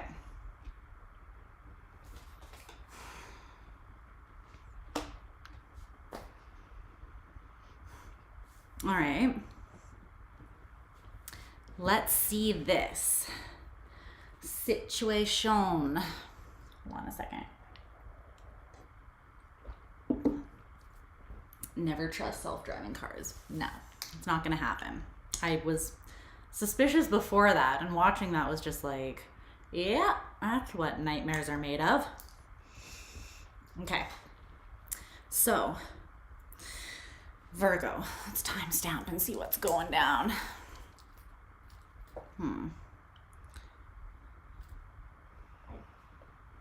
Hi Virgo, how are you, my loves? I hope that you are all doing just fucking fantastic. Honestly, you deserve it. Let's take a look at the situation between you and this person. So keep in mind, I'm gonna speak as if the first truth is your truth, but if the roles are reversed, then just take it how it resonates for you, okay, my loves? So, your truth in this situation or relationship is the Eight of Coins. Okay. Let's clarify. You're like, well, it's work. It's work, Lisa. Like, as much as I may love this person, as invested as I may be, this person is not always the easiest, you know? And it's not even that you're saying that something is necessarily wrong with this person, but this could be a connection that is more, that challenges both people maybe to evolve into the best version of themselves, in which case you're like, look, I'm invested, but like the struggle is real sometimes. But I'm seeing you as being willing with that Eight of Coins to put the effort in, right? You're like, I'm putting the effort in. And with the Eight of Coins, it's like a passion project. It's someone that is working diligently, like let's say you're working on a creative project and then you start at noon and you look up and it's like 1 a.m. and you're like, where did the time go? It's because there is an element of passion and you doing something that you love. Doing something that you love. Dirty. But you know what I mean? There's something here where you are like, I am invested in this. I do care. The struggle is real. It takes effort, but I'm showing up for work, you know? I'm clocking in, I'm clocking out. Tell me more about the Eight of Coins. But you could be specifically in a phase right now where you feel like adjustments are required or something, whether that is like you doing work on yourself or whether that's like you doing work on the overall situation.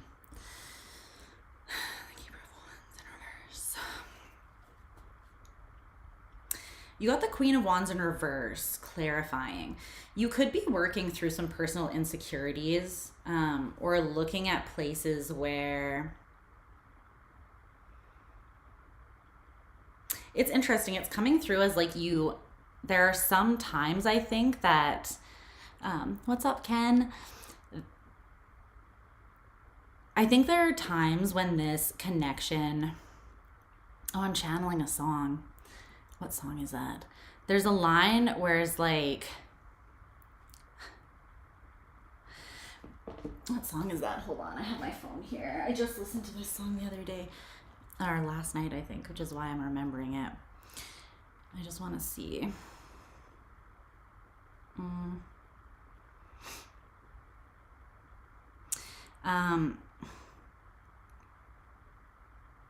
it this one? Let me see. Yeah, okay. It's the song Dispose of Me by Omar Apollo. This is the song Dispose of Me, Omar Apollo. And the first line, he says, "You're making me feel insecure about things I ain't thought about in years. You're bringing out my fears. And I don't see you anymore, but the words you left me are always in my ears, always in my tears." So there's an element, I feel like, where this person, maybe because you do care about them, they have this way of like the things that they say affect you, even if they're not trying to. This person might say something just candidly or like offhand, right? And they in no way are trying to make you feel insecure. They may have no fucking awareness that you even have an insecurity surrounding the thing they're talking about.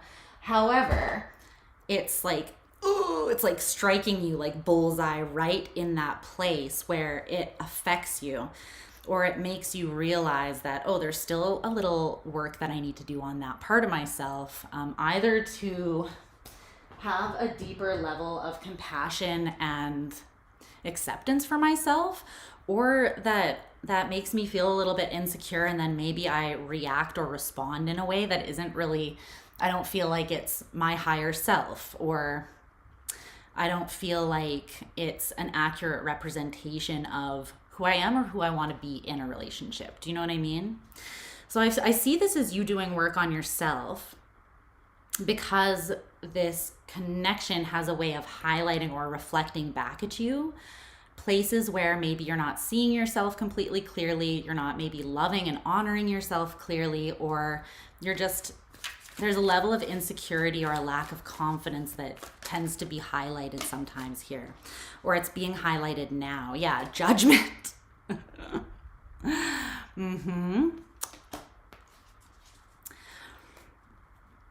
Judgment. You being critical of yourself? Never. I've never known a Virgo to do that.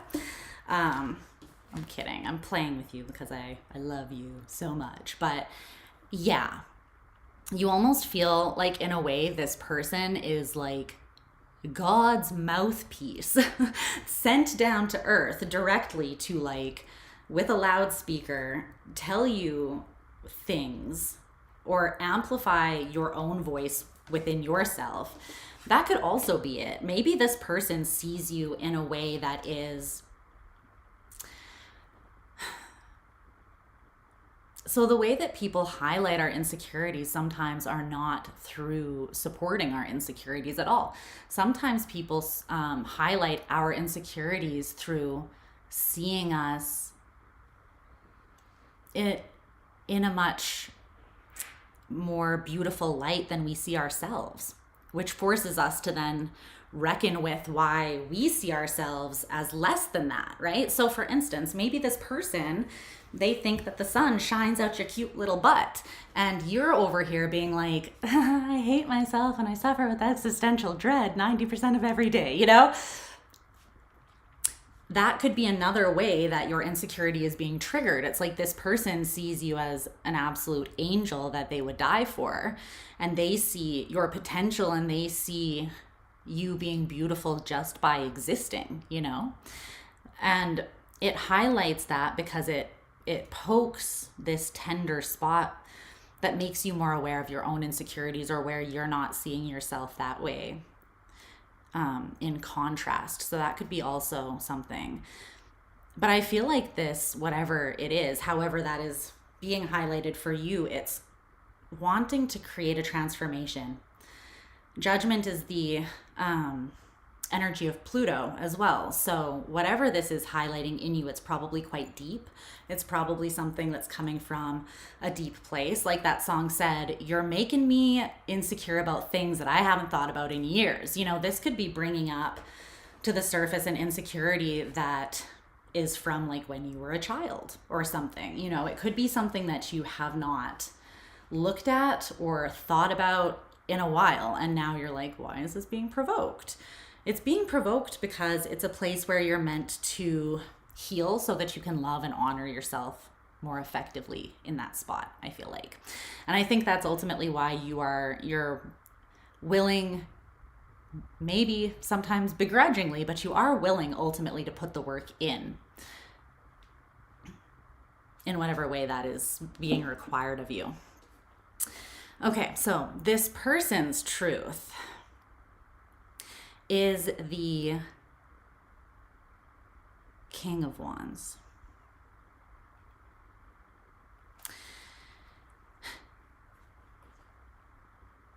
The King of Wands. So we have the Queen and the King of Wands here.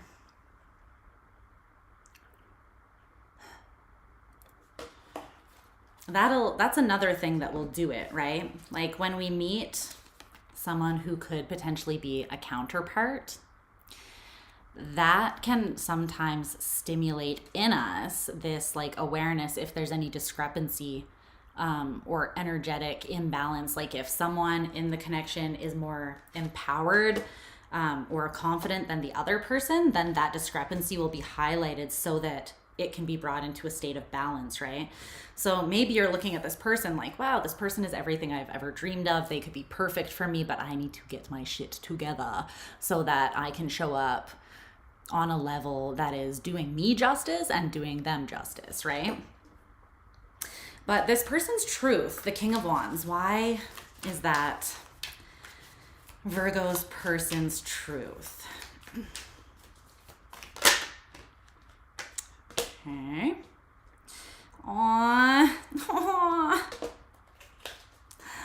Virgo.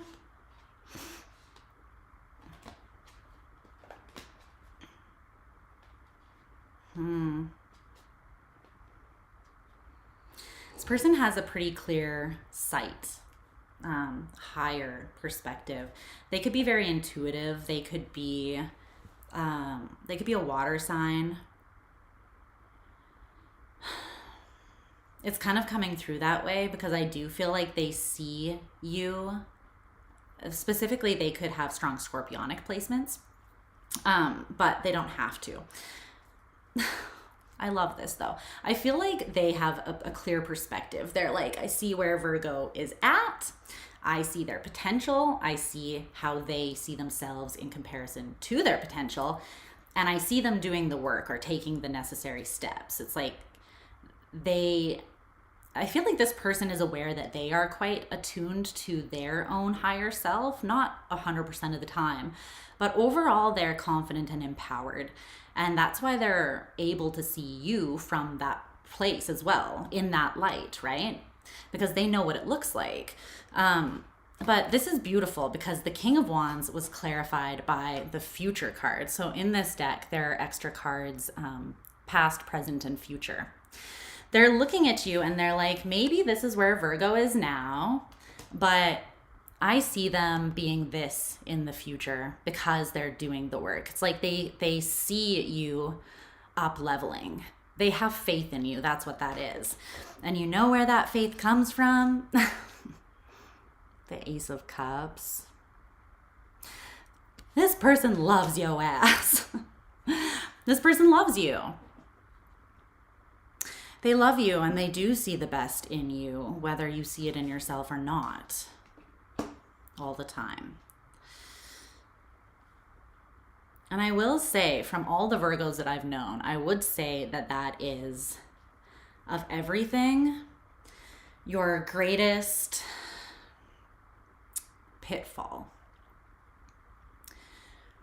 is that you tend to be incredibly hard on yourself. And while that has its, I won't say being hard on yourself actually has pros to it, but while being honest and accountable with yourself, that has pros. There's a fine line that you walk as a Virgo between recognizing where you could improve and then nurturing yourself into a better version of yourself versus ripping yourself to fucking shreds, which is counterproductive at the end of the day because it makes you feel like you have further to go than you actually do because you've just torn yourself down. So then you're perceiving yourself from an even more insecure place, right? With less faith in yourself. I said this for another sign, but you can't hate yourself into a version of yourself that you love. You have to get there through radical acceptance and nurturing and honoring yourself, right? This person loves you. And it's interesting. If you're not talking to this person, then I feel like they are sending their love to you, whether they are praying for you just for the best for you, or whether they just send out positive thoughts. They think of you fondly. But there's something that they hope that you feel.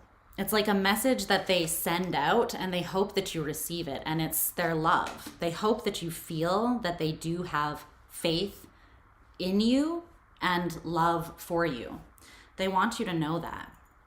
But it's like they're seeing you as being in a place of disempowerment to some degree, the Emperor in reverse.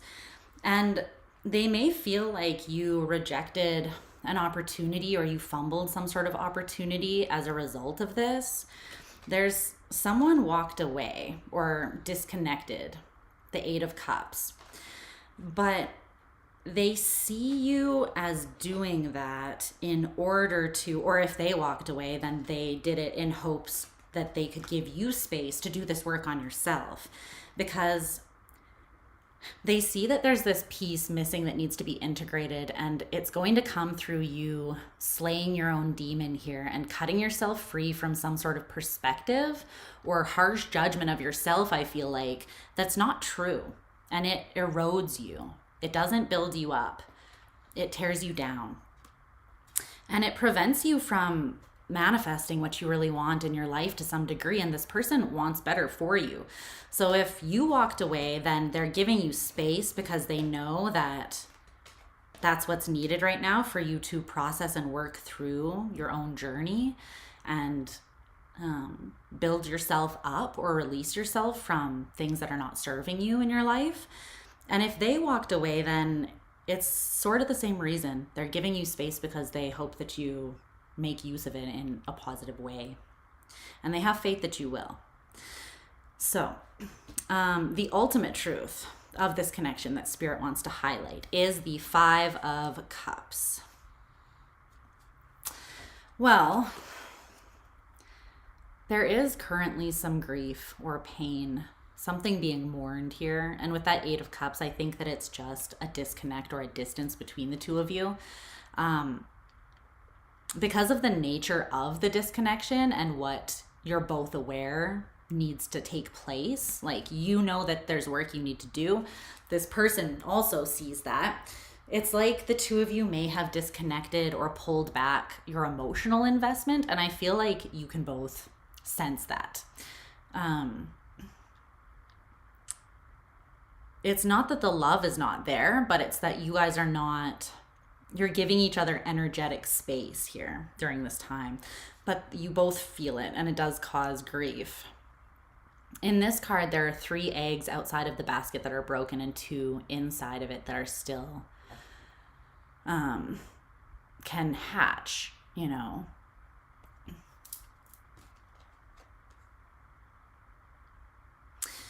And that is clarified by these 2 oracle cards here. Okay. Conflict and holding together. I'll show you the imagery and then I'll read the keywords off the bottom. So conflict says will to power, hostility, jealousy, stubbornness, aggression, fear, competitiveness, and controversy. And holding together says union, cooperation, solidarity, membership, teamwork, participation, and making a choice.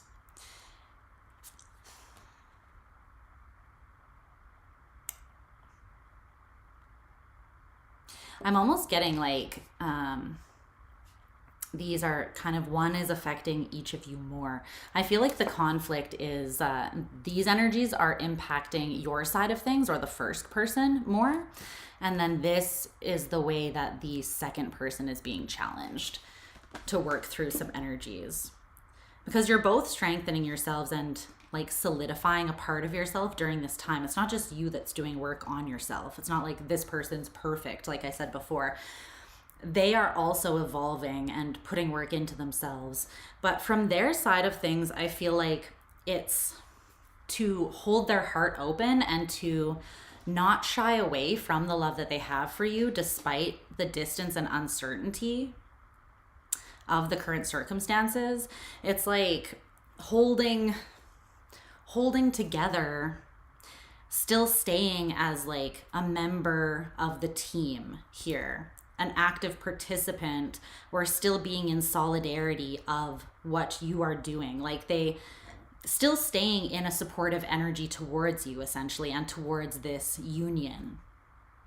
Or still being in a cooperative, open, and receptive energy towards you, despite maybe distance or conflict or tension or pain in their heart that could cause them to just shut down and, you know, move away instead. They're choosing to keep their heart open and their love strong and their intentions pure, and to kind of support you even if from a distance. And that is an active choice that they are making.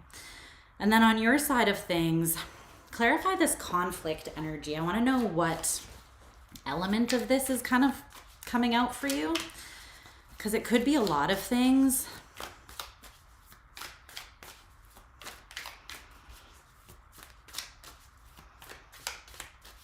Yeah, that makes sense, Desiree. You have to honor and protect yourself first and foremost. But you can love someone without harming yourself, right? You can love them. You just have to love them maybe at arm's length. And from a place where you're comfortable with the investment, where you're not sacrificing yourself in any way, right? You can still hold space of tenderness and softness for someone who's going through something, but you got to find a way to do that while not compromising yourself, right? So tell me more about this conflict energy. How is that affecting Virgo at this time? Okay.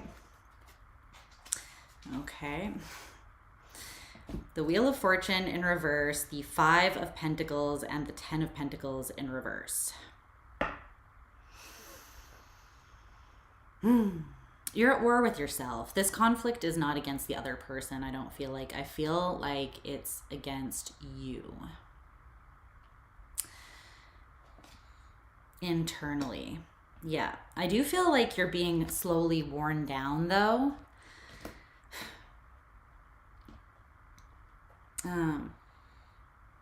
Like the aggressiveness of the battle within that you're waging within yourself is losing steam, which I think is a good thing. It's almost you're reaching the end of your rope through reaching like a climactic point of energy that, if anything, might just be exhausting you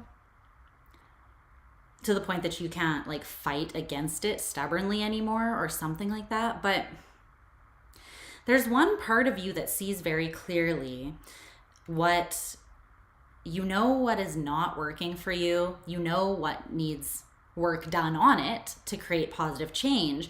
And this has been a very clear judgment call. Like, you're aware of it. You're very aware at this point. And you know how to do the work as well. So you have all of the pieces.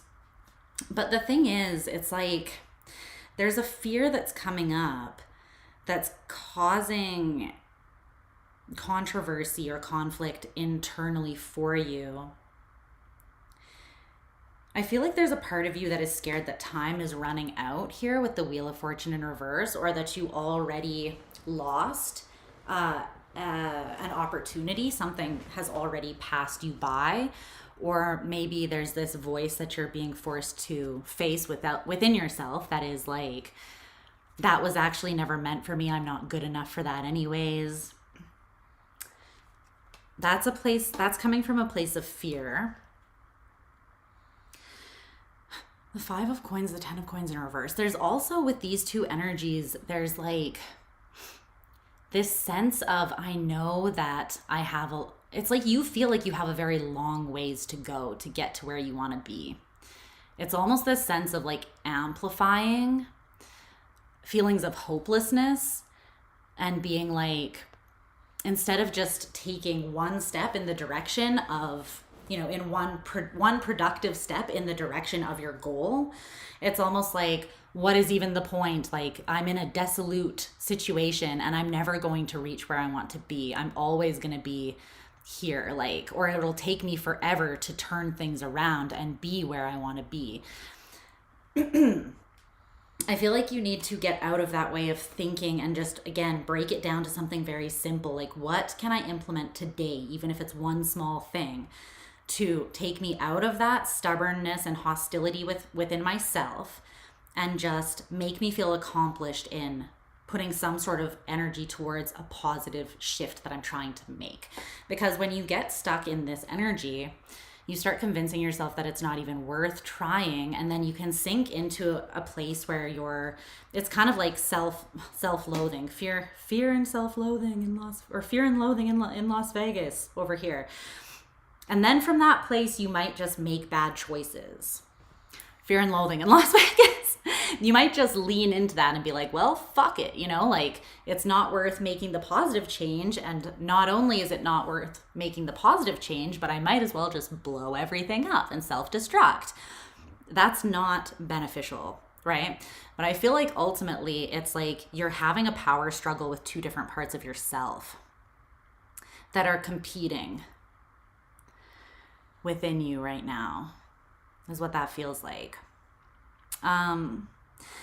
So the greatest source of resistance is the High Priestess, the Revealer, and your challenge is the Present card.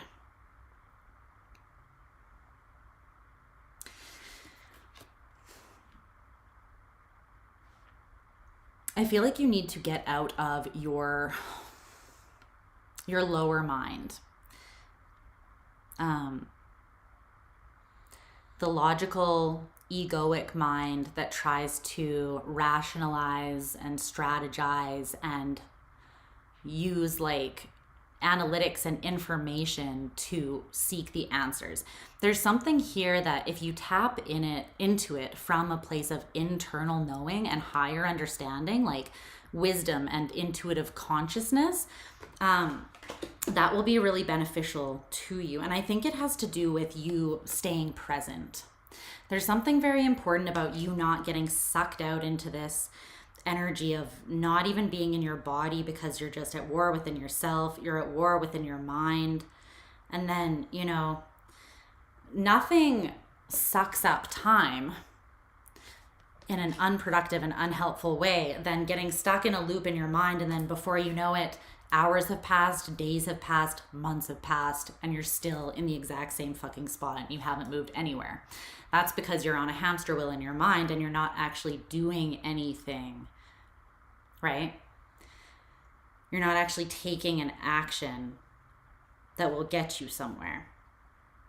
So I feel like you got to kind of get out of this realm of things here for the time being and tune into what your inner voice and your higher understanding wants to reveal to you from an intuitive and an emotional place. Because what's going to benefit you the most is staying grounded and present in the now. That is how you can be empowered, right? If you're focusing on the past, that's not beneficial because you're beyond that and you don't want to go in that direction again. That's just essentially like you're punishing yourself for something that's already occurred and kind of keeping yourself in that energy you actually wish to evolve out of. And if you're focused too much on the future, then you're kind of giving up your chance in the present to take steps towards the future that you want. So you're kind of dreaming about something rather than actually applying yourself to achieving it, if that makes sense. But yeah, there's some sort of imbalance, and I feel like it's happening because you're giving a lot of energy to pain here. You could be ruminating over something that happened, a way that you acted maybe that caused pain, or pain that you're grappling with within yourself. But it's throwing you off balance and it's taking you again out of the present moment where you have the potential to be most empowered. So watch what you give your time and energy to, because I feel like you're focusing on the pain. It's draining your hope in the situation. It's making you feel like there is no chance that you can get what you want here. And that's not true. You can have everything that you want. The sun is available to you here. So it's very important because you, especially Virgo, you have a very powerful mind. But if you choose to focus on negative things, then you're going to amplify that and spiral in that direction. Meanwhile, this person is over here like rooting you on, like, I have faith in you. I'm sending love out on the waves to you, and I hope you feel it. But you may not be able to feel it because you're too stuck in your own loop. That's not helping you, right? It's not helping you work towards being the person that this person knows that you can be and that you know that you can be ultimately. So try to practice a little more self-love and acceptance. You might even be projecting harsh judgment of yourself onto this person, like assuming that this person is seeing you in a really negative light, and they're not. Not at all. There's no hardness, no bitterness, no harshness or a critical nature at all coming from this person. So if that's something that you're fighting, understand that that is coming from you to you, okay? But try not to assume that this person is also feeling that way, because the area that's being strengthened and worked on in them is just strengthening and holding their heart open for you and still being, even if just energetically, in your corner of the ring, you know? They understand that whatever you're facing within yourself right now is hard. It's a struggle. It's like, again, they're seeing you as being in this boxing match, in this internal battle with yourself. And it's like they're in your corner and you go in and you get your lights knocked out by this other part of yourself that tears you down, and you come back and they're like rubbing your shoulders and they're like, you got this, buddy, round 2, you know, ding, ding. And then you go back in for another round. They know that you're going through it a little bit, and they are supporting you, even if just energetically or through loving you. They want you to feel that support. So try to tap into that energetically as well, some sort of like uplifting energy that will help motivate you to take steps in the direction you truly want to go in, okay? Your intuition tells you this is all happening as it should, and it's a great opportunity to learn and grow. Yes, trust everything will work out no matter how it goes, for sure. Everything is for a reason. Everything is an opportunity to learn no matter how it unfolds. So it's very much a higher transcended perspective to see it from that way. So good job. All right, Virgo, that's what I see for you, my loves. We're going to move on to Libra. I'm going to make myself a coffee and go to the washroom quickly, and then we will continue on. These vibes are a little bit complex, and I feel like I knew that it was kind of going to be that way because the energies right now are a little bit intense. So yeah, it makes sense. And keep in mind, these situations are not like forever. This is not a state that you're cemented in or frozen in forever. You're very much empowered. And if anything, these insights into, you know, the perspectives and truths from all angles is meant to help give you clarity, validation, and empower yourself, right? To realize that you don't need to be stuck where you are. Something can shift, and it will shift. So I hope that you use the messages to empower yourself and to give you hope and build yourself up, if anything, not to sink into a pit of despair. Okay. Okay. I'll be right back. I'm just gonna quickly go, and you're gonna go back and watch Gemini. Okay. I will be right back, you guys. Leg cramps. Hi, Jinx. Moving my guard dog out here in case the boogeyman comes to get me. Gonna have to go through you.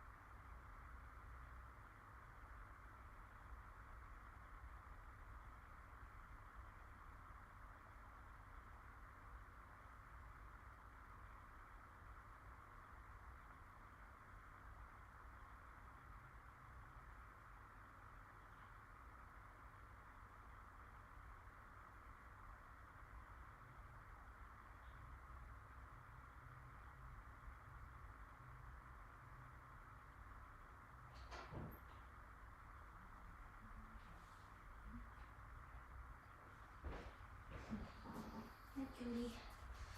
All right. Okay. I am back. All right. Libra. Okay, Libra. What does Libra need to know?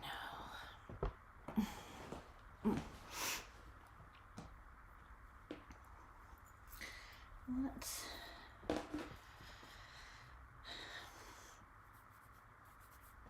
does Libra need to know?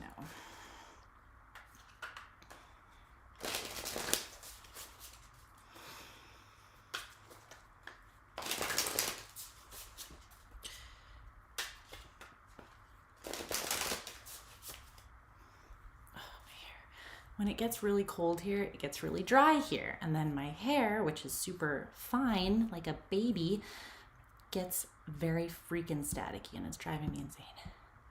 It's driving me insane. Just thought you should know. Okay. Libra. Libra.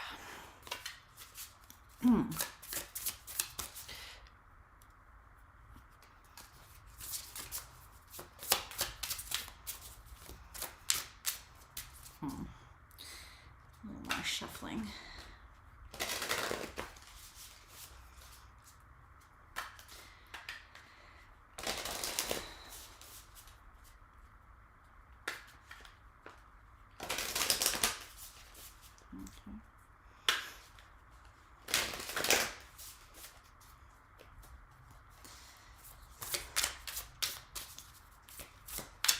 It's better.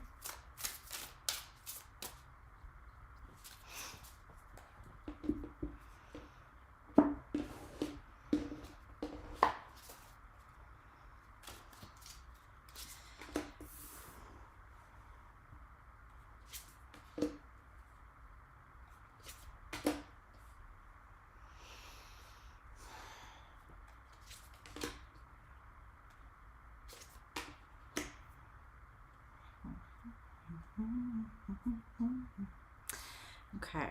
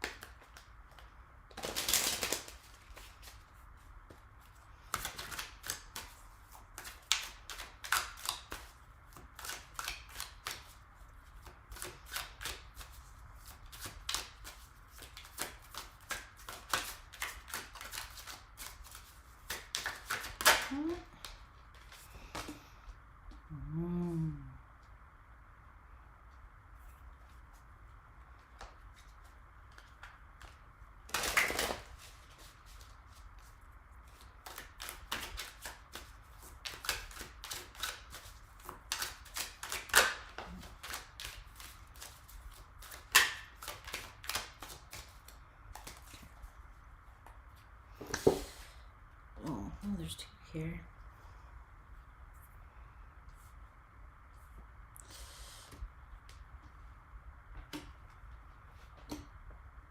Okay.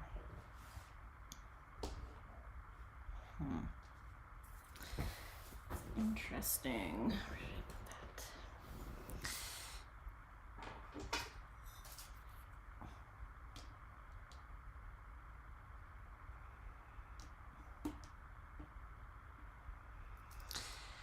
Okay, let's see.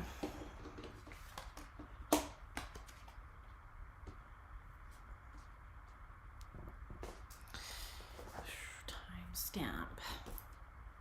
You. Why am I nose so itchy?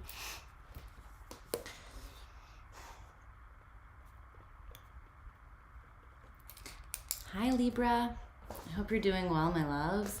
Okay, we're gonna take a look at this situation and from your perspective, what your truth is, what this other person's truth is, and then the more objective or higher truth from Spirit's perspective that you need to be aware of at this time, okay?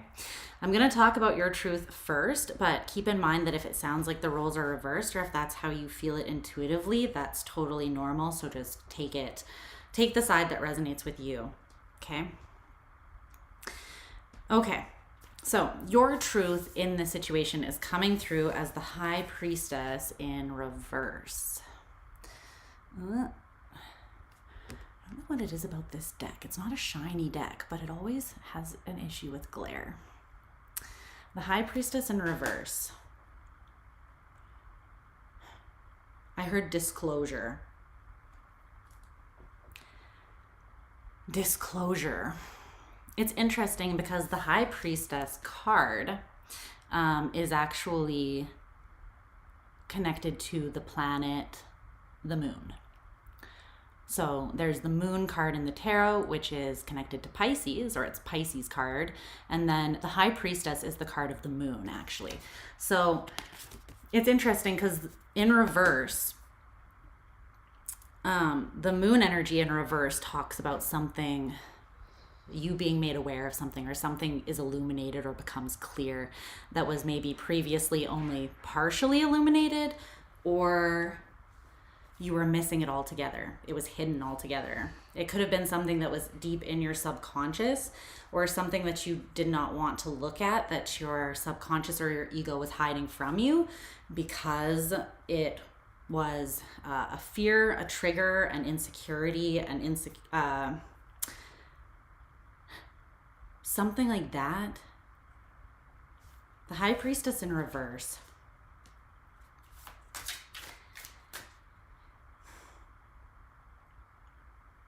Something's being revealed to you, and I feel like it's something you intuitively didn't see coming. For some reason, there was a blind spot surrounding whatever this is. Tell me more about the High Priestess in reverse. Why is this Libra's truth surrounding this?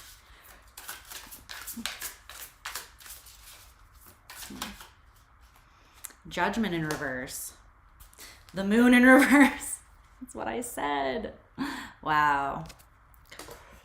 And then the Wheel of Fortune in reverse. Strength in reverse.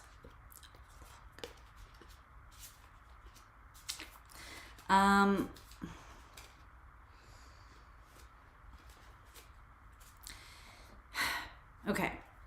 You could be realizing that something is not for you, that you were quite convicted, I want to say, was for you, was maybe even destined for you. And I feel like there's a level of vulnerability required to embrace this admission. And that is why it's taking you a bit to see it, or it has taken you a bit to see it, maybe. What is being revealed? Can you be more clear with that, Spirit? It's being shown to you because something that needs to transform was not transforming. Yeah. This is gonna rock you like a hurricane a little bit here, babe. And it's not a punishment.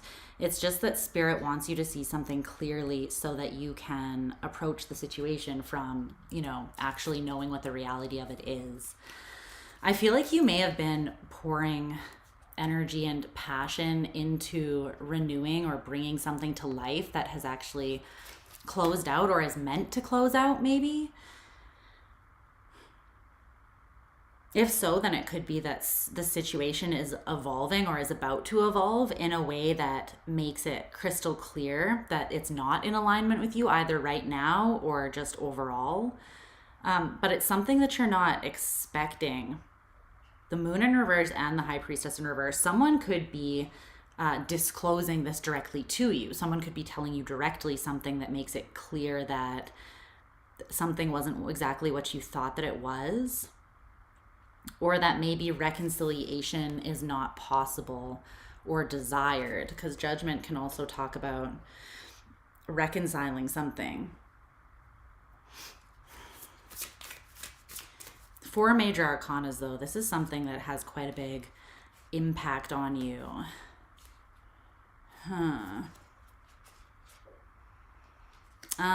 The Emperor in reverse, the Knight of Cups, and the Seven of Swords.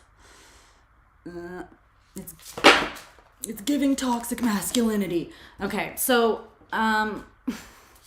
my deck just like exploded. Hold on.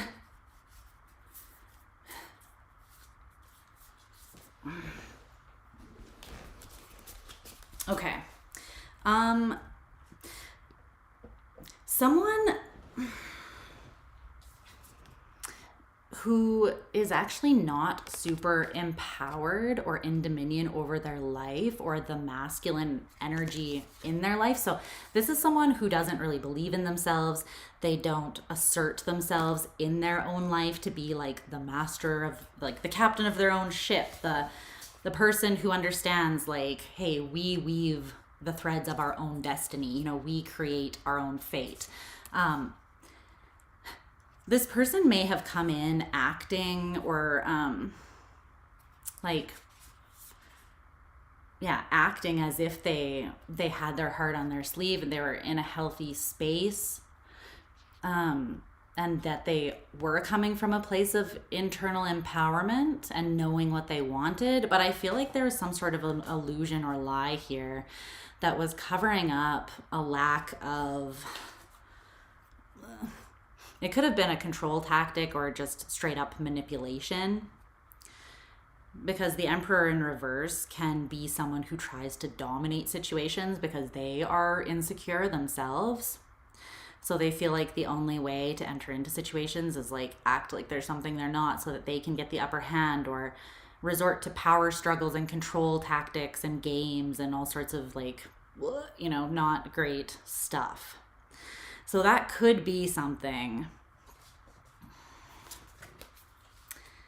I just want to clarify that Emperor in reverse a little bit more, though, and find out what exactly that's about.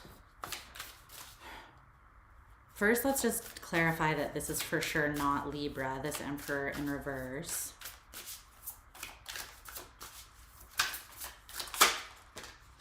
Yeah, it's not you. The Six of Wands in reverse, the Lovers in reverse at the bottom of the deck.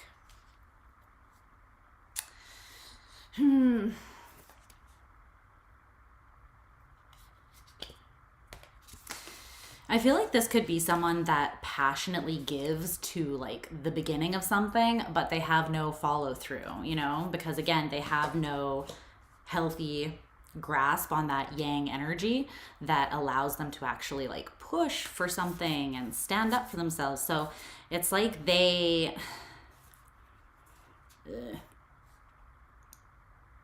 they might come in fast and furious and passionate and being like, I have so much to give, you know, but really this person stays on the fence. They are comfortable being at a like forever at a crossroads in their life, because they don't really feel in dominion or control of their life enough to actually take action, positive action forwards, especially not towards something that could be potentially like their counterpart if they were to actually stand up, right?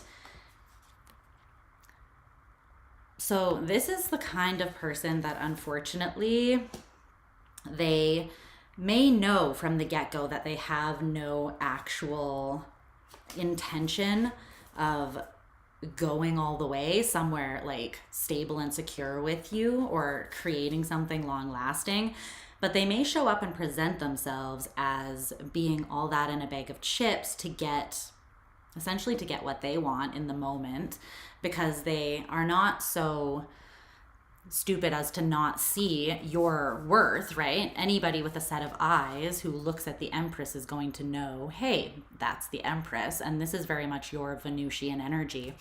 So this could be someone who saw you being the Empress, knew to some degree that they are not at your level, but kind of came in projecting themselves or presenting themselves to be potentially something that they're not, in order to taste the goodness, the beauty, the love to dip their toes into all of that the Empress has to offer. So your realization at this time could be that this person is the Emperor in reverse, whether they are a masculine or a feminine. Someone that is actually a lot less sure of themselves than they show up, and also not really willing to put the effort into becoming the best version of themselves. But I feel like whatever this is that's being revealed to you, it's something that it's kind of shocking and jarring to you. It's not something that you really see coming. Is there anything else we need to know about the Emperor in reverse energy here?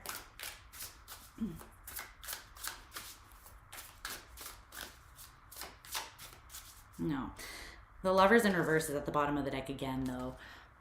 I feel like this is maybe not going to move forwards towards... They could have presented themselves as the Emperor in the upright, right? And you are the Empress. And so the two of those together equals the Lovers. So this could have created a very tempting situation where you thought that you were looking at a potential lovers connection or situation, and you invested into it as you would if you were investing into the lovers connection. And I feel like now you're gaining some sort of clarity, or else this person has or is going to directly disclose that something that makes it clear that that maybe is not the case. Okay. But you got all major arcanas over here pretty much. The High Priestess, the Emperor both in reverse, Judgment and the Moon both in reverse, and then the Tower in the upright. So the universe is very clearly saying right now, or your guides or just greater forces, we are taking care of this. We're going to make sure that you see what you need to see here to protect yourself and to transform your circumstances into something positive and not remain stuck or confused about this. So they're going to, if there has been a blind spot, it's definitely going to come to light in a way that there will be no confusion or questioning about it. Okay, this person's truth is coming through as the Six of Cups. All right.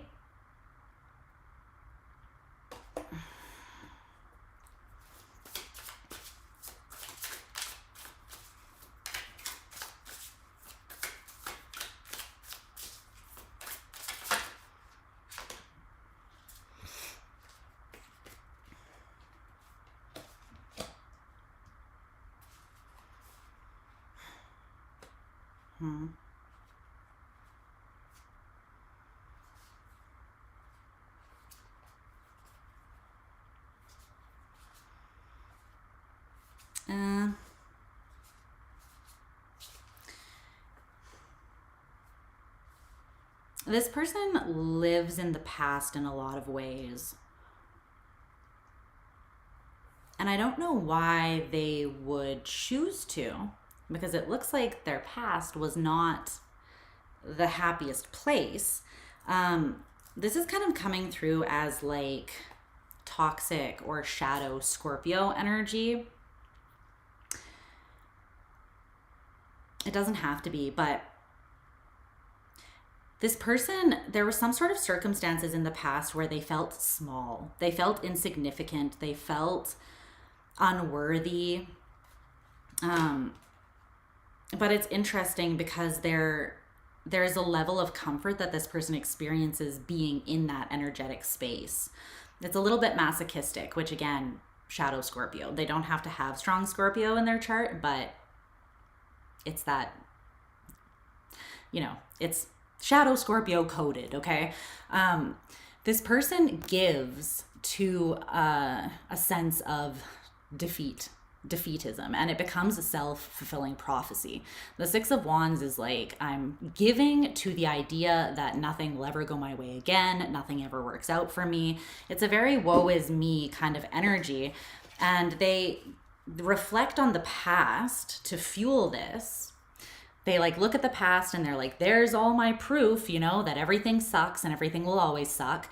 But the truth is that everything continues to suck because that's what they're giving their energy to, is this unhealthy perspective and living in the past in a state of nostalgic depression, essentially. So they're choosing, and you have 666 here, 6 of Cups, Pentacles, and Wands. But this person, they don't see things clearly. And it's interesting because there's a level of head fuckery that they have to perform on themselves in order to continue seeing themselves from this disempowered place. I feel like the universe has been trying to like wake this person up and be like, hey buddy, you carry the energy of the Emperor, who is a badass, who is very capable, who is very sexy, who is very much someone who is aligned with and worthy of the Empress, the divine feminine, right?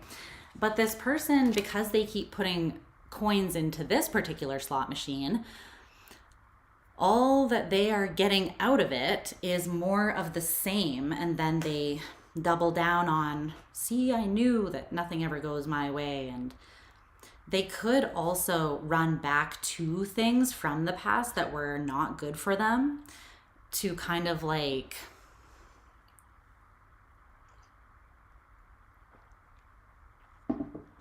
further justify that headspace. And I think that ultimately they're afraid of change. They're afraid of standing on their own 2 feet. They're afraid of seeing their own potential, because then they know that they will have to actually rise up and meet it. So they stay keeping themselves in the dark about it because that's more comfortable than looking at themselves clearly and then evolving. But this is a very unhealthy way of approaching life, and it does stem from a place of fear. I think that maybe in the past this person was very hurt.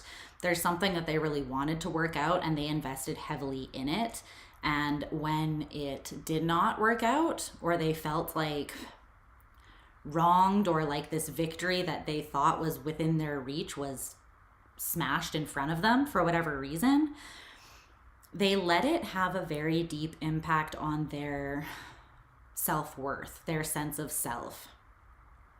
This is someone who is kind of still allowing the past to define them, and specifically things in the past where they felt like they were defeated or didn't get their way.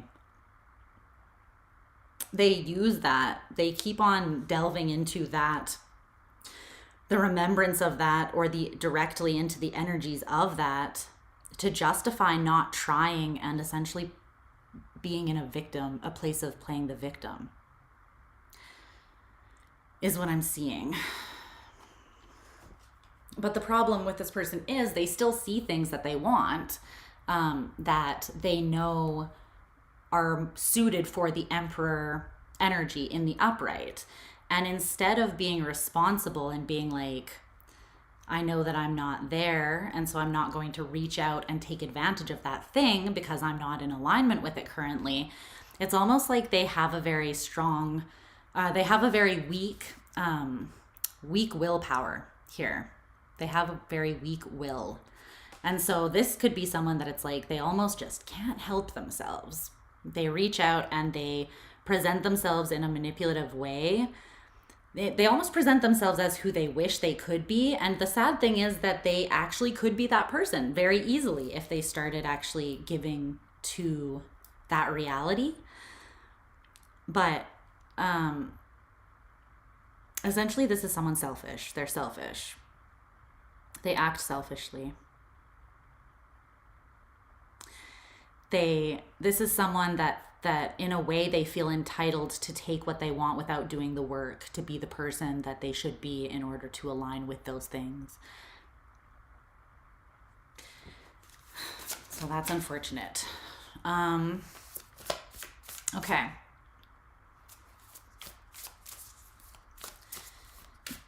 So the ultimate truth about this that Spirit wants to highlight for you right now is the 2 of Cups in reverse.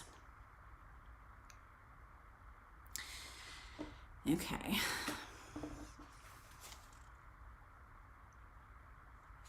Just gonna cover up the blatant nudity here, but this is what it looks like in the upright. It's this girl looking at herself in the mirror, seeing kind of her cosmic reflection.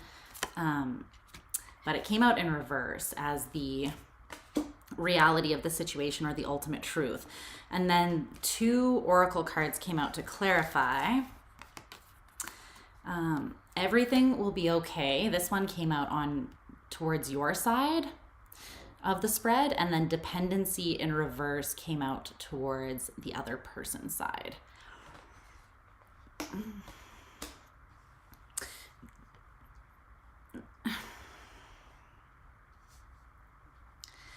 This sucks because I feel like you do feel as though something has been taken from you here.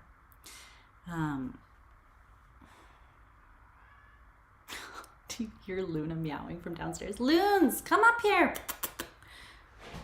She meows from the bottom of the stairs, and then she expects me to come down and give her treats. And that is, you know, her, I'm the boss. She'll probably continue meowing progressively louder until I do that. But there is something about this that made you feel like severed off from yourself in a way. Not severed off from yourself, but like, how can I say this?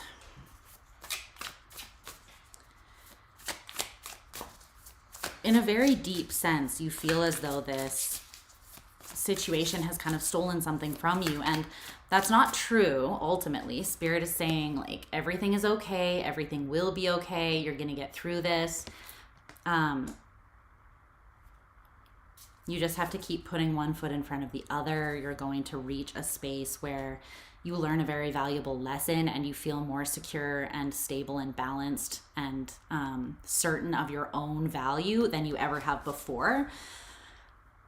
But there is like a tough lesson that needs to be learned here to get there. And Spirit is like, you've got this. It's going to be okay. This is not the end. It feels like this is a stepping stone towards what you truly deserve. But it's almost like you needed to experience something. There's a reason why you needed to learn this lesson before you actually came into contact with everything you do deserve. And I don't know exactly why that is. But let's see. Can you tell me more about the Ten of Cups? Oh.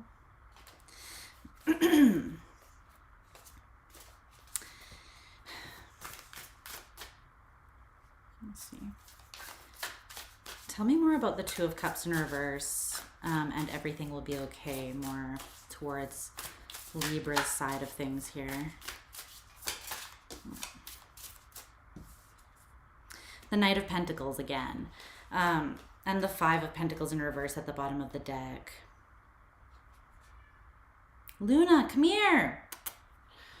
I'm not coming down.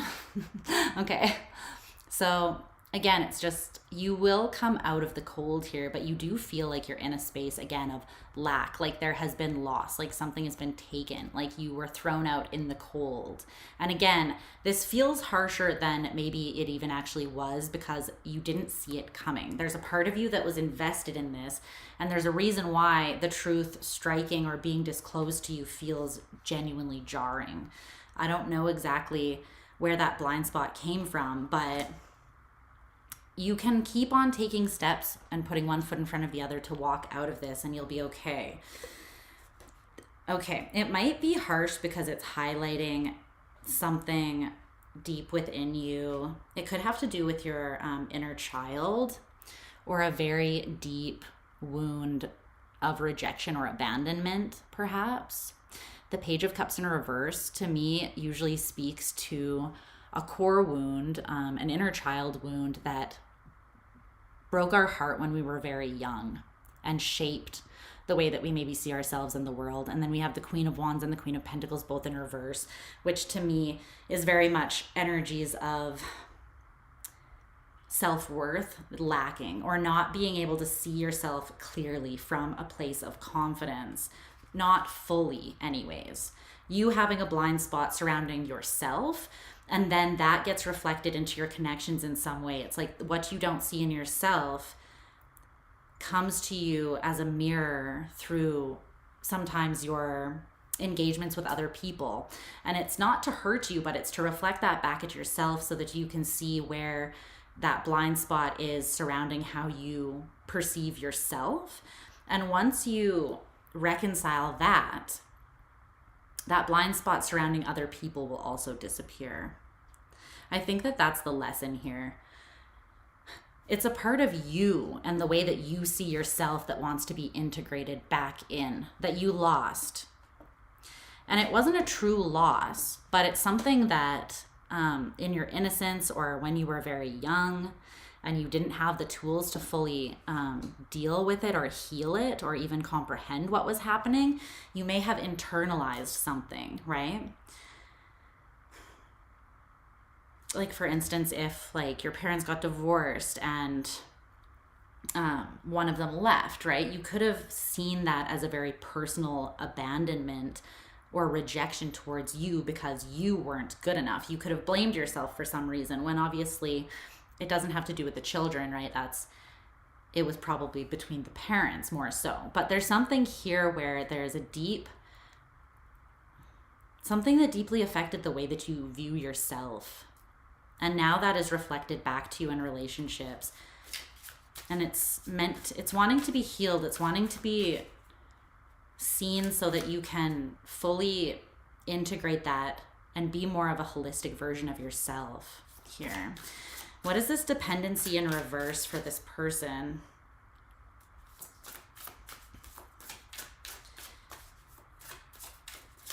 They may be also getting some sort of rude awakening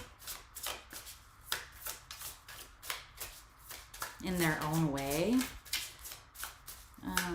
I'm being told to read that from the book. Did I even bring the book up here? Oh yeah, there it is. Okay, it's from the ARIES Oracle. Dependency number 61. So it came out in reverse, but I'm gonna read the description from the book here. So it says, dependency. Listen to this scenario. You're on vacation with the one you love. You walk into a grocery store that neither of you have been in before. Your loved one asks you a question like, where's the wine? And although you both equally don't know where the wine is located in the store, they look to you to tell them. Although this card is dramatic in its appearance, it talks to the little ways we put our own responsibilities on others and enable others to expect us to take on their responsibilities. Codependency is common among the human condition because we are scared. And if we feel that someone is helping us along, it makes us feel safe and protected. What these patterns do, although seemingly harmless, is make both parties less powerful because they are dependent on each other and it allows their fears to grow. When dependency grows strong, anything outside of the partnership becomes increasingly scary. You can break these chains. That's kind of exactly what I feel like, right? The Emperor in reverse is someone who does not take accountability and responsibility for their own life. They project or put their own responsibilities onto others, right? But this does not strengthen them. This keeps them in an insecure place where they're not in dominion over their own life. And it actually weakens them and makes them more dependent. So there's something here about this person. They might be going through something that is forcing them to see their own codependent kind of ways. That might be disclosed to this person. Aw, Kazaa. Thank you, baby.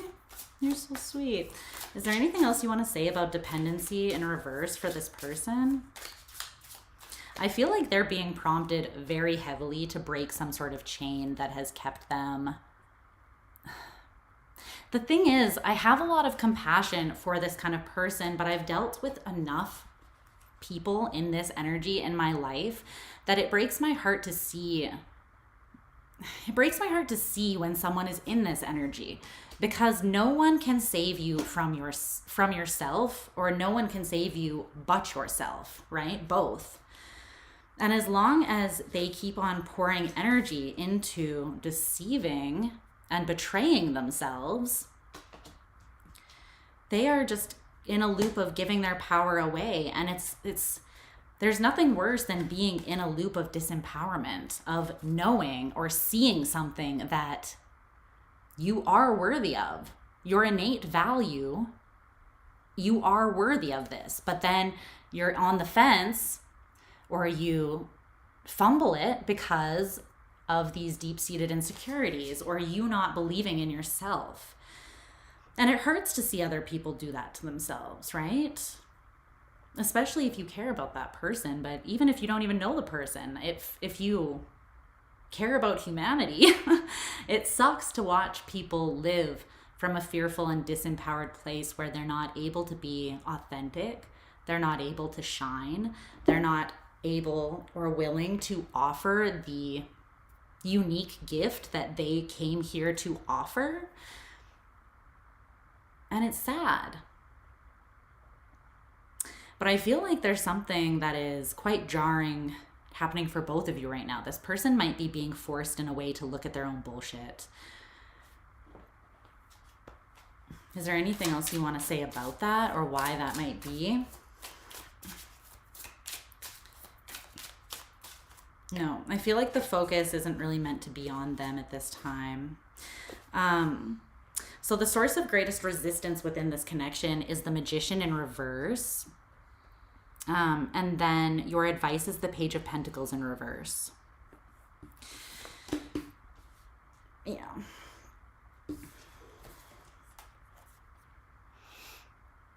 Why is this deck like this? This deck is beautiful, and I freaking love it. Thank you, Lindsay, if you're here. Love you. My beautiful Leo badass sister from another mister donated this deck to the channel. Tell me about the Magician in reverse. I want to clarify before I say anything. This.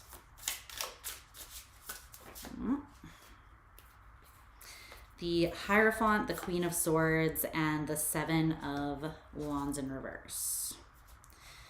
Five of Wands at the bottom of the deck.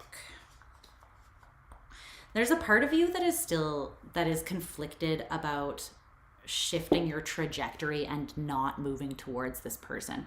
And I think that part of it is that you do see their potential. You see their potential, and part of that is because you're you and you're beautiful and you see the best in people. But another part of it, I feel like, is how this person chose to present themselves, which is unfortunate because they acted like they were already in that place of potential or empowerment, or like they were on their way there. And I feel like they're not as serious about reaching that place as they presented themselves to be, which is shitty. But the resistance, or the biggest challenge, is not trying to call this in, or not manifesting this.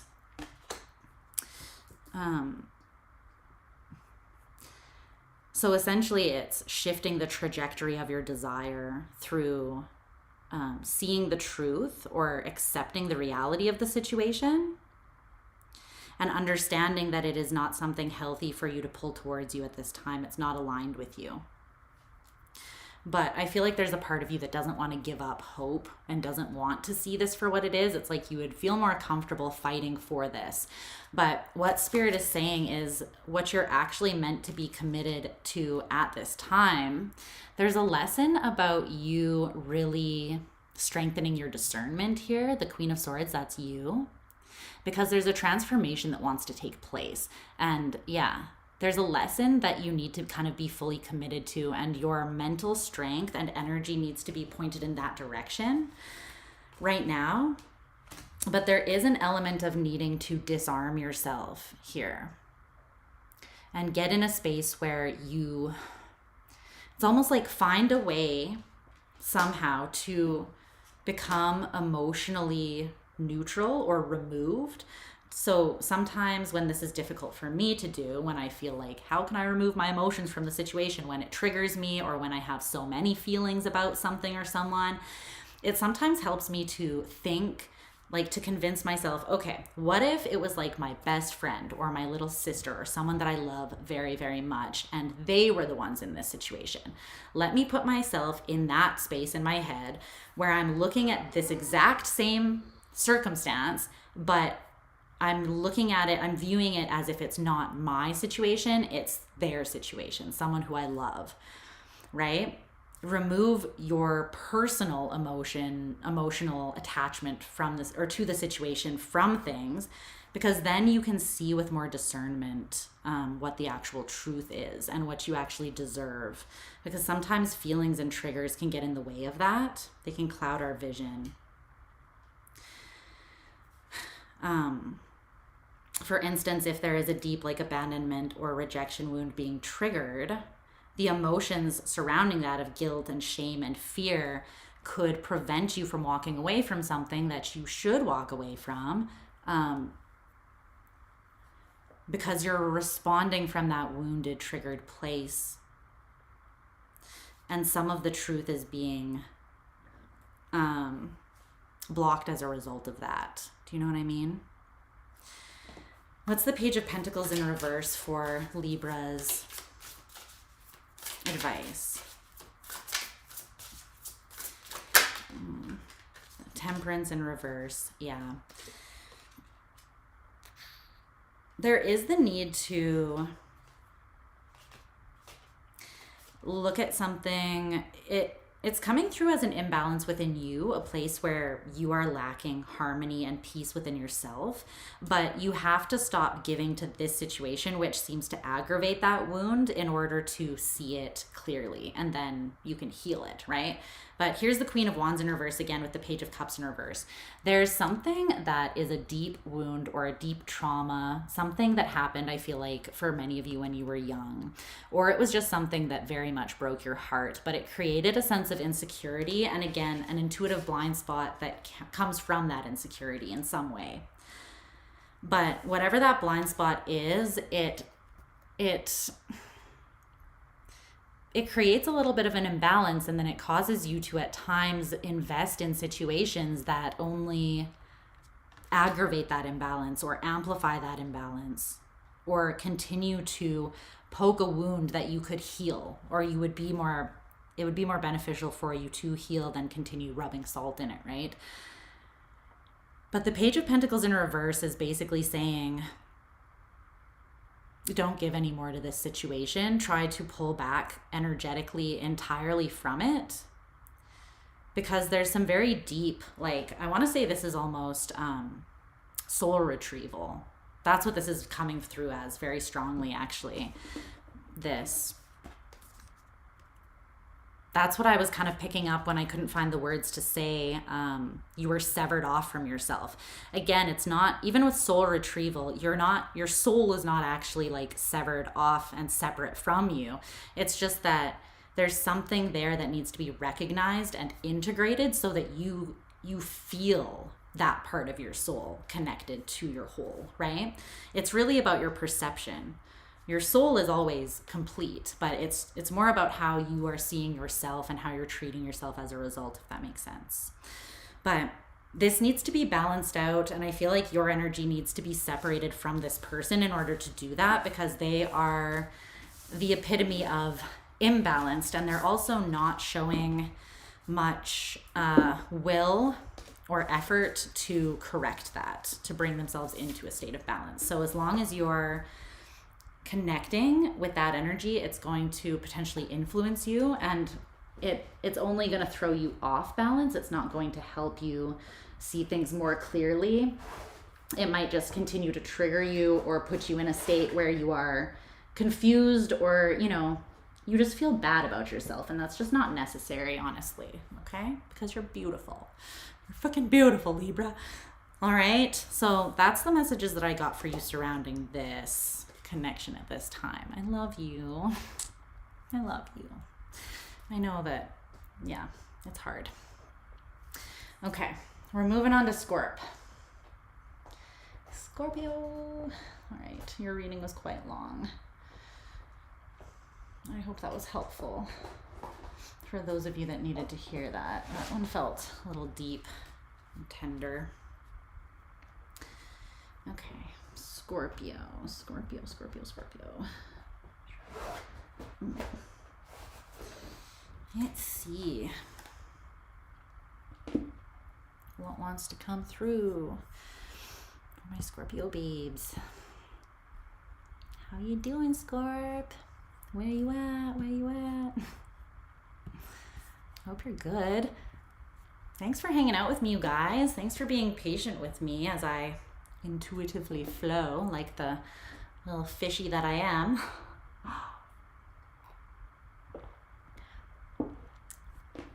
Spirit has been very much hammering into me that, like, you gotta do it your way, bitch. Like, it's simply not going to work doing it any other way or trying to fit yourself into a mold.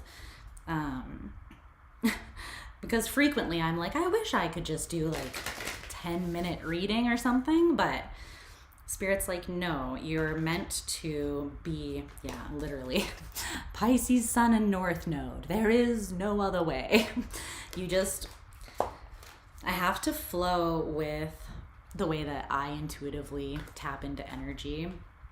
And it is its own way. So I appreciate you guys being patient with me and just valuing my gifts and how they work. I love you so much. What's up, Haley? Okay. Sometimes it stresses me out, though, I'm not gonna lie. But Spirit's like, why are you stressing? Like, I'm always gonna give you the energy that you need to get through, like, to just flow. Not gonna let you get burnt out. Stop.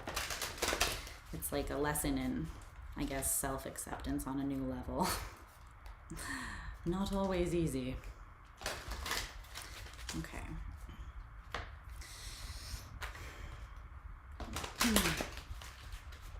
Then again, no part of me wishes to be cookie cutter, so I guess it is what it is. Okay. I want to be my weird ass self. How boring would life be otherwise, right? Let's see. What's going on for Scorpio? Whoa. What does Scorpio need to know, Spirit? I wonder if there'll be enough light if I turn off one of these lamps. It's very bright in here. Okay.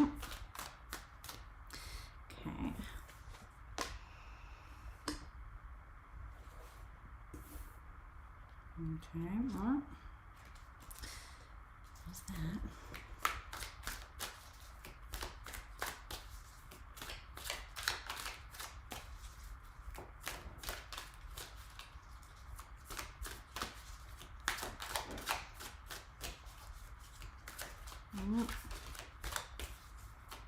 Cards.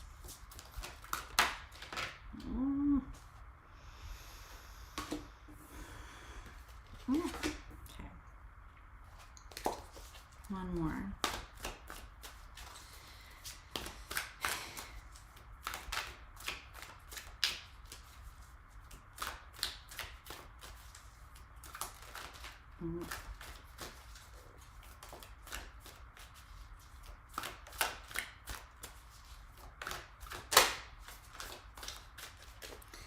Make up your mind.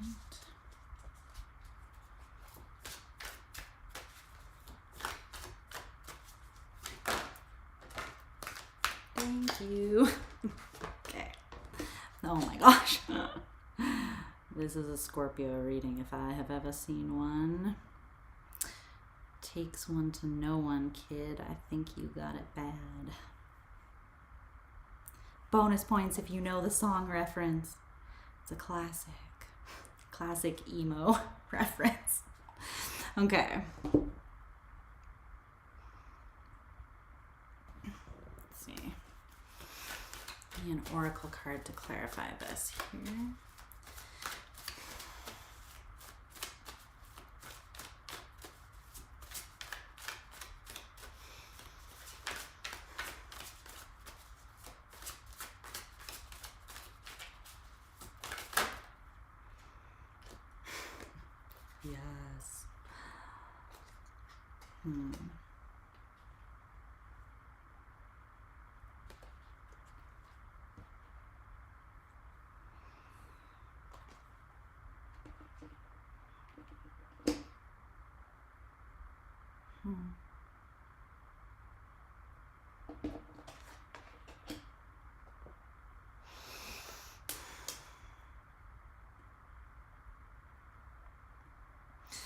Okay.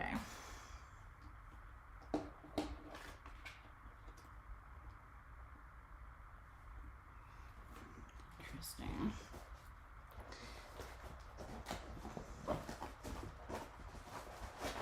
Turn this lamp off real quick. I'll pull this other one closer. Oh, maybe I won't, because that's as close as it comes.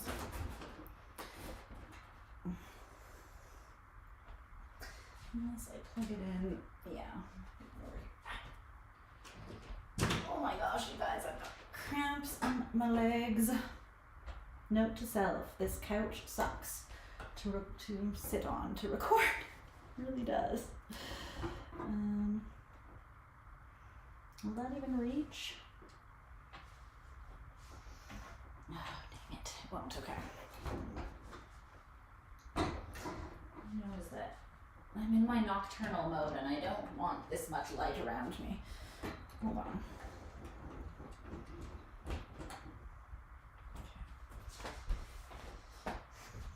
There we go.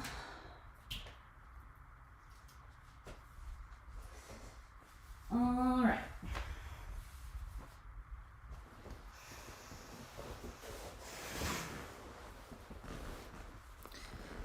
Move this back too.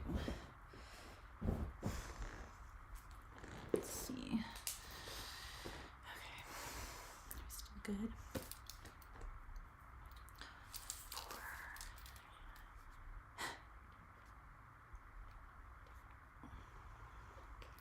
Hi, Scorp. How are you doing, my sexy little stingers? I hope that my Scorp fam is doing as well as possible. As always, I'm sending out the most intense part of my heart to you. Okay.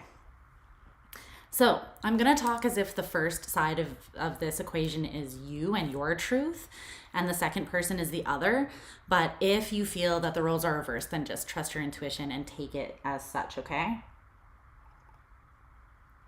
All right.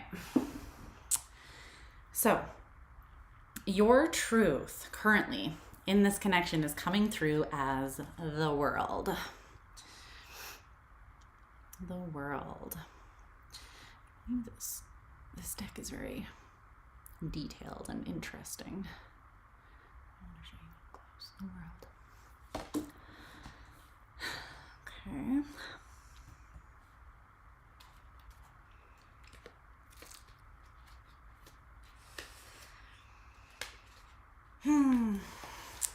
All right.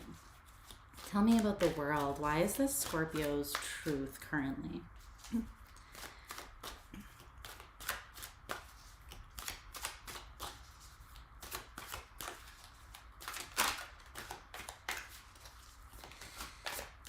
I feel like you're begrudgingly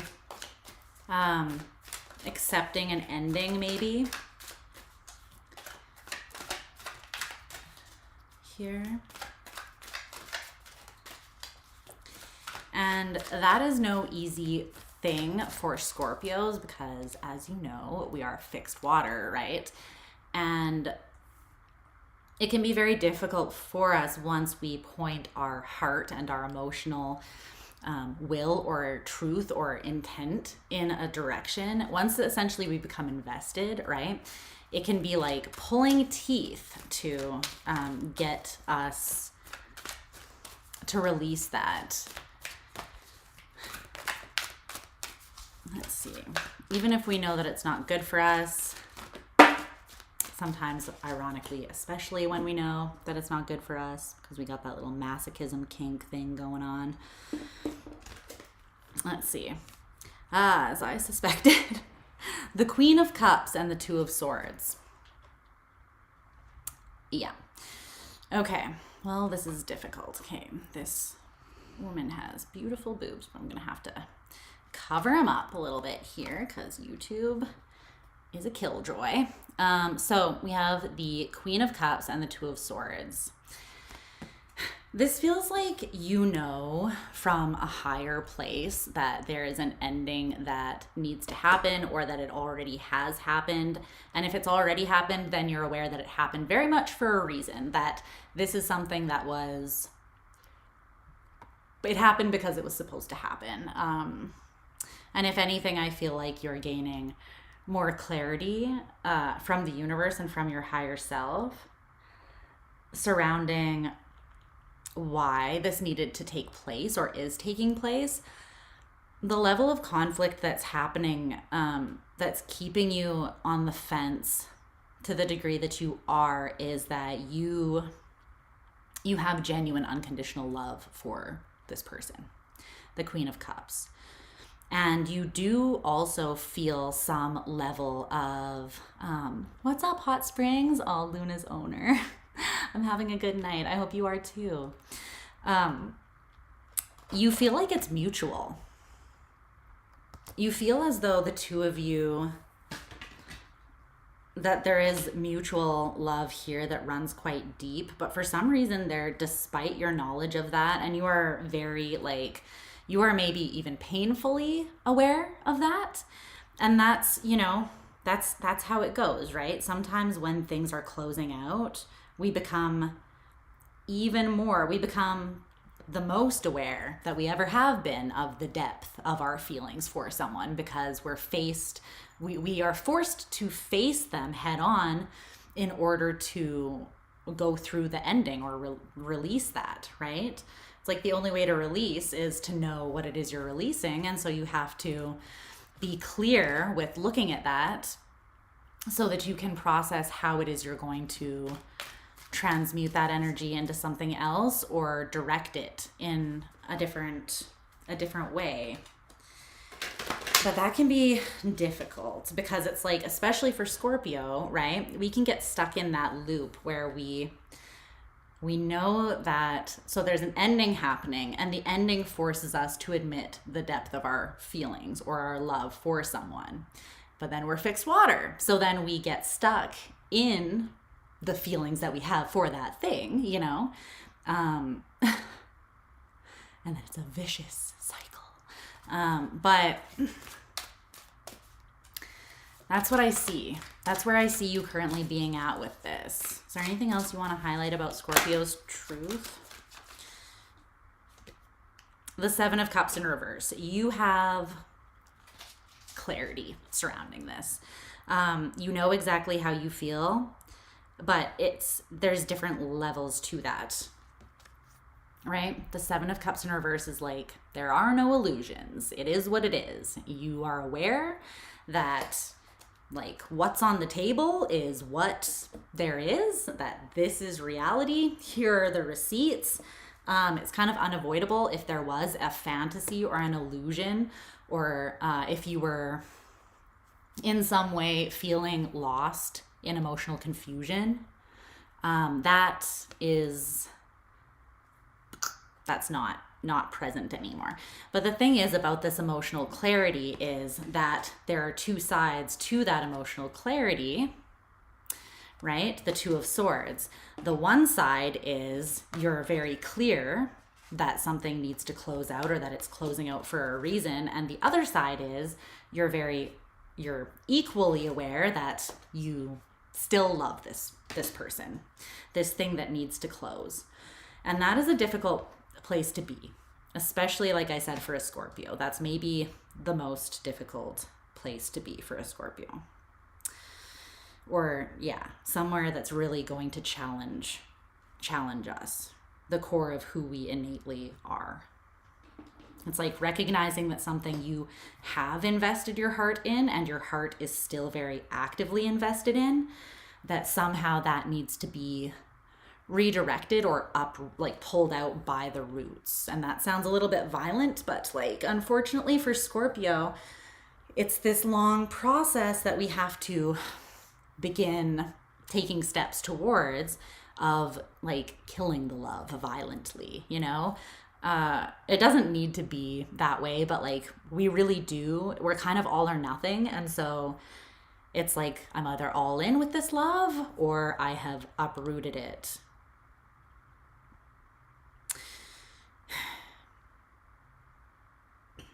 And it can feel quite violent, uprooting love from our heart when it is still alive and well in those recesses of ourselves.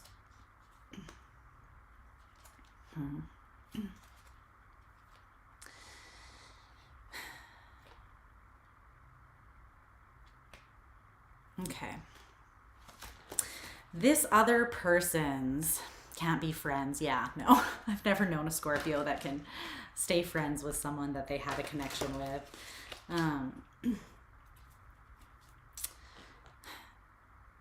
All right. This other side of the equation, this other person, their truth is the Four of Cups. This is what the Four of Cups looks like. So it's quite interesting because if you can see, out of each of these four cups, there is this strand of energy, and then there's four eyes that are kind of creating like a crown around this person. And they kind of look as though they are in like a meditative or a contemplative energy. And I feel like this person they themselves are being forced to see some shit. And it's quite emotional for them as well. It's putting them in a space where they can't escape. And there's also many elements to what this person is feeling and having to face, especially emotionally. Tell me more about the Four of Cups. They're not happy with where the situation is currently at.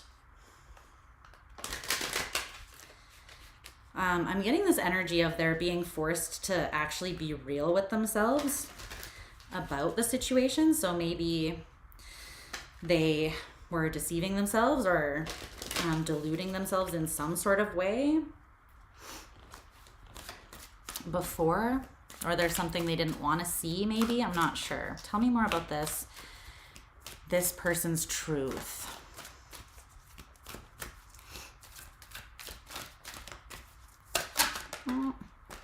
Whoa. The Eight of Wands, the Star, and the Knight of Cups in reverse. The Devil in reverse at the bottom of the deck. The Six of Cups in reverse.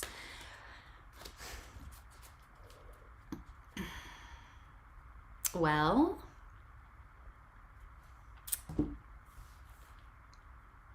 this person knows that they acted in some sort of toxic way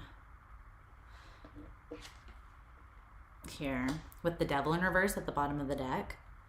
They're aware that how they showed up in this connection contributed to the end of it in a very real way.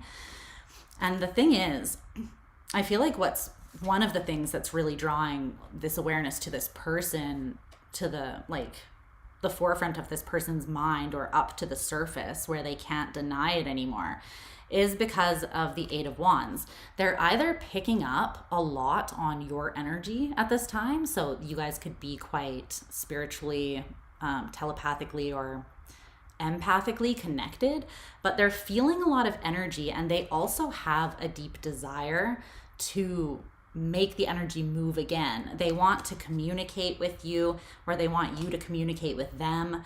They're not happy with where the situation is at currently, and they would like it to move. However, they're aware, this is the part, the toxic element, that they're aware that healing needs to happen here. And it's the Knight of Cups in reverse, which is an emotionally immature or emotionally unavailable or non-committal element of them, maybe.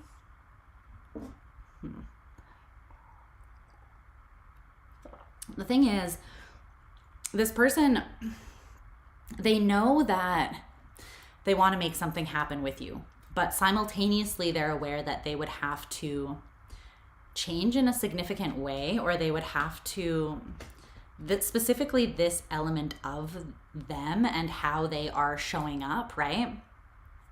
They're aware that it's not healthy, and they are aware that it poisons the dynamic in some sort of way, is what I'm hearing. Are they seeing the Knight of Cups in reverse as Scorpio in some way as well? Or are they only seeing themselves that way?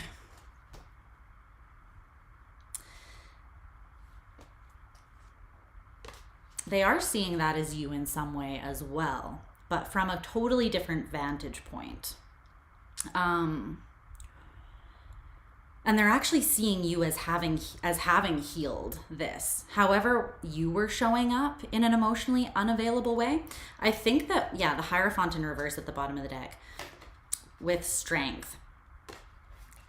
There may have been a time when you were showing up in this connection as, so the Empress came out to clarify, right? It's like you know your worth, and because of that, there may have been a part of you that was like ultra independent, or like, I will not commit because I know my worth. And this is coming through as like someone who had been taken advantage of in the past, or abused, or gone through trauma, and they've put a lot of hard work, blood, sweat, and tears into healing themselves and seeing themselves for who they truly are, which is a badass who is abundant and valuable and worthy of only the best, right? Only that which can meet them on that level. So there may have been a part of you, though, that was like a little bit defensive, or in this space of being more comfortable, being in a state of ultra independence, right? Because when you know your worth, it's a lot to give away, right? It's like almost that energy, like, I would rather be single forever than lower my standards. And then that can, there's a fine line between that and then getting really comfortable being alone, and then just sort of sinking into that, because it means that you can keep yourself safe, you can do your own thing, you don't have to compromise, you don't have to worry about being taken advantage of, but you're a Scorpio. Ultimately you crave intimacy and you crave connection. And so this isn't the healthiest, that ultra independent state long term isn't the healthiest for you. It can be good while you get back on your own feet and you build up your own confidence, but ultimately I feel like this person is reading this correctly, where maybe that became like a safety net for you, where you became almost a little bit complacent in that space, and you may have been a little bit more emotionally unavailable than you realized at one point. But they're also seeing you as having already healed that. So they're looking at you like you realized that and you went through the process to heal or evolve out of it. And now they're like, I would have to also do the same in order to truly come correct towards Scorpio. It's almost like they're seeing it as maybe at the beginning of this connection, there was things that you both needed to work on in order to align with each other in a healthy way. And they're seeing you as having done your part, but they're bummed out and they're feeling a little bit deflated, because they're like, they know that they have not completed their side of that equation, whatever that would be. And they know that they can't access you until they do. So they feel a disconnect because of that. But this disappointment from the disconnect is making them realize and making them aware, I feel like, of how much they actually care and how much they actually are invested in you. Because again, it's like all these emotions that are bubbling up from this realization are causing a lot of consciousness and awareness to break in that wasn't previously there. So this could be someone that is seeing uncomfortable truths about themselves in the situation at this time that they don't feel like they can really sidestep or escape from. Okay, so the ultimate truth of this connection is coming through as the Three of Cups in reverse. So So yes, something has fallen apart, definitely. Something has kind of dissolved. I feel like the old agreement that you had with this person, the old contract, soul contract, or, you know, union agreement, Luna, come here, has dissolved. Whatever the unspoken or spoken agreement or commitment between the two of you once was, that is no more. That is like null and void at this point in time. And it doesn't mean that there can't be reconciliation, but there would need to be like a new contract drawn up based on the person that you have evolved into and based on the contingency of whether or not this person is also going to be serious about, you know, doing the work to show up in a healthy way. And this Three of Cups in reverse was clarified by these two cards.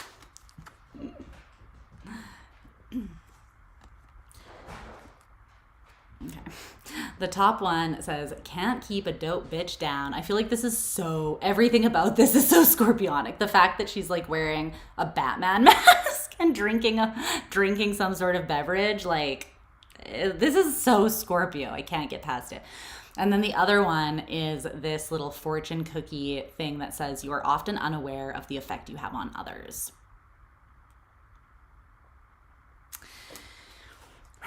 It's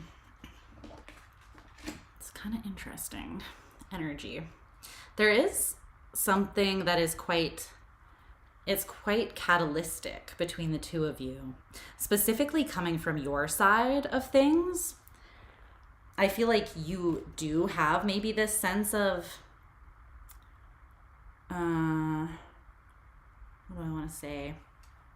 It's like being unassuming in a way, not realizing, and this is interesting. It's kind of weird because every Scorpio that I've known, including myself, has this element to them, and it makes no fucking sense from the outside because, like, we're powerful beings and we are literally here as part of our path to trigger other people and be a catalytic energy. Pluto, right? We show people essentially parts of them that we go to those really deep, intimate places with people where they don't explore often, and we drop a seed there that today, tomorrow, 10 years down the road, at some point that seed is going to start taking root, and it's going to start causing a transformation in people because that's what Plutonian energy does, and that's what Scorpios do. But I feel like we sometimes have this unassuming way about us where it's like we are not aware of the depth of the effect that we have on other people.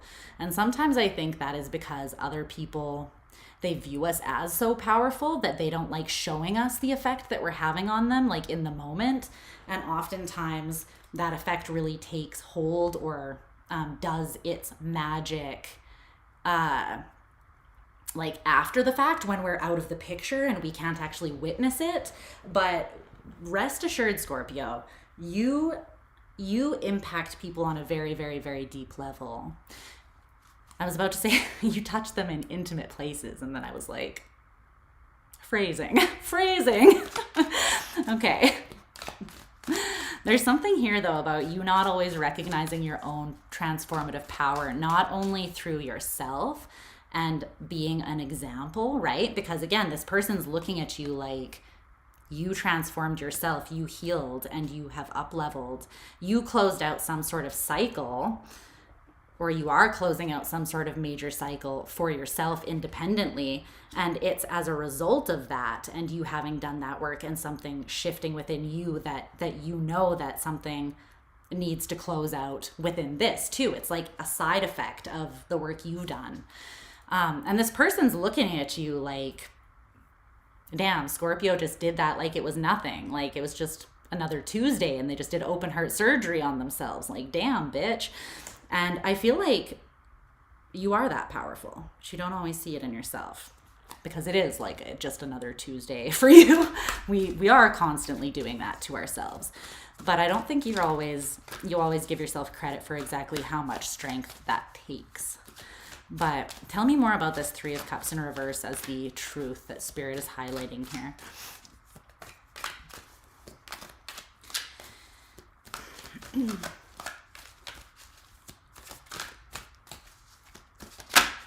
Yes, I love Scorpio's depth and intensity and passion and everything about Scorpios. I love you. Oh, the Hanged Man in reverse. Something still needs to be seen here. The Wheel of Fortune in reverse. Wow.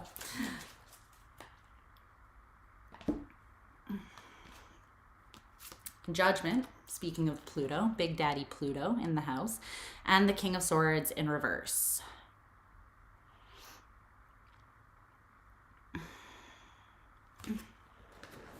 Okay.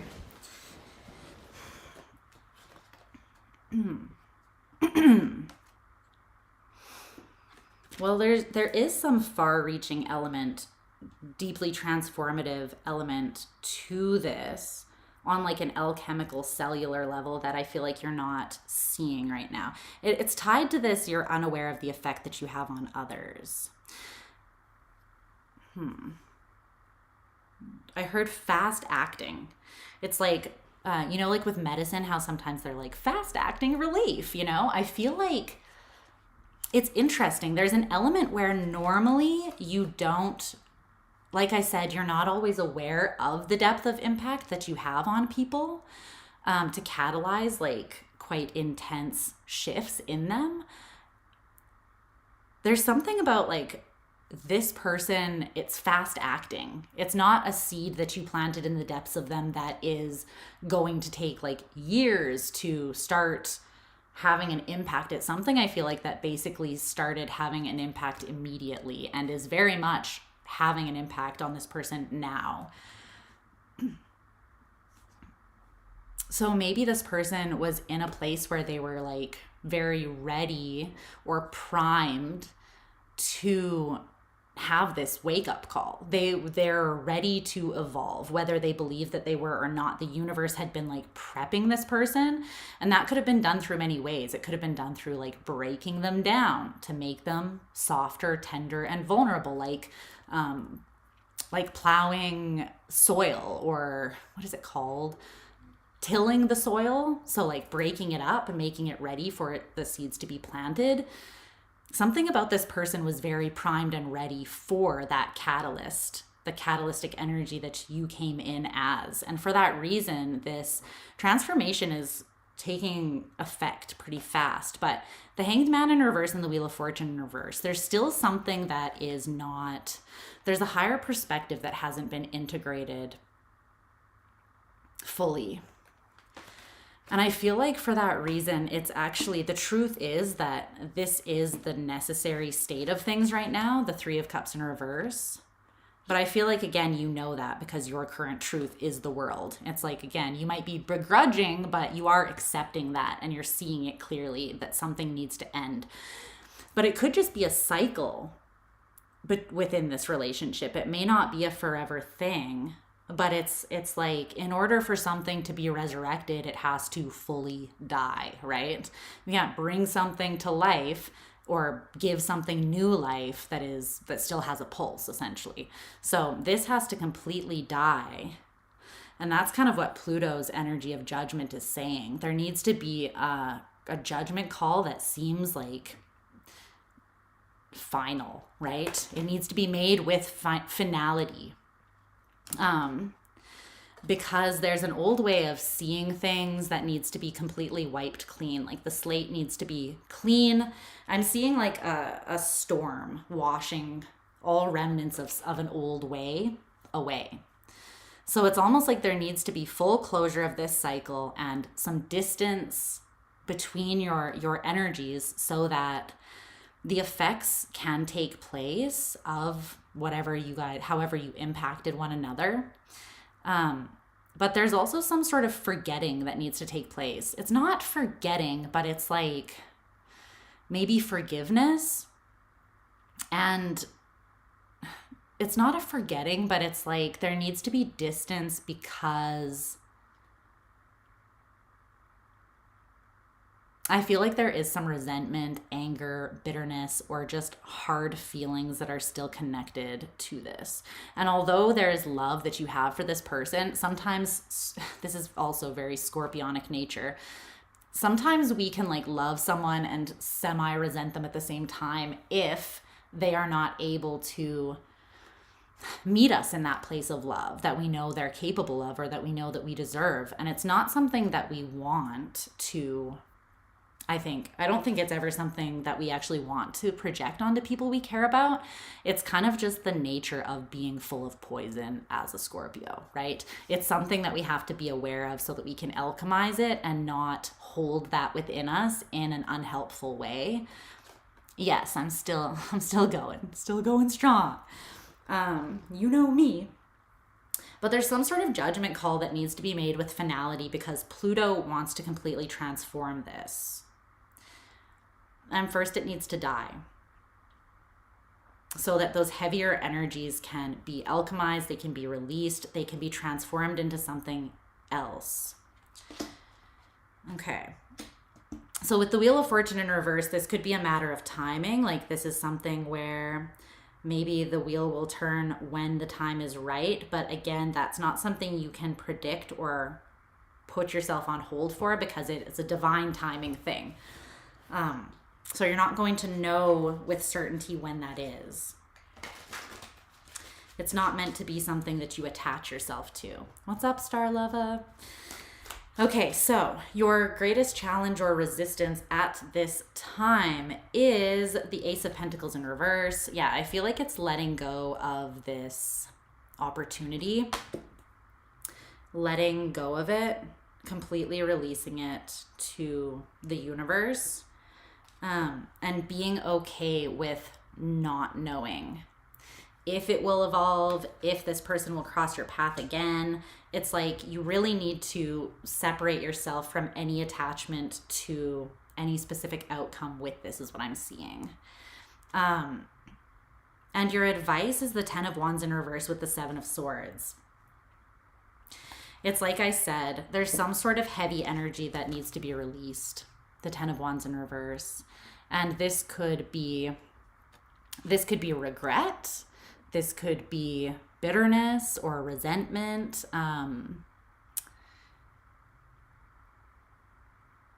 It could be anything really, but it's something heavy that wants to be cleansed out. And I think that you need to be honest with yourself about that, being present. Like if you're mad, let yourself be pissed. Scream into a pillow. Go to one of those rooms where you can take an axe to a television, one of those like destruction rooms where they just like lock you in a room and you just beat the shit out of your surroundings. I really want to go to one of those. Can you tell that I'm a Scorpio rising, Aries, Venus, Capricorn, Mars? Got a lot of shit that just wants out, you know? A lot of pent up aggression.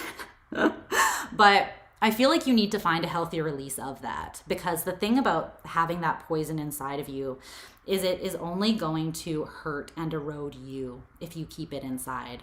It's meant to be alchemized, and it's meant to be alchemized into power. But it can't be alchemized if you are doing this whole thing with yourself where you are... And I get this. It's like you maybe don't want to admit that you have these heavier feelings towards this person because you're trying to forgive and you're trying to focus on the love, the Queen of Cups here. But there is an element of illusion to that. It's like it's not, you can still hold love for this person and simultaneously be disappointed or be pissed off at the situation. And the only way that you can alchemize those heavier feelings is by facing them directly and then working through them. That's how you shift energy, right? Energy cannot be destroyed or created, only transformed. And the way that we transform it is through consciousness. Bringing conscious awareness to the energy changes it in itself. So that's another part of the reason why this break is necessary and why you kind of have to release any hope or expectation or attachment to a specific outcome. Because I feel like as long as you do kind of hold on to something, the hope of something, then it's like every day that it doesn't come through, or every day that this person doesn't do the healing or show up correct, it's like there's that thing under the surface that is like rubbing you the wrong way about that, where like you are pissed off about it or you are hurt by it, but you're not fully admitting it to yourself. And so it's festering. And it may be very subtle how it's festering, but it's better to just be honest about it and release it so that you can become empowered and continue to move forwards, okay? I love you so much, Scorpio. And I hope that you're doing well. Okay. I'm doing good, Star Lover. How are you? Haley, that resonate? Yeah. All right. The feeling kind of sucks. Yeah, I hear you, Shinobi. I feel you. I'm a scorpionic ass bitch, so I feel you. Okay. Let's move on to Sagittarius. You're great. Good. I'm glad to hear it. I'm glad to hear it. Okay. Saggy. Sagittarius. My loves. There. Okay. Sag.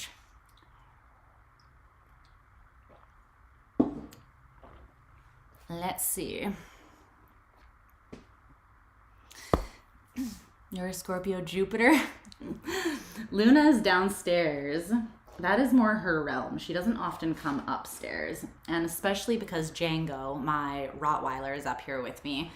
While she doesn't avoid him, she also prefers to have her own space. It's more like because if she's around, he just wants to play with her. He wants her attention.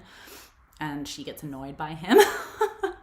So, yeah. She tends to stay in her realm, but she's downstairs, most likely sleeping on my bed. You got to see your family today for dinner, so it's good. That's good. All right.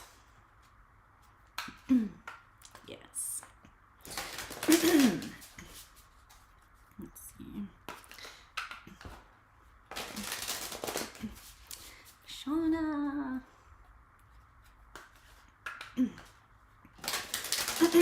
Okay. Let me see here. You are so welcome. All right, let's cleanse the energy out. Clear stream of energy. Clear stream of energy. And then let's tune in to Sagittarius.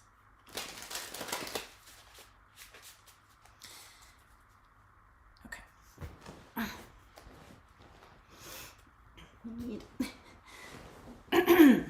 There we go.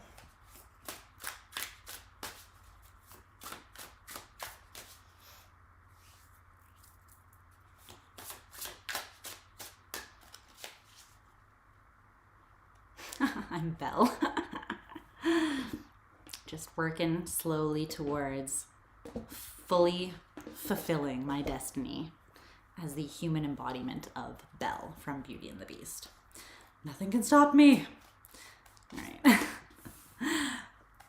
Let's see.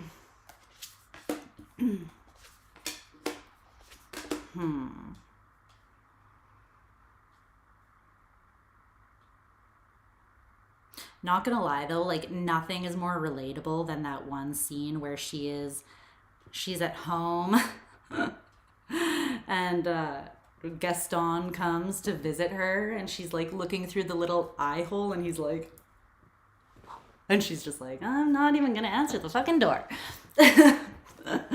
I am just gonna, I think she just does the eye roll and just is like, I am so fucking unimpressed by you. Relatable, girl, relatable. All right. We could all take some lessons from Belle, you know? The original feminist. Let's see.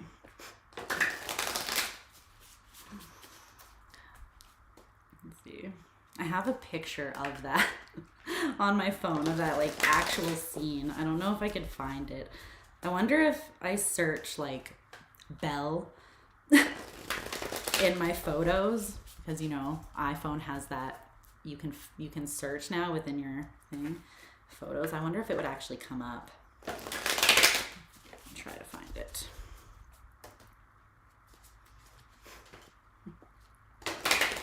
Yes, Chip is adorable. I love him. I love the candelabra too. What's his name again?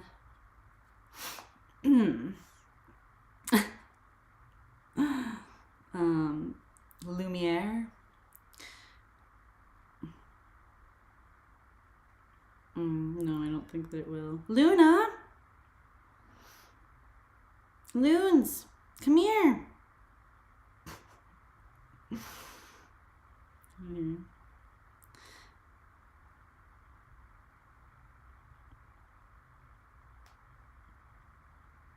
Yeah, no. I don't think it can search that way. Okay.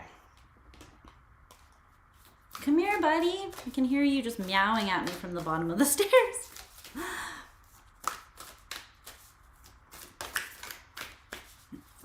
Yes, it's true. Lots of Disney princesses are badasses. I have this this picture that I was trying to find. The fight scene at the end when the dishes and the furniture are whooping ass. Yes. I love that too. Okay, let's get a clarifying oracle card here. Oh, there we go. Oh, you guys could be dealing with, who had this? Was it Virgo? I think it was. Okay.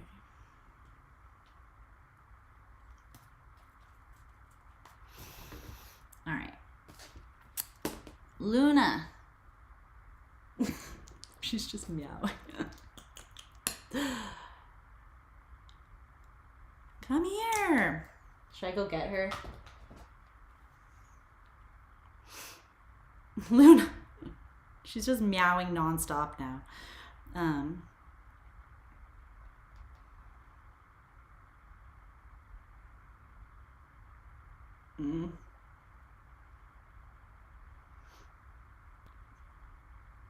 Oh, here it is. This is it. I found it. Dang it.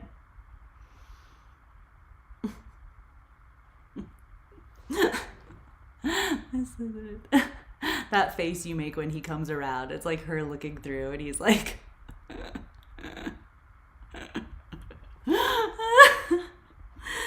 I love it so much. Okay.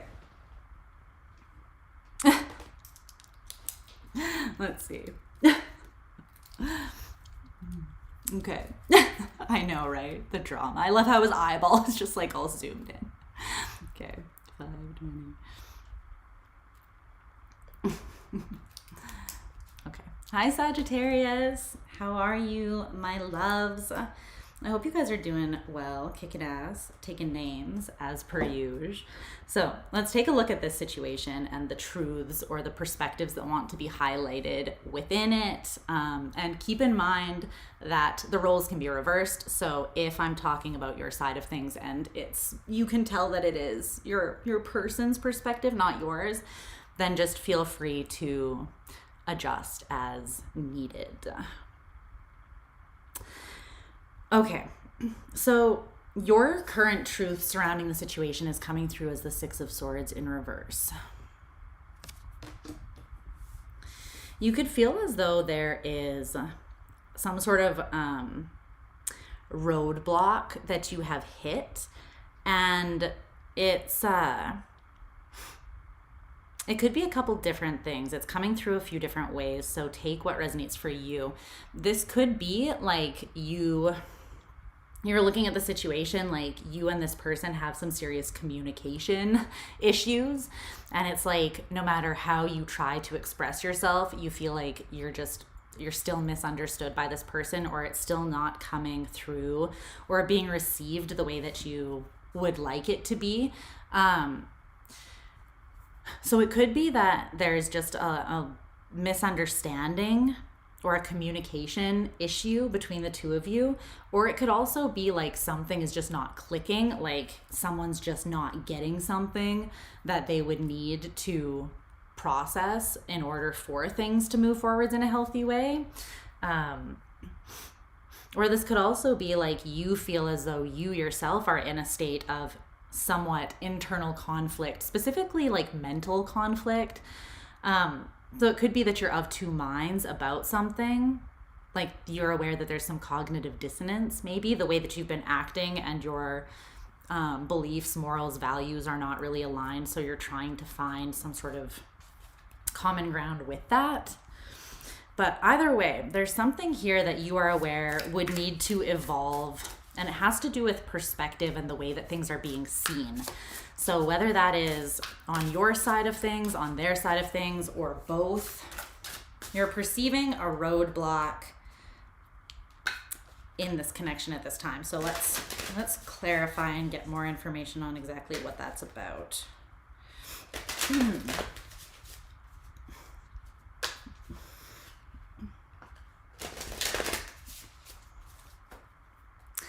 Let's see.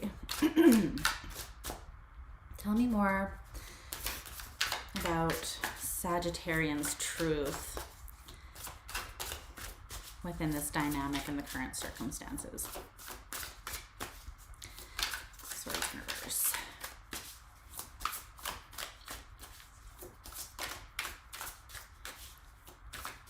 I feel like part of it too that might be an element of the mental conflict, or you being pulled in two different ways, is like part of you wants to find a solution and make a compromise and meet on common ground with this person so that you can resolve some sort of tension or issue.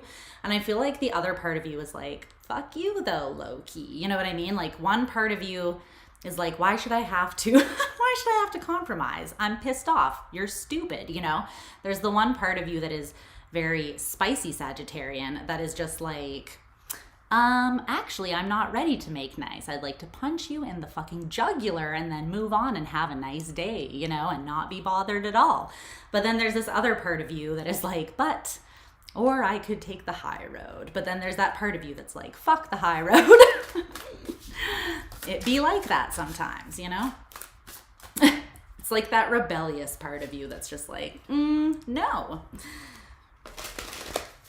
I could cooperate, or else I could throw gasoline on the fire. And I feel like you're a little bit back and forth right now, which is ultimately keeping you in a place of internal conflict yourself, because it's kind of like you can't land on like where you really want to go with this thing right now. I think ultimately you do want peace, but it's more so just like what you feel like you would have to do to add to that peace. And you're like, I don't know. Maybe I'll just do 5 tequila shots and call you and tell you how I really feel instead. You know, it's like I'm on the fence. Do I want to be the devil's advocate, or do I want to be the angel of peace and harmony? Temperance, right? It's like there are two very opposing sides. Ultimately, though, temperance and your empowerment is reached when you find a way to balance those two. One where you're not compromising your state of empowerment, and you're not lying, you're not withholding the truth from a situation, but you also find a way to speak it gracefully, you know.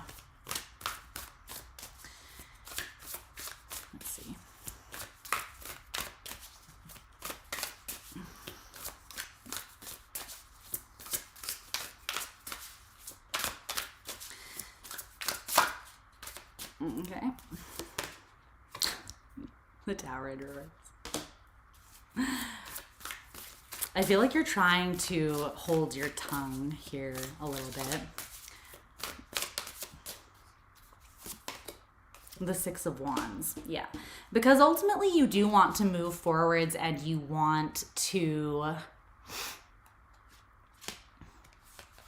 Yeah. Okay. So you're trying to actually look towards the future. And you're like, how can I act in the present that does not sabotage the future that I ultimately want, even though right now I might be a little pissed off, right? Even though right now part of me is like, end them, you know? End them, finish them. What is that, like Mortal Kombat? Finish them, like land the final blow that just kills this person. And you know that it's within reach, you know, it's like, it's almost on the tip of your tongue, but you're like, hold back, Sag. But you're doing that because you don't want to create more chaos. You want ultimately like success with this situation, I feel like. But for some reason, it's a struggle for you a little bit. Oh, God. Okay. Is there anything else about that? I feel like that's pretty point blank. Okay, yeah, you're trying not to add fuel to the fire. Okay. So, their truth, this person's truth on their side of things is the Queen of Pentacles. Okay.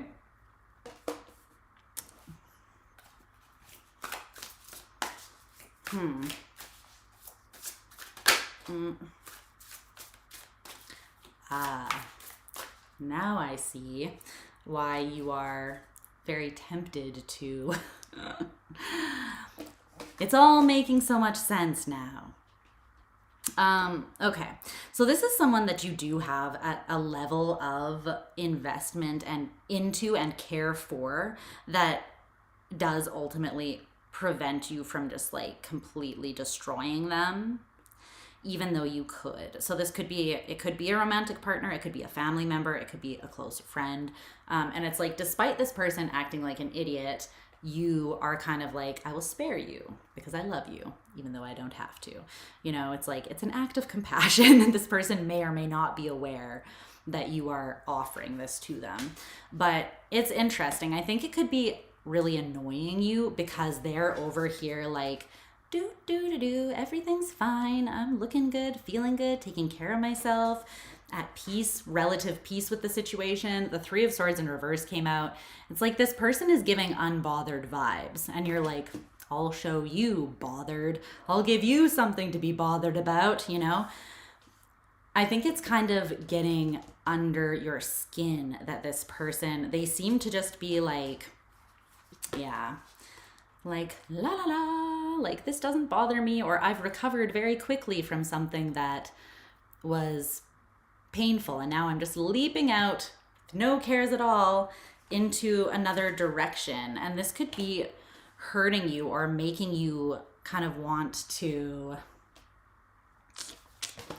you know, stir the pot a little bit, right? Because I feel like a part of you feels disrespected in some way here. And you're like, I will teach you a little something about respecting me, you know?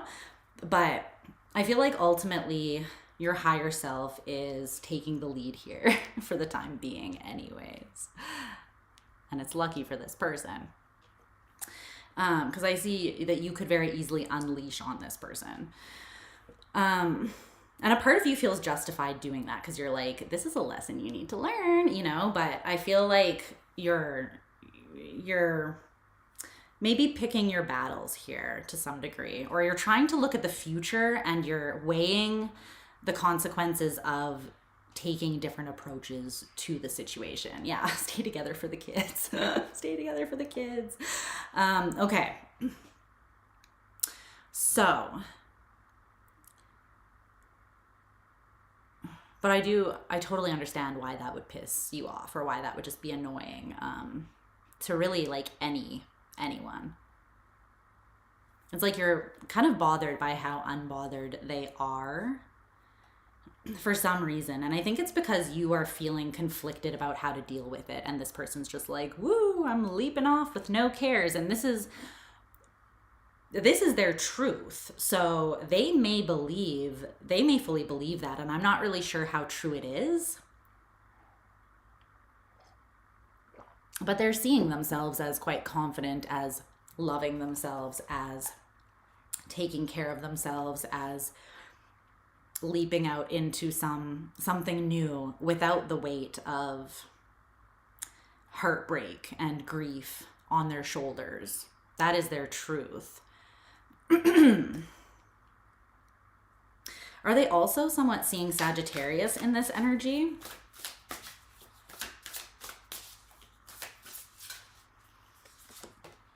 Yeah.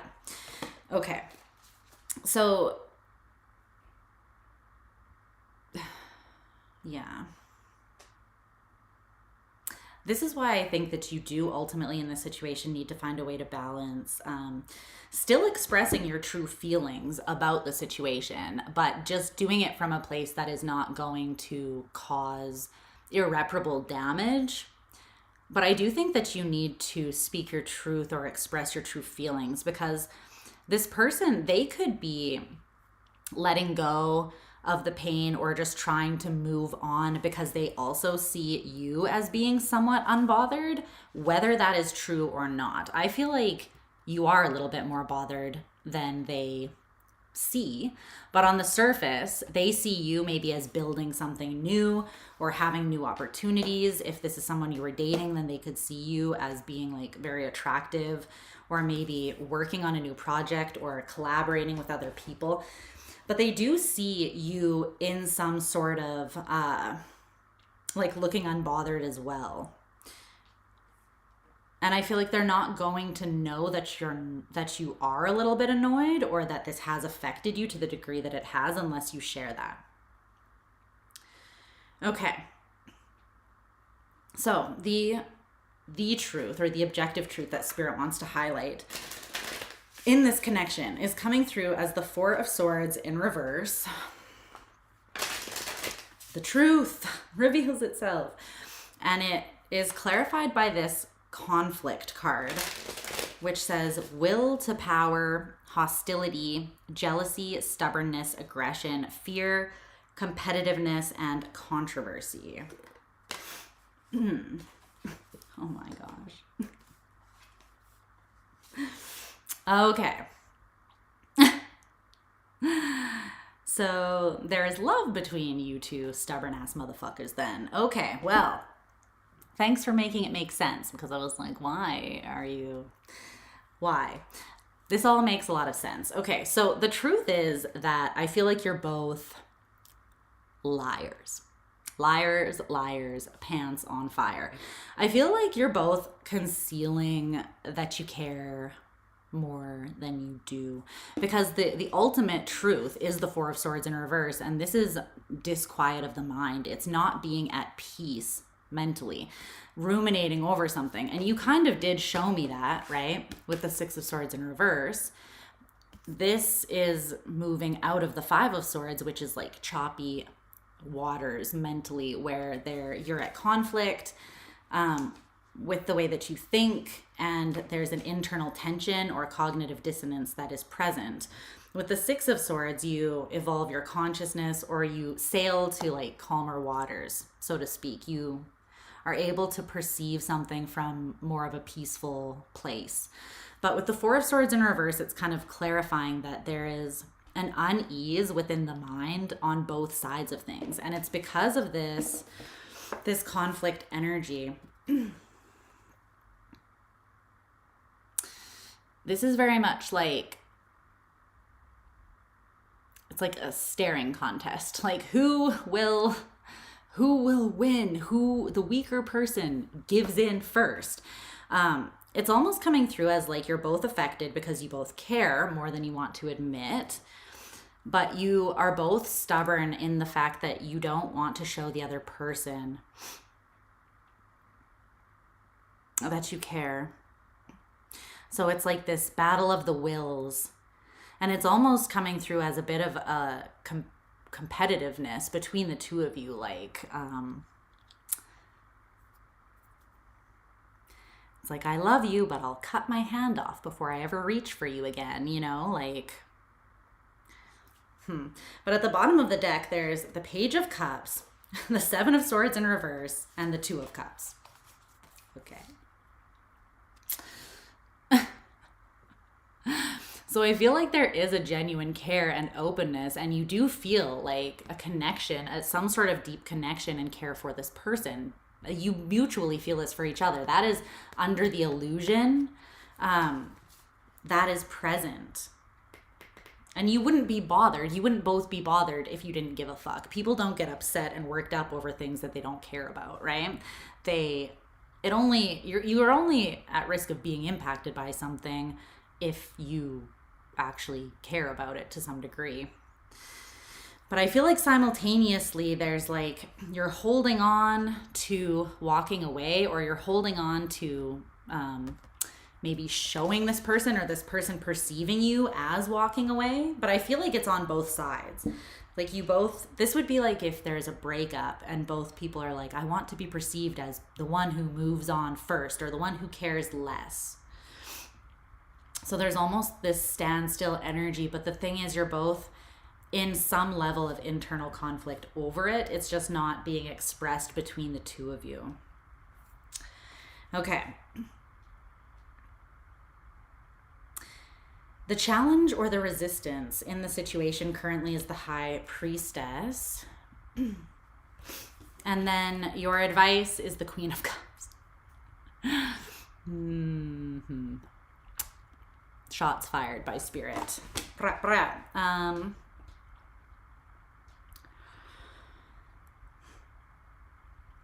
You have to trust what you know and feel emotionally and intuitively. Because it's the ego that is tempted to look at the other person and make an assumption about like, well, they're doing fine, they don't care, and therefore I'll be dead before I show them that I care, because I'm not going to be the idiot that gives a shit when that other person clearly doesn't, and they're moving on like There's a song, what's it called? It's called Love Letter by the Kooks, I think, Kooks. And it's like, you can't break my heart because I was never in love. It's almost that energy, right? There is very much love here. The Queen of Cups is mutual love, deep mutual love.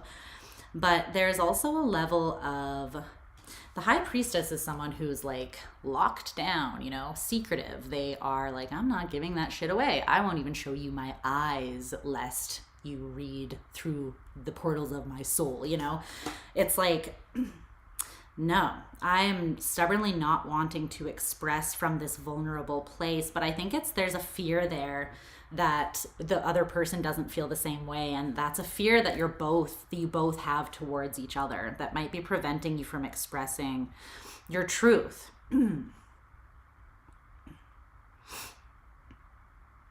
So the greatest source of resistance is keeping your truth on lockdown and not expressing it, or maybe you're hoping that someone will just like read your mind or be able to pick up on it, but they're not. They're missing the mark. They're looking at you like you're looking at them. And I feel like you're both annoyed at the perception that the other person is not bothered. But also with the High Priestess, it's needing to trust what you feel and what you know intuitively. So when you get beyond the ego, or you get beyond that, like, I'm pissed off about this, what do you actually feel about it?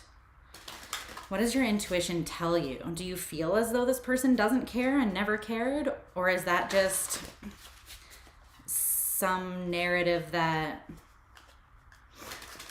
you're telling yourself to keep yourself pissed off so that it's easier to walk away, when really there's a part of you that's hurt or doesn't want to? There's something about listening to your inner voice. Tell me more about the Queen of Cups for Sagittarius's Sagittarian's advice. Look at this.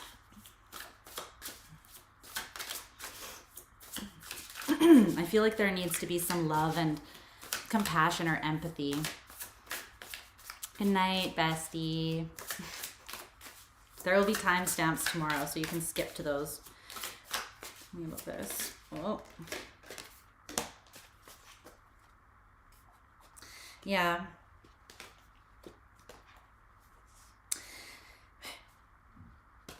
The Four of Pentacles came out again. And before it came out, Luna, stop meowing incessantly at me and just come upstairs. I'm not coming down. I don't know if you guys can hear her. She's just like, brow, brow, brow, like nonstop at the bottom of the stairs. So this came out as you stubbornly holding on to walking away, right? But it just came out to clarify the Queen of Cups. So there's a lot of effort and strength and energy going into stubbornly holding on to being perceived as walking away, or, you know, not being invested, right?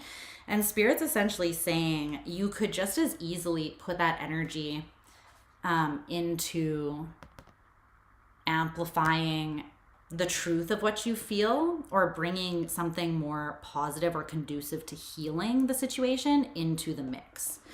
In other words, you could be the bigger person here. You could take the high road, and I know it sometimes sucks, right? But you could do that, and I feel like you would get the outcome that you actually want here. But it would take like, see, the thing is, Jupiter, the Wheel of Fortune, this is your ruler. You have kind of like a direct line to the Wheel of Fortune, and although we can't turn it, it's almost like you understand the inner workings of it more than most. And so there's something you could communicate here boldly that would have an impact on the situation. Is there anything else that wants to come through? Whoa. The Page of Swords in reverse. Judgment and the Nine of Cups in reverse. Oh my gosh. Oh. Well. Okay, well, if this person is legitimately kind of a piece of shit, you know, then that changes things a little. I'm not going to give you the advice to like hold on and offer unlimited empathy and compassion to someone who has genuinely like mistreated you in a way that truly was disrespectful, because Spirit popped out the Page of Swords in reverse to be like, but not on all occasions is Sagittarius meant to take that stance.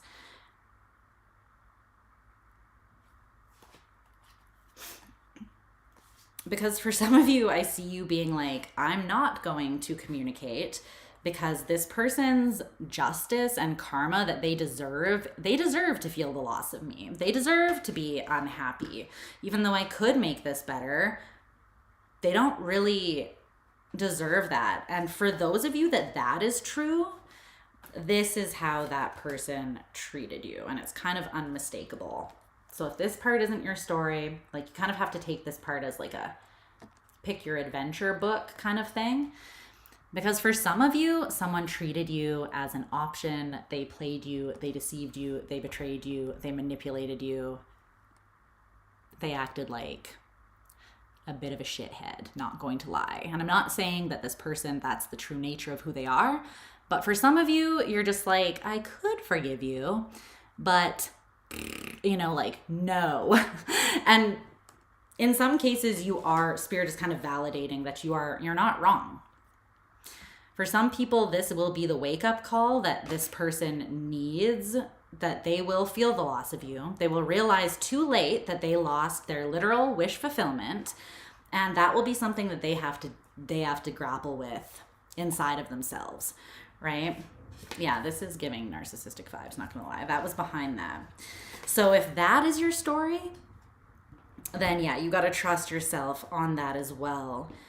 In that case, your advice would be to offer yourself unconditional love and be very disciplined and committed to that, so that you can embrace the truth of the situation and let the tower fall, but make it as gentle and graceful as possible on yourself. And also, in doing that, give yourself a path to walk out of this situation without lowering yourself to this person's level. So without needing to act in a somewhat of an underhanded or hurtful way, like without needing to exact karma yourself on this person by, like, you know, telling them about themselves and essentially putting yourself in the space where you're engaging with drama and someone that just doesn't deserve any more of your energy, even if it is, you know, you telling them about themselves. If this is someone that has done this to you, then nothing will hurt them more. And not that your goal is to hurt them, but nothing, let's frame that differently. Nothing will be more of a judgment call to them, like a harsh wake-up call that they will really feel in the depths of them, than just not speaking to them ever again. And if this person is a narcissist or they have tendencies like that, that is like going completely no contact and never giving them attention ever again is the thing that makes narcissists crazy. And it will also be the only thing that actually brings you peace, because any engagement with a narcissist, even if you think that you're telling them about themselves or that you're empowering yourself by speaking the truth to them, ultimately just like not engaging with them or giving them any more of your precious time and energy is the way that you can honor yourself the most, because there's no winning with people like that. There's no making them see the light. So you got to take what is true for you. Okay. All right. I'm going to bring Luna up here because she's just standing down there meowing like a motherfucker, and I don't feel like listening to her. We have a son, can't no contact, but very limited. Oh, that would be so hard. I feel like a lot of narcissists try to like trap people in ways like that as well. My narcissist ex tried to like he wanted to trap me by like getting me pregnant, and I think it's because he knew that I would be like forever connected to him then, or that was his perception. And it's sick because it's just a control method or mechanism, which is fucked up, because that's literally the life of a child that they are willing to bring into the mix or put on the line just so that they can have more control over a situation, which is, you know, loco. But let me go grab Luna. You guys can see her, and I'll be right back and we'll get into Capricorn. Oh my gosh, my legs.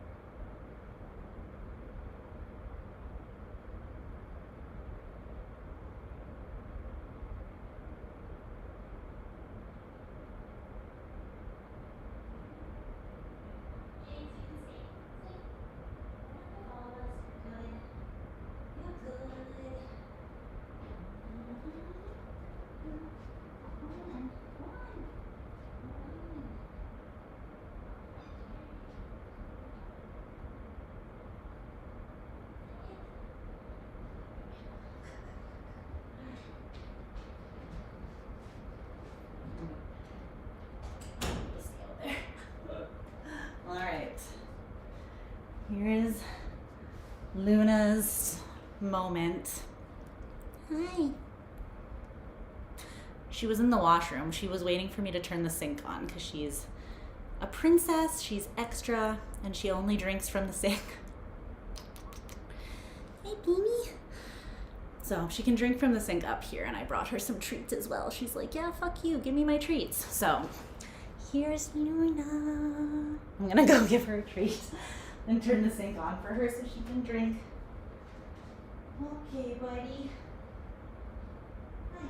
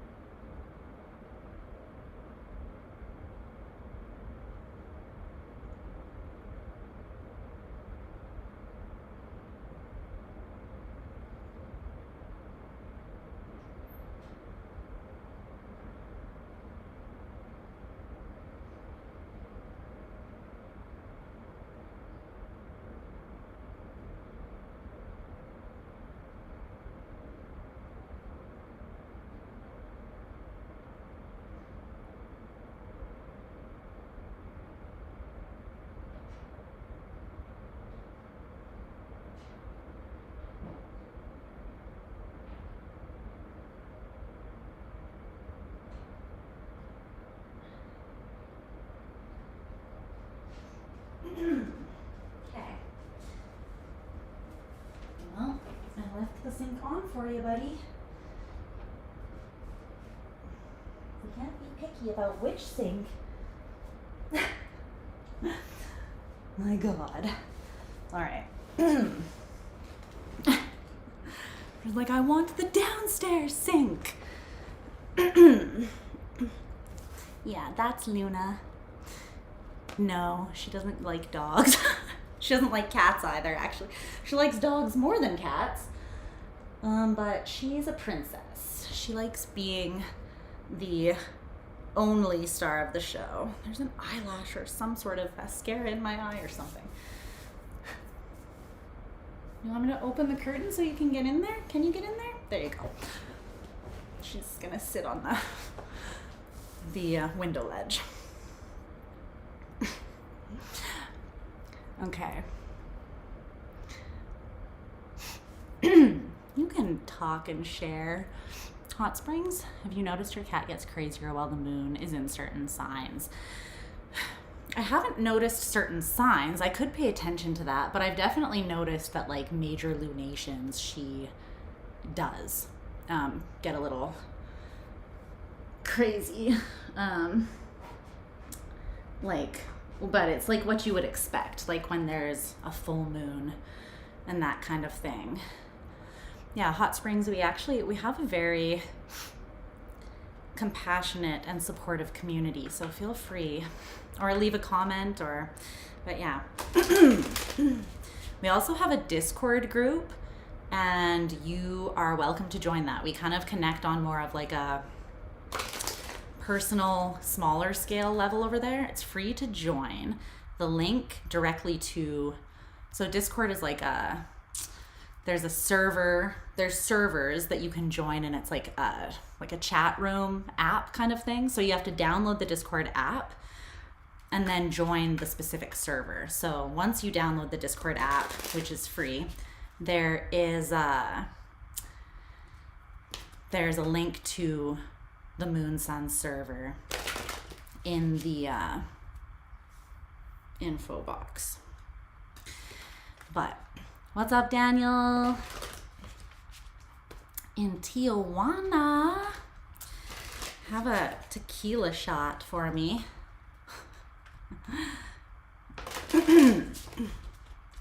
All right. What's going on for my Capricorns?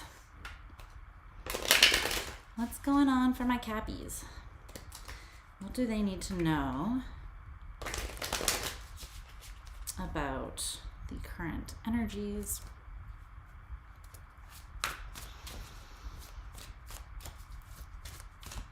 Yeah, you're amongst Gemini moons. There is no too much talking. What's up, Lydia? I'm glad. I hope they were helpful. Okay. Capricorn. Yes, sexy little devils, you.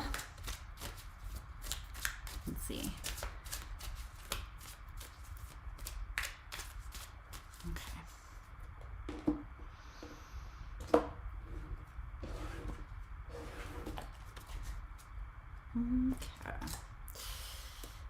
Your truth.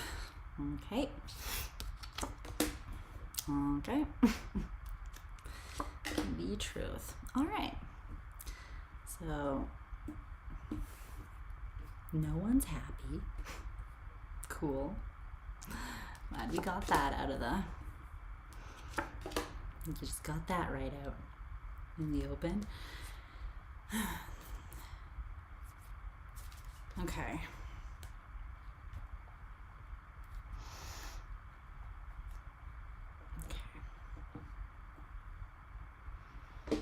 Let's grab an oracle card.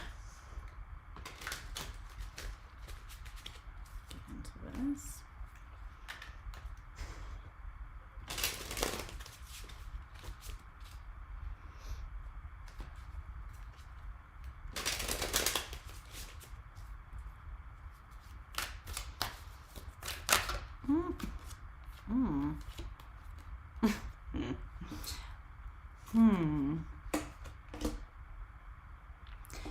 Okay, we'll get to that.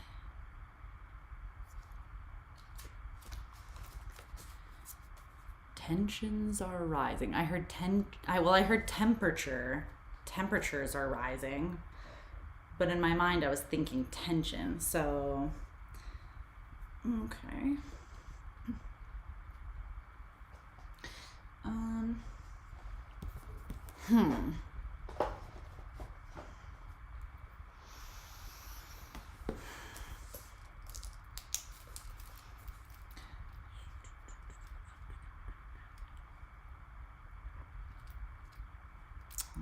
You got a lot of air energy in your family. Let's see. What's up, Capricorn? How are you doing, my loves? All right. Let's dig into the situation and see what elements of the truth or which perspectives want to be highlighted to kind of bring you more clarity or more of like a holistic view of the situation here. So all of the cards in your spread came out in the reverse. That's not bad necessarily. For me as a reader, that can sometimes indicate that there's a little bit of a stagnancy or a resistance or a block, like you're just hitting your head against a wall of energy that you can't really seem to break through to get to where you actually want to be in the situation. So you could feel like you're at a bit of an impasse or the energy is on like a plateau right now. I feel like that is not necessarily true. I do feel like maybe the physical energy or like communication is at a halt. However, I feel like the overall energy between the two of you is still gaining speed, even if it's just that internally each of you is reaching a breaking point due to like internal conflict or tension. It feels like there is still energy moving, it's just not like on the surface. So I'm going to speak as if this first person, it's your truth, but if you feel as you listen to the energies come through that this is your person and vice versa, then just take it as it resonates for you, okay? So your truth currently in the situation is the Four of Swords in reverse.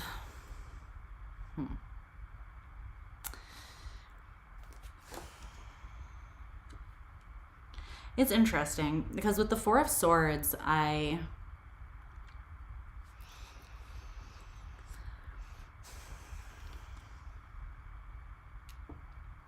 it usually comes through to me as a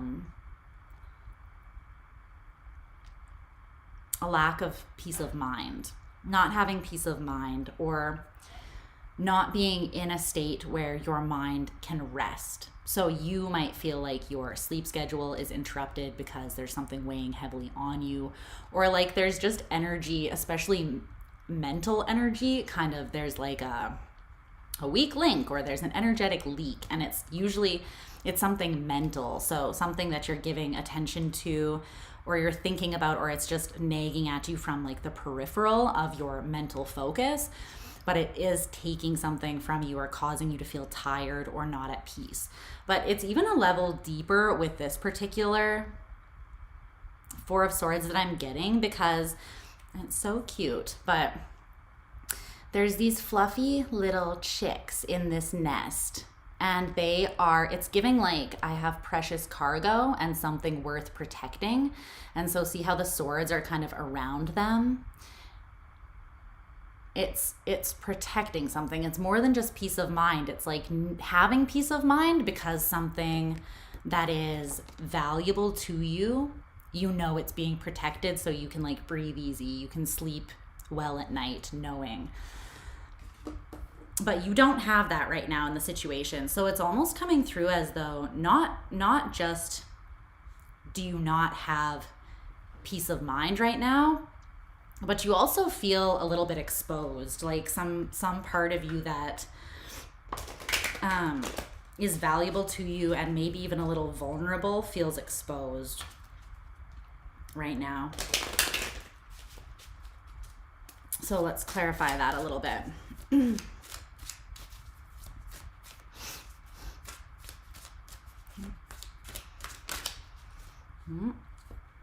The Eight of Pentacles. This is also coming through as like, you could feel as though some vulnerable part of you has been exposed through like your doing. So for instance, maybe you feel like you thought you could trust someone, and so you shared something personal with them, right? Something that you normally keep, you don't let many people access. You may have put work into this connection and shared certain things, or made parts of yourself accessible that are not places you would normally open up. And now you feel this level of feeling vulnerable or exposed in those kind of sensitive spots. So it could be either that someone's actions just broke through a barrier and made you feel a little bit unsafe, or it could be that you felt safe and so you opened up in a certain way, and now you're realizing that something has changed, or someone has made you question whether or not you could actually trust them, in other words. Can you tell me a little bit more about that? I feel like you're working to regain peace of mind, though, here. You're working on this. The Five of Cups in reverse. Yeah. Something hurt you. You're working through releasing some sort of grief or pain. But it does weigh heavy on you in some way. And I feel like even more than it weighs on you emotionally, it weighs on you mentally. You might be being kind of hard on yourself or judging yourself, being quite critical. Be careful with that. Don't slip too much into that. The shadow side of Capricorn can be very, very harsh.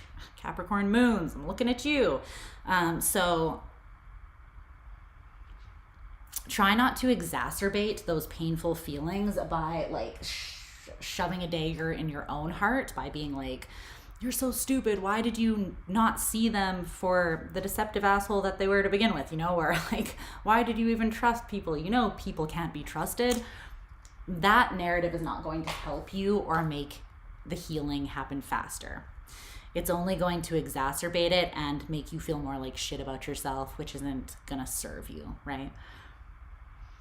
So there's a level of compassion and forgiveness you need to have for yourself as you work through releasing this pain, okay?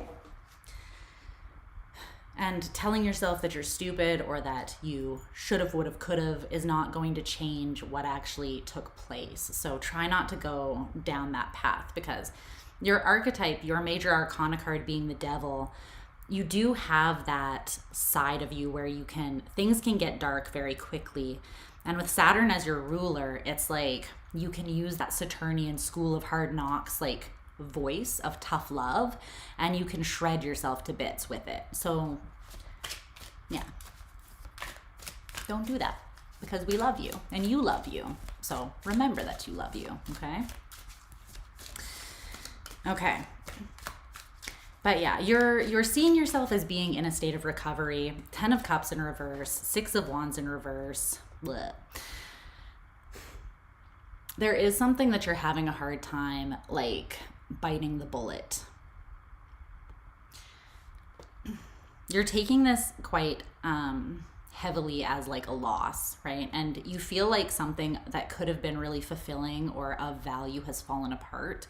Maybe this was something that was fulfilling and of value. For some of you, you're getting divorced or you've gone through a breakup and it was an established connection where like you did have love, you have good memories, and you saw this going in a trajectory where you got everything you wanted.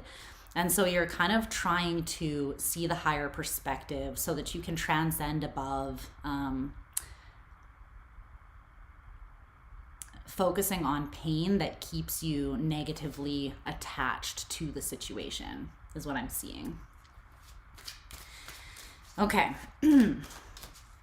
This other person's truth in the situation is Judgment in reverse. So, yeah.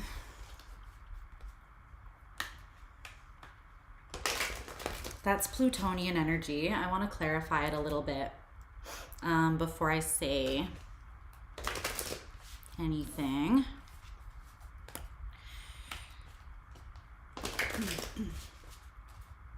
But I'm getting like past the point of no return is what I'm feeling. Past the point of no return, there's no turning back now. This person is kind of, I feel like, seeing or registering the situation between the two of you as something that cannot be reconciled. It can't be resolved or transformed, or I don't know. There's an energy of kind of like hopelessness with this. Judgment in reverse. Because this Judgment card is showing the cocoon and then this moth that has broken out of it and is kind of like rising, but it came out in reverse. So it's kind of saying this person is not seeing a way to evolve and transcend out of this that ends non-violently. So let's get a little more information on that.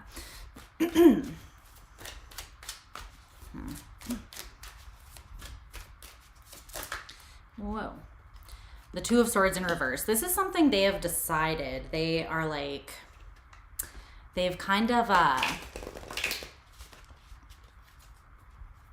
are you guys getting a lot of ads? I set it to like, I think it should only be doing one every like 24 or 30 minutes at the most. Let me know in the comments if you're getting an intrusive or annoying amount of ads, because then I will... Have they? Okay, I'll see if there's anything I can do about that. I don't think during the live stream I can, but after the fact, I can go in and like delete a bunch of... They show me like where the placement of the ads is, and I can go in and manually delete a bunch of them. So I'll remember to do that. But this is something that this person has decided. They have convinced themselves, whether that is actually the objective truth or not. You're kind of giving me this energy of like the point of no return as well, because you're actively putting work into, I don't know, maybe not. You're actively putting work into healing yourself. But for you, I feel like once you've been disrespected, it's almost like that is enough of a slap to the face that you wouldn't set yourself up for the possibility of another slap. You know, it's like one is enough. And I think that this person can feel that energy of finality as well coming from you. So I feel like their truth and their read on the situation is pretty accurate. They're picking up what you're putting down. Let's see. Anything else about this person's truth?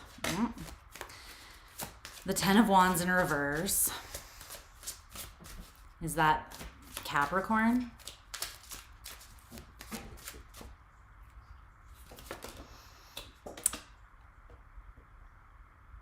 No.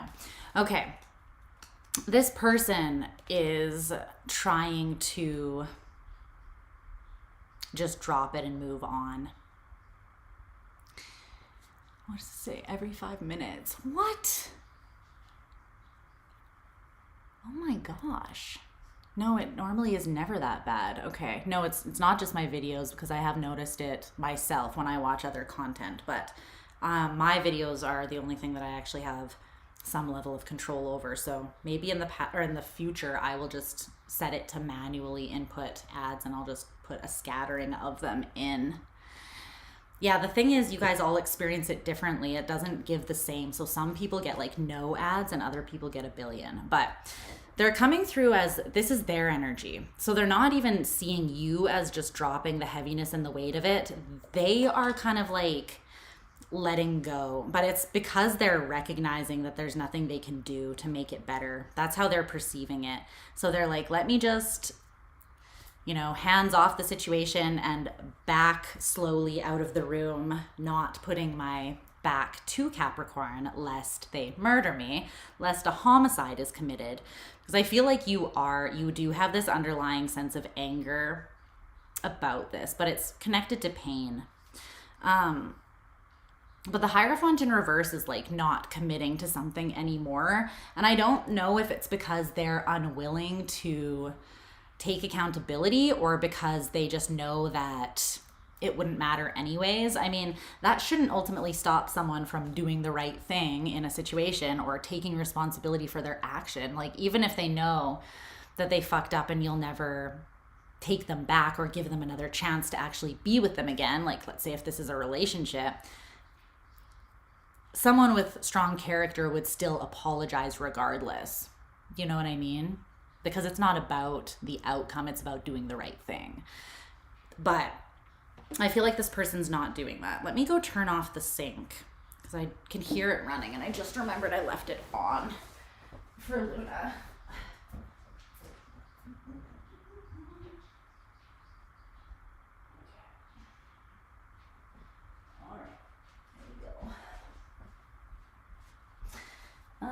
Okay.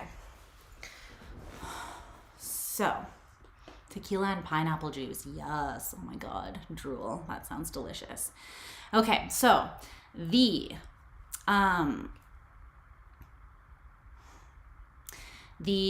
ultimate truth or the objective truth that Spirit wants to highlight at this time surrounding the situation is the 9 of Cups in reverse.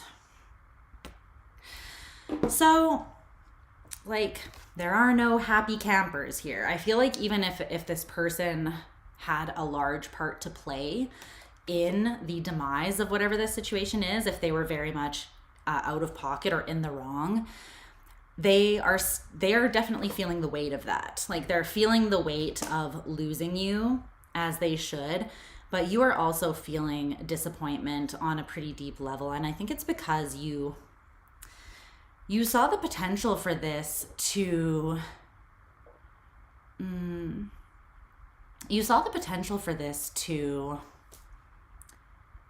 be very significant or very fulfilling to you. And that's a lot for a Capricorn, because you guys do have high standards, and you should. We all should. But I feel like when you look at something and you give it that stamp of, this could possibly be a 9 of Cups energy for me, that's a lot. That's you looking at something and giving it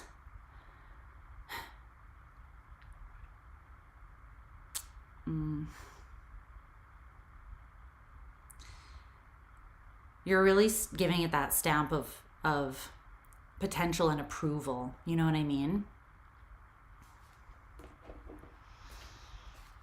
Cap, Moon. What's up, Rewire Your Fire? So yeah, clarifying that 9 of Cups in reverse is these 2 oracle cards, Volcano and Someone Soon. Okay. This could be viewed a couple different ways. I feel like potentially someone is going to lose their shit soon, or like someone who has maybe been quite composed in the situation. I feel like it's you, if anyone, out of the situation. Something might reach a boiling point where you're just like, actually, let me just release a little steam here, you know? Let me get something off my chest. But there's also an energy I feel like that Spirit is saying with this Someone Soon card. I want to read that from the book, but there could be something coming in for you that is actually quite worthy of you, like quite a promising prospect. Where's that book? Let me see what the Someone Soon card says here. Number is this? Number 43.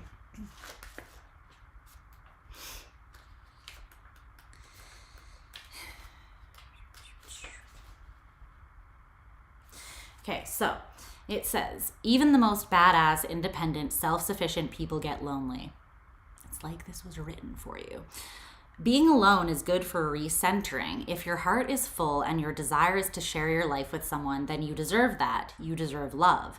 Put your order in for the love of your life or the love for now, and then keep focusing on your goals.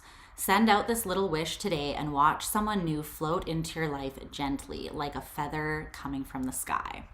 So Spirit is validating you and saying you are a badass, independent, self-sufficient baddie, right? Like you dat bitch, you dat boss, you dat one, you the one. You're legendary, you know, and we all know it. And you do deserve to have all of the desires of your heart fulfilled. Because even though you are totally self-sufficient and completely capable, that doesn't mean that you want to be alone forever. You know, that doesn't mean you want to always be the one that carries the weight on your shoulders by yourself. Just because you can doesn't mean you should have to, right? And Spirit is saying that if that is something you truly want, then don't be afraid of still having that desire, even in the face of this disappointment. This person simply wasn't for you. They, in whatever way they hurt you or were not able to rise into the evolved potential that they would need to meet you or align with you. It just wasn't right. It just wasn't right. And you deserve something that is right and something that you don't have to remind to do their part. You want someone that is equally as badass as you, that just shows up, and you're two badasses that are completely independent, self-sufficient, and kick-ass independently, and then together you create like a power couple. That's what you deserve. So don't be afraid to hold hope and send that wish out to the universe. Yeah, because power move. Because I feel like this order is going to be received from the universe, and they may be coming in even faster than you think, which might surprise you. So your work is to not allow this current situation to like jade you or put you in a situation where you're just like, fuck love, you know? Because you can still have what you deserve, but I feel like it's definitely not in the form of this particular person. Okay, so the greatest challenge or resistance is the King of Wands in reverse, and then your advice is the Nine of Pentacles in reverse. Okay.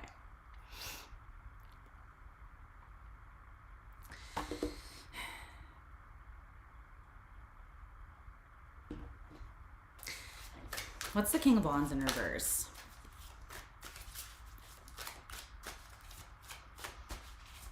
What are the stamps?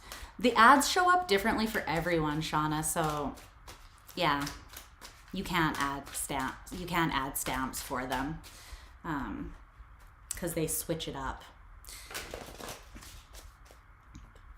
Okay. What is the King of Wands in reverse? But I'm annoyed that YouTube is making my content annoying to view. So I will go and I'll manually, after the video finishes processing, I'll remove any excessive amount of ads. Don't worry. Okay. All right. The Two of Wands in reverse. Oh, you're trying to try. Let's see.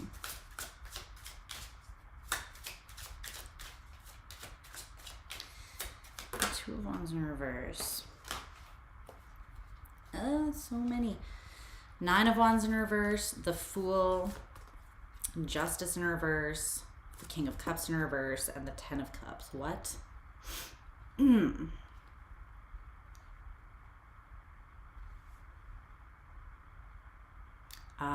Okay. A little bit similar to Sagittarian's energy. There is a part of you that, yeah, you feel a little bit attached in an unhealthy way to the past, specifically to this connection still, because you're like, I need them to get their karma. I need them to understand how badly they fucked up. I need them to feel the loss of me on a deep and resounding level, you know? And I feel like you need to understand that that will happen without you needing to explode your personal wrath all over this person. Karma never misses. Never has missed a shot in its existence, you know? And I feel like you spending your precious time, energy, and attention on delivering what you believe to be karma for this person is just going to take you further away or prolong the period between you actually getting what you want, and you're better than that, right? But they're essentially laying out what this person's karma is so that you don't have to feel bad about leaving them to themselves. Because it's like, it's like without any effort applied, I feel like this person is going to leap out into something new, and it's going to be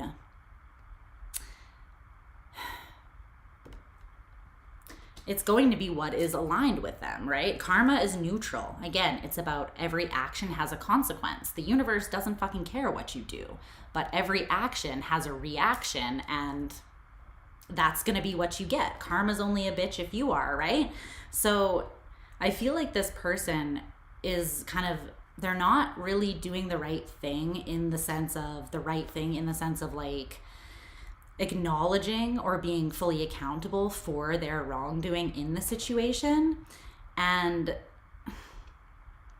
for that reason, there is a price to pay, but it's not something that you need to go and collect from this person. But I feel like this person is someone who's emotionally immature or underdeveloped, and they're not really willing to do the work.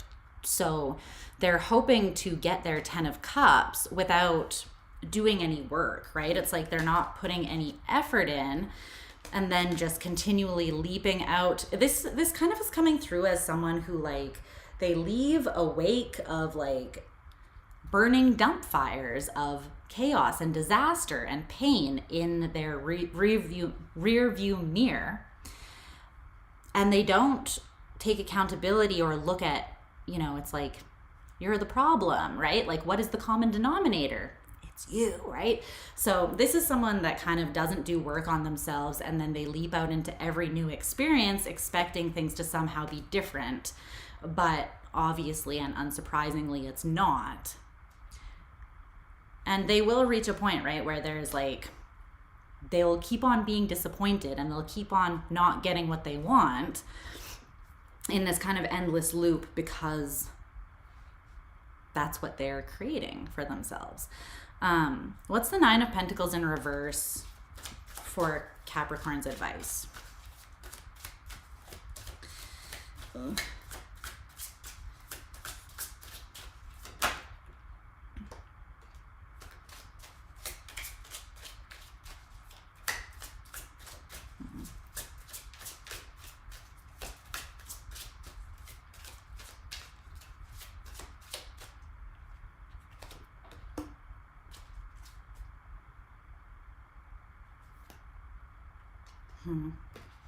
Yeah. If anything, if there's any impact that's not helpful, or that's kind of like keeping you down or continuing to take from you, that this person is like an unwanted influence or impact that this person continues to have on you that might be getting under your skin. Essentially, Spirit is saying that the focus of your attention and your energy should be on coming back into a state of complete empowerment, because from this place, owning who you are, knowing who you are, being in a place of being responsible for the part you played and being empowered, you will see the higher perspective that allows you to cut this out and let it go without carrying the remnants of heaviness associated with it. You'll be able to sort of wash your hands clean from it. But there is a level of, I feel like, strategy that they want you to take in your approach to this release. There's an important truth that you need to see and accept that will allow you to move forwards and fully let this go from an empowered place. But I think that with the Nine of Pentacles in reverse, they want you to look at, it's like that truth that will ultimately bring you peace might be in a place that is somewhat uncomfortable for you to look. Because I think that if this person is still affecting you, it's because there's a deep insecurity that you don't really want to admit that is, that this person or the situation keeps on triggering or poking.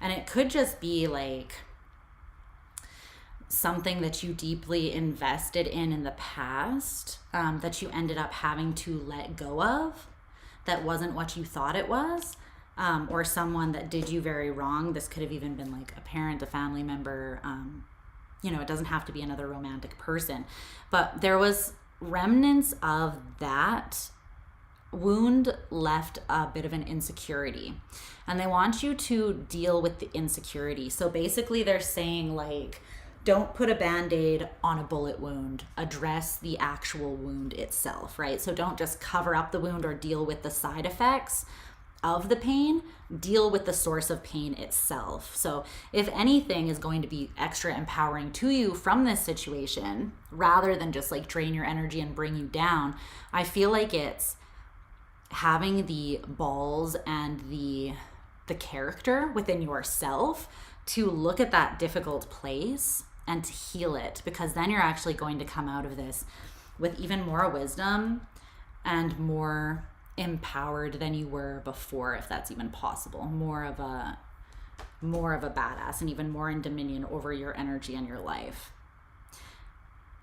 So the only way this person can continue to take more from you is by not addressing the insecurity that has been triggered by the situation, because then anytime you think about it, that tender space within you is probably going to have some sort of reaction, and you're going to feel like this person is still able to cause a reaction in you, and I think that's going to annoy the ever-living shit out of you, right? So the way to alleviate that is by addressing the wound directly within yourself, and then empowering that place so that you're not giving your power away from that spot, if that makes sense. Okay? Love you, Capricorn. You're gonna get everything you deserve. It's coming possibly sooner than you even think. So keep on keeping on and being yourself, because you're awesome. And you will call in what it is that you deserve, okay? And desire. All right, we're moving on to Aquarius. We are moving on. Moving on up. Okay. So, yes. Aquarius.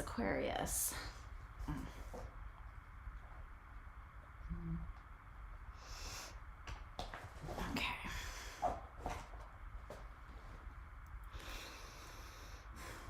Let's see.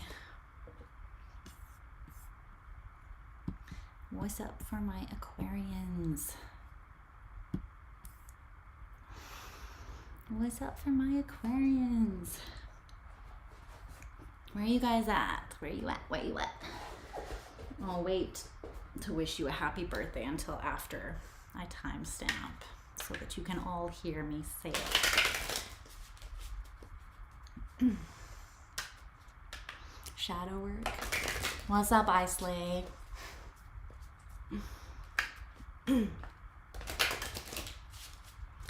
I'm hearing that part. When I said your name, I was hearing that part from that one Beyonce song. I think it's Formation, where she's like, I slay,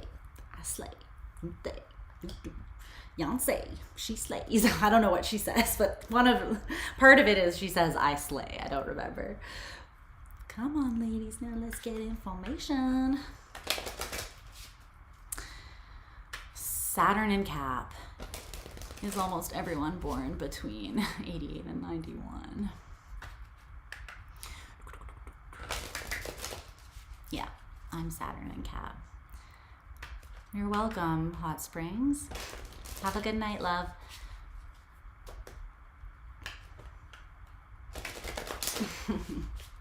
Aw, thank you. I slay. We slay. All right. Let's see. Okay, what's going on for my aquas? I feel like the last couple ones have been heavier. Is that just me wading through the energies? Let's see.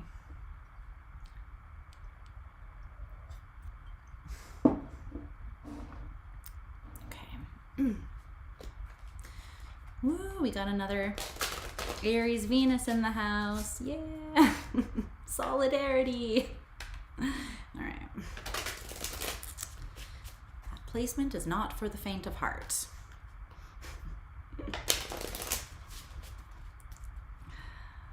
What is Aquarius? Need to know. What's up, female Pisces? A fellow Pisces. Good to have ya.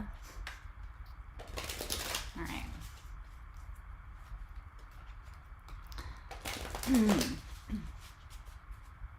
The energy is thick. Yeah. All right. Aquarius. What do my beautiful aqua babies need to hear about the situation?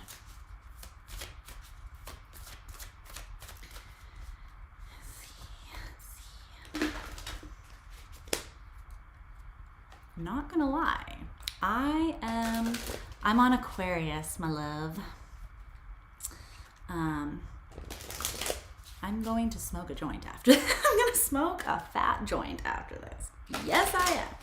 Gonna grind up some rose petals, throw a little rosemary in there, maybe a little mugwort, and I am just going to float into a space of blissful oblivion because I'm tired. I just want to zone out and watch anime for a little bit before I go to bed. And my brain would like to be off primarily for that whole process. So let's see. You need that. Okay. Let's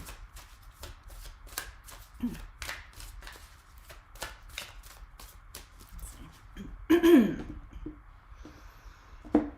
A healthy level of spacing out, I feel like, is very Aquarius season coded, you know? I feel like we can do that. Let's see. Okay, well.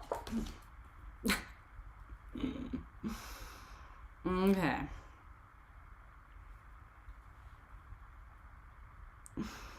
Let's see.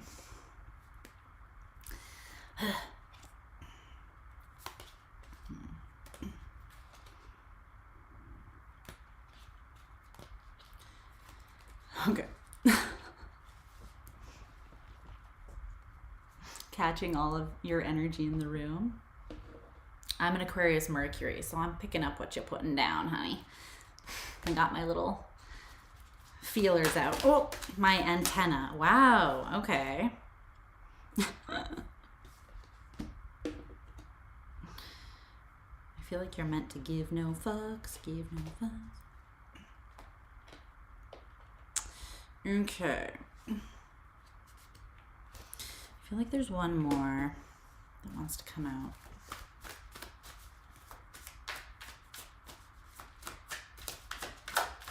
Anything else to clarify that for Aquarius? What? What? There we go. Okay.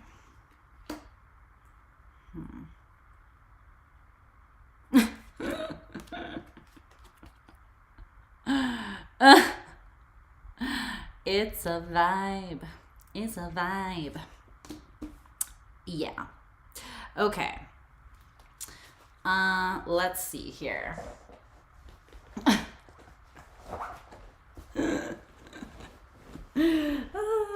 This is a Beastie Boys reference, or that card is a Beastie Boys reference. But yo, I'm out and I'm gone. Okay.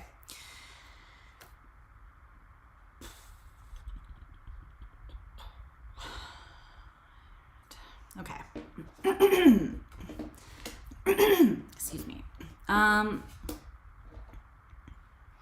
Let's see. What's up with this?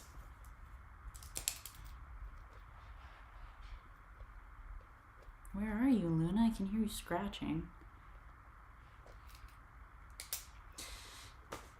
Hold on, I'll timestamp you again right after this. I want to know where she is. Loons? What are you scratching at? What? Hey! Oh, want to go downstairs? Here. Hey, Jane, go down. Go downstairs. Go. She won't go downstairs. Go. Go. You want to go? There you go. Go downstairs. Jane, go. Yeah, she's nice. Jane, go. Hey, Jane, go. No, don't chase her. You deserve to get clawed in the nose if that's what you get, buddy. Oh my god, the chaos. Okay. Luna wanted to go back downstairs, and Django, my Rottweiler, was waiting outside the door, and she hissed in his face and tried to get past him, and then when she booted it downstairs, he chased her full speed. And I was like, you deserve to get scratched. I can't do anything for you.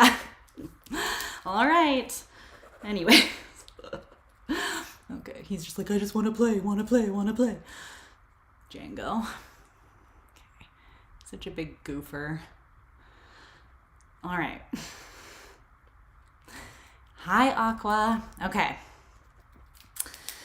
Let's see what is going on. And happy birthday, my beautiful babes. I hope that you have an amazing season, an amazing solar return, and spin around the sun, and just know that I love you more than life itself. So, in Vedic, I am an Aquarius sun, so, but let's see what wants to come through here. So I'm going to read the first side as if it's your truth, but if you feel like the roles are reversed, then just take it that way, okay? So, there's a hair. Your truth currently in this connection is the Four of Pentacles in reverse. I feel like, no, this is the Five of Pentacles. It's the Five of Pentacles in reverse. Okay, that makes sense. So you're looking, it's like opening up this little savings box and finding like 5 piddly little coins and being like, well, literally not even worth it. I'm just gonna, empty that, and I'm gonna move on to greener pastures. There's something here that you don't feel like you, I'm sorry, Shauna. There's something that you feel like it's not worth your time to continue giving to. And it's not because you're looking at someone like they don't hold any innate worth or value, because I don't feel like you really tend to look at anyone that way as an Aquarius. But this situation has pushed you, I feel like, to your limit, in the sense that you're not going to let it take anything else from you, is kind of the vibe that I'm getting. And you feel like the more that you feel like it's just all you do is lose when you do give to this. All it does is take. And I think that you're at the point where you're failing to see where you can substantiate your giving more to it, even your time, energy, or attention in any way, because it's like, it's not all about what you get from something, but if you're constantly getting nothing from it and people are just kind of taking or using and abusing you, then there becomes a line that you need to draw in the sand, right? So that it's just a healthy boundary. Hey, Gray Star, tell me about this. But yeah, overall, I feel like this situation, you feel like you have to put it, like using your logical mind, you have to put it behind you. You have to be like, that was in the past. I'm not putting any more work into it or effort into it. I'm just going to call it a day, take it for what it is, and let myself in from out of the cold, because it's like you're realizing that this is draining you. It's putting you in the red, energetically speaking, and making you feel an energy of scarcity and lack. And generally that's because there's an imbalance in the situation. So let's see. Tell me more about this. Well, judgment. Yeah. You see what the correct call is, and you see what's fair in the situation. And you're seeing it from your logical, analytical mind, but you're also seeing it from, like, I feel like your intuition, your guides, your spirit, like you feel at the very core of you, like this is something that in order to honor and respect yourself, you have to release this. So that makes me feel like this is someone that has disrespected you in some way, even if that's like they just took from you, and almost with this entitled energy, like, oh, Aquarius has so much to give, let me just gobble this up and give nothing back, right? That's definitely a form of disrespect, right? And entitlement is a form of disrespect. It's like, no, access to my energy is a privilege. It's a privilege, you know? A plus B equals C. So I feel like you see this clearly, and you kind of know what you need to do to respect yourself.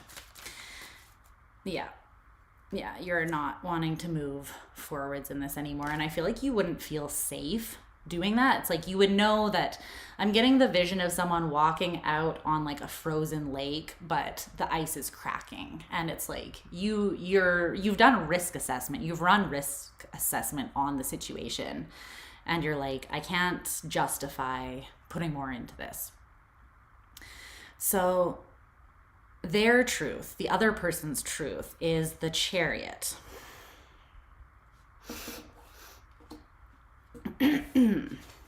Okay. The thing about this Chariot in this deck is it's like all of these days of the calendar going by.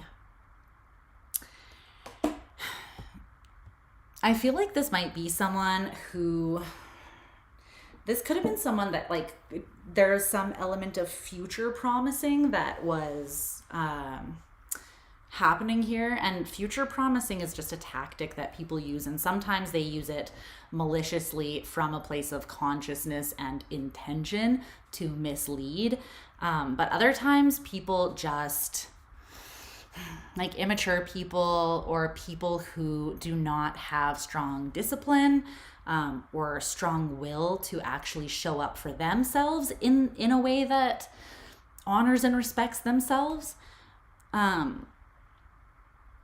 It's like making plans for the future. Like you start dating someone and they're talking about kids, and they're talking about getting married, and they're talking about all these things, like building a solid future, a tangible future. But it's like kind of fantasy, or it's kind of illusion, or they're not actually putting two and two together and taking what they're saying seriously to the degree that it should be taken seriously, right? And those kinds of people, sometimes even if they do have good intentions and that is what they truly desire with you long term, it's like the kind of person where days, months, years go by and they never actually take action towards solidifying the connection or towards fulfilling the promises that they made to you, right? It's like there's a part of them that was that meant it when they said it, but then when it came down to it, they were like, they never followed through. Tell me more about the Chariot, though. This is Cancerian energy. Oh. The Lover's in reverse. Well, this is someone that has very real feelings for you that they can't deny, which is that Cancerian Chariot energy. But they are, no. No.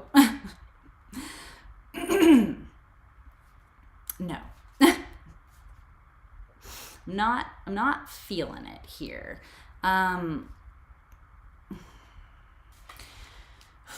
This is someone that's ultimately not committed. They see the potential of what the connection could be, the Lovers, right? But it's in reverse, which is they're aware of this and they might very much want it, which could have caused them to, again, like make promises or, you know, show up in a way that was misleading to you, that made them seem like they were more invested or serious. But I feel like they were more invested in the idea of you and this future.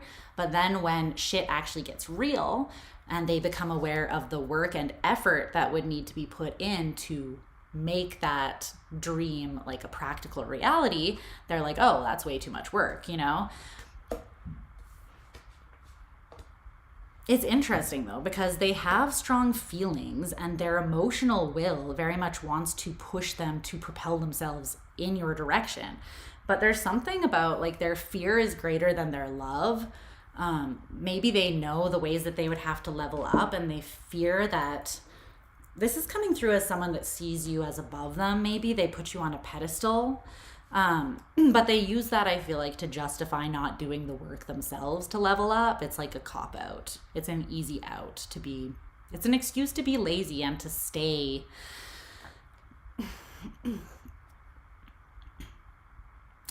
chained to old toxic patterns, habits, coping mechanisms. This is someone that is immature in numerous ways.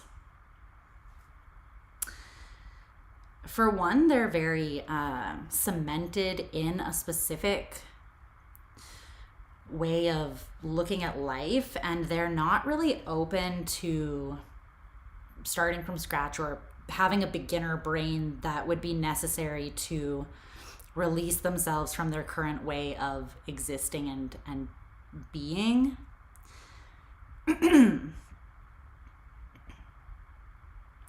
So this is someone that is ultimately more invested in their own toxicity and the ways that they keep themselves small, or the ways that they self-destruct or self-sabotage.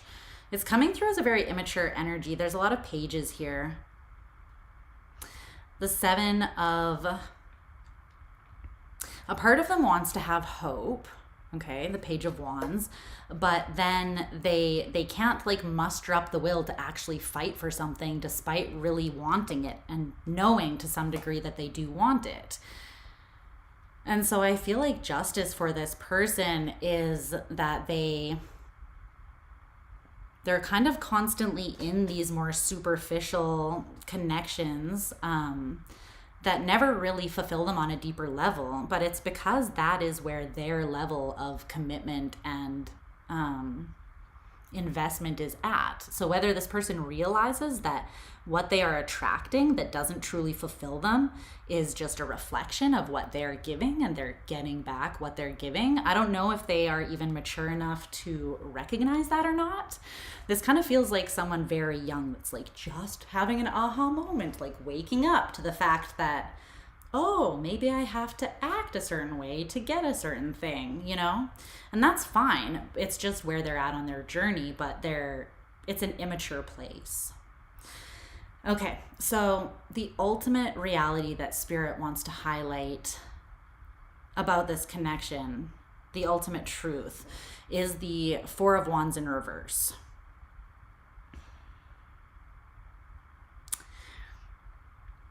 There is an imbalance that is pretty severe to this, and it sucks because I feel like you could also see how this could have been, right? One thing about Aquarian energy is you guys have contingency plans on your contingency plans, and the way that your mind works is so intelligent and so multifaceted, and you can kind of look at every possible outcome even simultaneously. It's almost like a firework going off and then it explodes and there's all the little dots in the sky simultaneously understanding and comprehending many different like outcomes or routes, right? Or even your reactions to those outcomes. And I feel like some of those you registered as being very hopeful and seeing this person in some way as having the potential to be again, like a pretty significant person to you or a relationship to you. But I feel like ultimately they're choosing not to be in that place with you. And it's coming through, actually, there's something in my eyeball. It's coming through as something that Spirit actually wants to kind of wants you to kind of actively defend yourself against. Because this card came out, which is literally like, don't be afraid to bare your teeth a little bit here. Because the thing that's dangerous about these kind of like very immature or unassuming or underdeveloped energies, and again, I'm not trying to be super critical of this person, it's just like this is where they're at right now, and we're all there at some point in our lives, right? This person could definitely be a lot younger than you for some of you, or else they've just been very stunted. Like it's giving like an entitled, spoiled brat that has always had everything handed to them on a silver platter, and like whenever they falter in life, like daddy bails them out or something, and so then they never have had to actually stand on their own 2 feet, face the consequences of their actions. You know, that's just an example, but it's like they're not mature and evolved, and they need to, you know, they can't meet you there because they are not there. They can't offer you something they don't have, right? But the card that kind of, another card came out and it landed on their side of things, and it's this one, which says, I don't really know what I'm feeling, but there sure is a lot of it.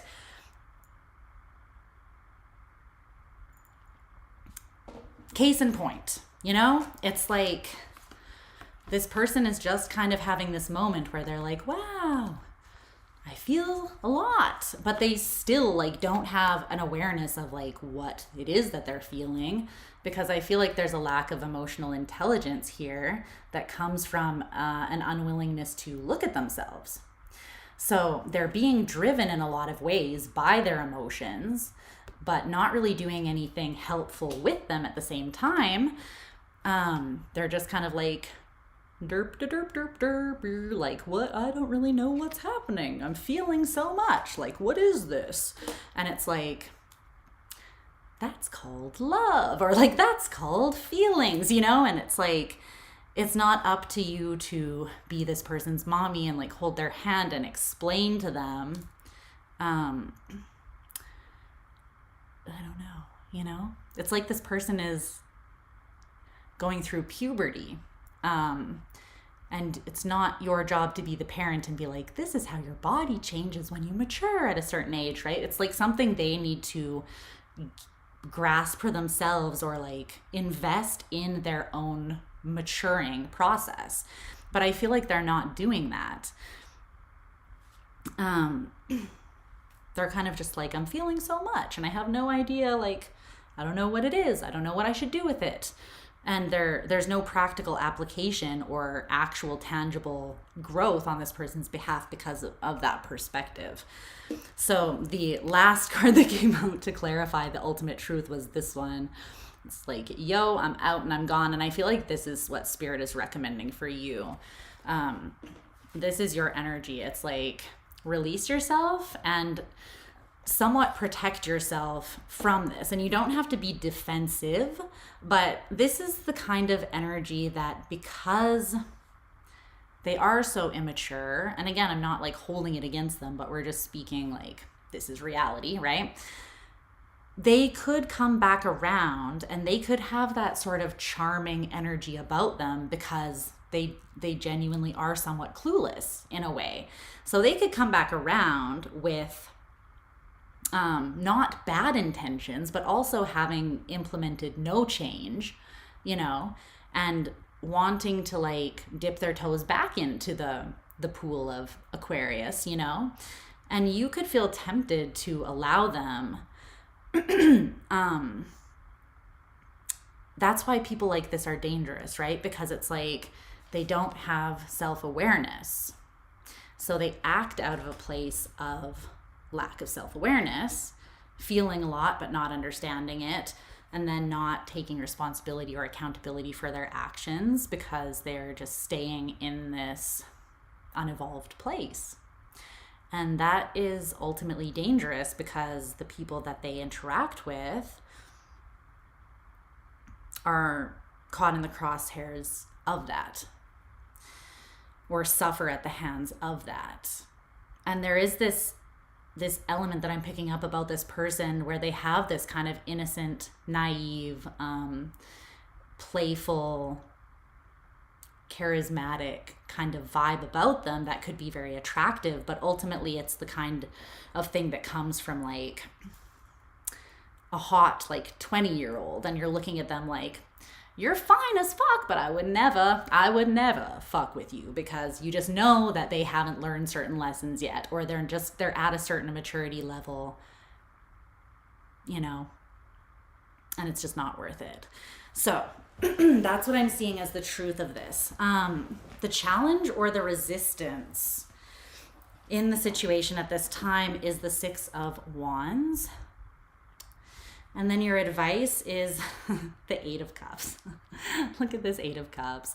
Her cute little butt walking away. I love this deck.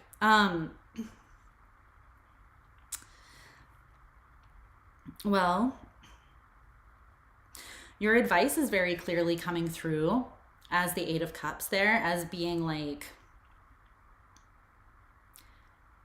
you know that this is emotionally unfulfilling to you, and this stack of cups looks very wobbly, right? Like it's not stacked in a way that is, it looks like it could fall and crumble at any second. And I feel like that's ultimately what it is like that's the risk that you'd be taking building something with this person. It would be a house of cards ultimately, because they don't have a very strong sense of self.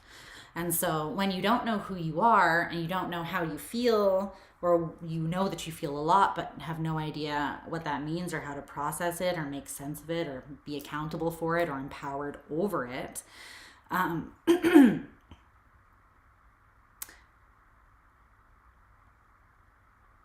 it creates, you only build weak foundations from that place, because the foundation of anything that you're building needs to be your sense of self, right? And this person isn't developed in that way enough to build anything sturdy. And if anything, the sense of self that they are connected to at this time is a rather toxic one. And that's where they're comfortable being for now. So why is the Six of Wands challenging or causing resistance for Aquarius here? Vanessa, hi baby. How are you? Okay.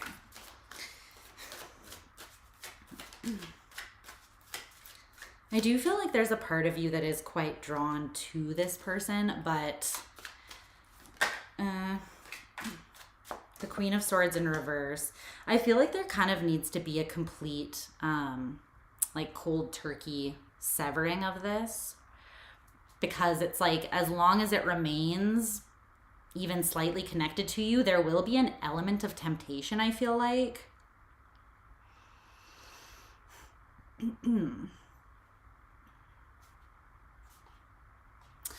Ugh, I don't like this.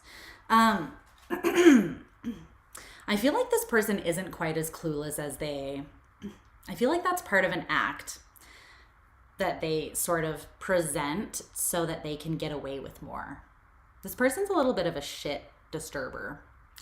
And it is giving that energy of underlying entitlement. Like, I don't have to grow up. Why should I have to change? When I can just keep on taking advantage the way that I always have. And that's dangerous. So like, this person might come around and be like, can we just be friends? You know, but I feel like that's just them wanting to keep their foot in the door. But there's something that they're hiding as well with the moon. They could be hiding that they are invested in another person, a third party, or many people maybe. Yeah, I feel like they actually do know how they feel, the Seven of Cups in reverse, and they know that they're in a place of being non-committal, the Hierophant in reverse. They know that they do not want commitment. Yeah, the Ten of Cups in reverse. ultimately, this person knows more than they're letting on. They're not stupid. They don't have the higher perspective, but they have enough awareness to not act the way that they're acting, but they're still doing it. It's a no for me, dog. This person knows that they're not committal. And so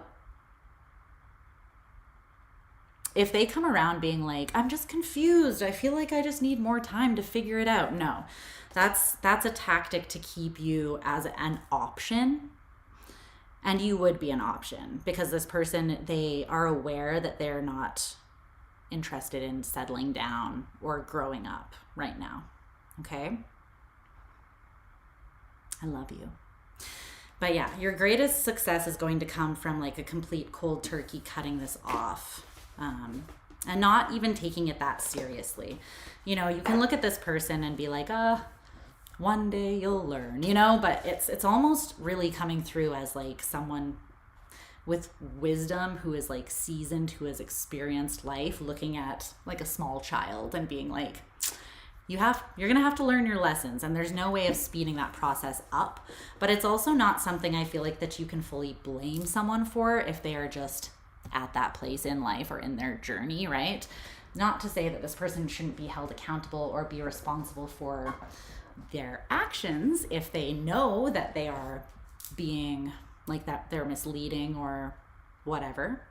But it's also not you to teach them or enforce that lesson, right? They can figure it out on their own. Okay, that's what I see for you, Aqua. I love you so much. Have an amazing birthday season. And we are going to move on to Pisces. Yes, your cutoff game can be strong. It's true. And it's because you can have feelings that you recognize for people, but you have a way of being able to like compartmentalize them so that you can honor, like, yes, I feel this way, but no, I'm not going to throw myself under the bus for you. I'm going to have self-respect. So I will choose to put you in this box over here, close it and lock the drawer, and then throw the key away. And then I will go this way. So that's what I see. All right, let's see what's going on for Pisces.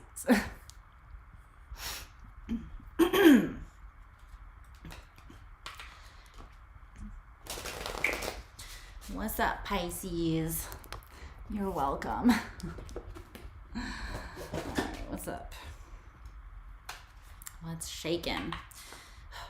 You guys, I haven't streamed in a while, and even for me, this is like, it's long. I'm getting tired. ready for that joint and bed. But once I get back in the flow, I will be more in the flow. So thanks for bearing with me while that happens. Oh, there's some extra cards in this deck that I want to take out quickly. They're the phases of the moon, and I just don't feel like we need those in here. Let me see.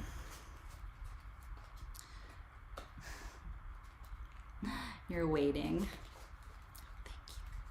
Thank you for your patience. Let's see. There's one more. There we go. Okay. I think that was the last one. Yeah, okay. Let's see. Tap me into my beautiful Piscean fam's energy. It will be our birthday before you know it. And the North Node is now in our sign also. So people will be being pushed to honor our energy or act with a little bit more of our natural tendencies, which will be nice because the world could use a little bit more Pisces vibes, if I do say so myself. Okay. Let's see.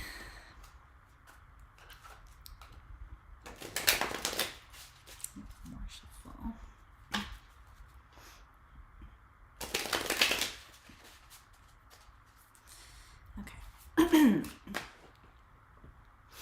What's up? What's up for my Pisces? What is the truth or the perspectives that it would benefit Pisces to see? Okay. Wow. Okay. I don't know why that makes me feel really emotional. A card here.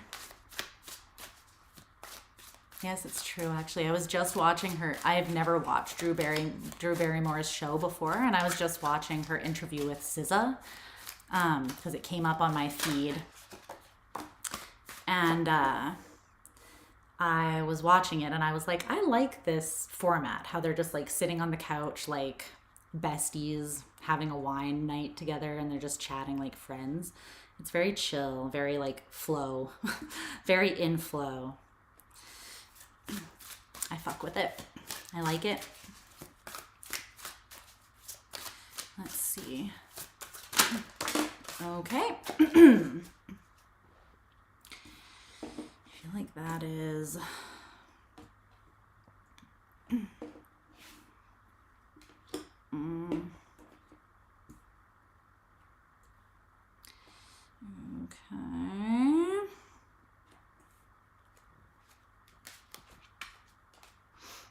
Okay.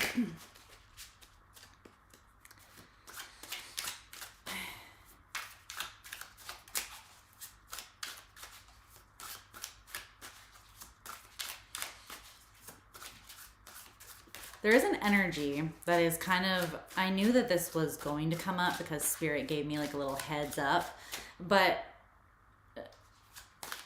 yeah, I mentioned this already, but in my community tab, I posted a video by Molly McCord, and she's talking about this part of Mars retrograde where it's dipping back into Cancer. And she specifically says that it's going to trigger a lot of people, like the worst of their attachment wounds.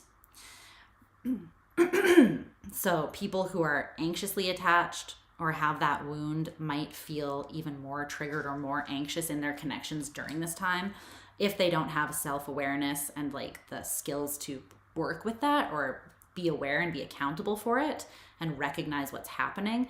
And people who lean more towards being avoidant, that may also be amplified, or they may also be doubling down on that behavior during this time. And I'm feeling that coming up with these. Specifically, there's a lot of avoidant people that are just like, I'm taking no accountability and I'm just gonna go this way and fuck off.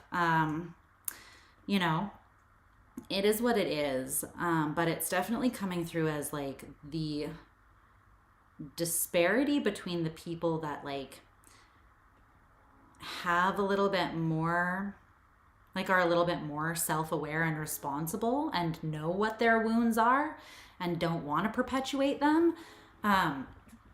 There's the difference is showing the contrast between people handling this energy in different ways is kind of very strongly coming through. Okay.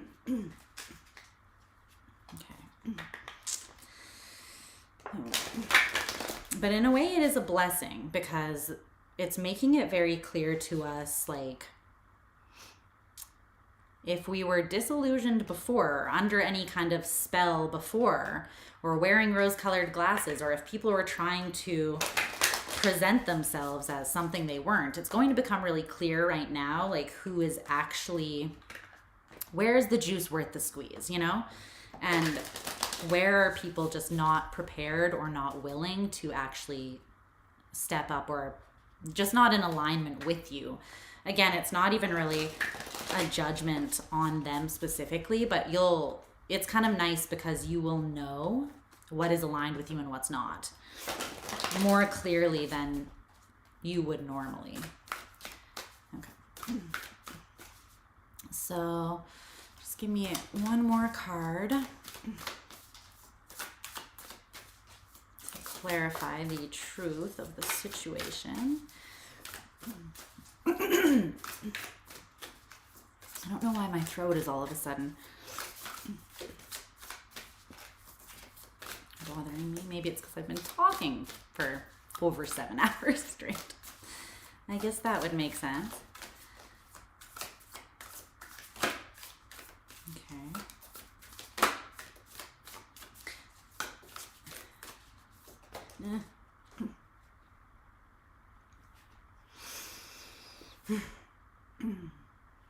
Oh, wow. Okay.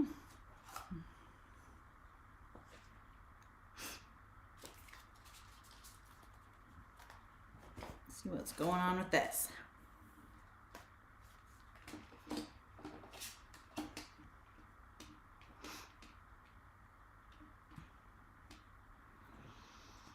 All right.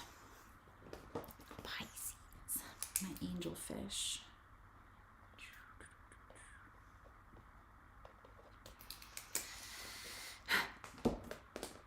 Okay. Hi, Pisces. How are you doing? This is me reading your little cute little cheeks because I love you. I hope that you guys are doing well, and it's almost our birthday season, so prepare to be in your glory and celebrate. It's gonna be beautiful. I just know it. So I'm going to speak as if this first side is your truth, but if you feel like the roles are reversed, then feel free to just take it that way, okay? Okay, so your truth is coming out as the Knight of Cups in reverse. And when I pulled this card and put it down, it made me feel this kind of deep sense of sadness.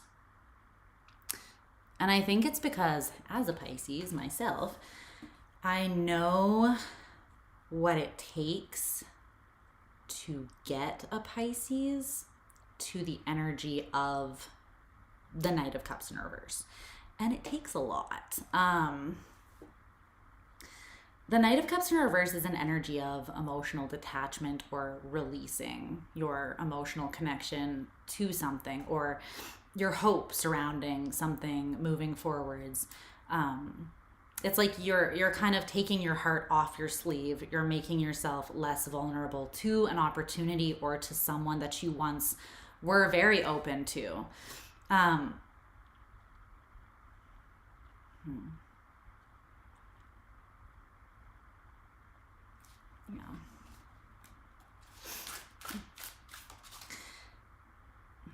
The King of Cups. I do feel like you're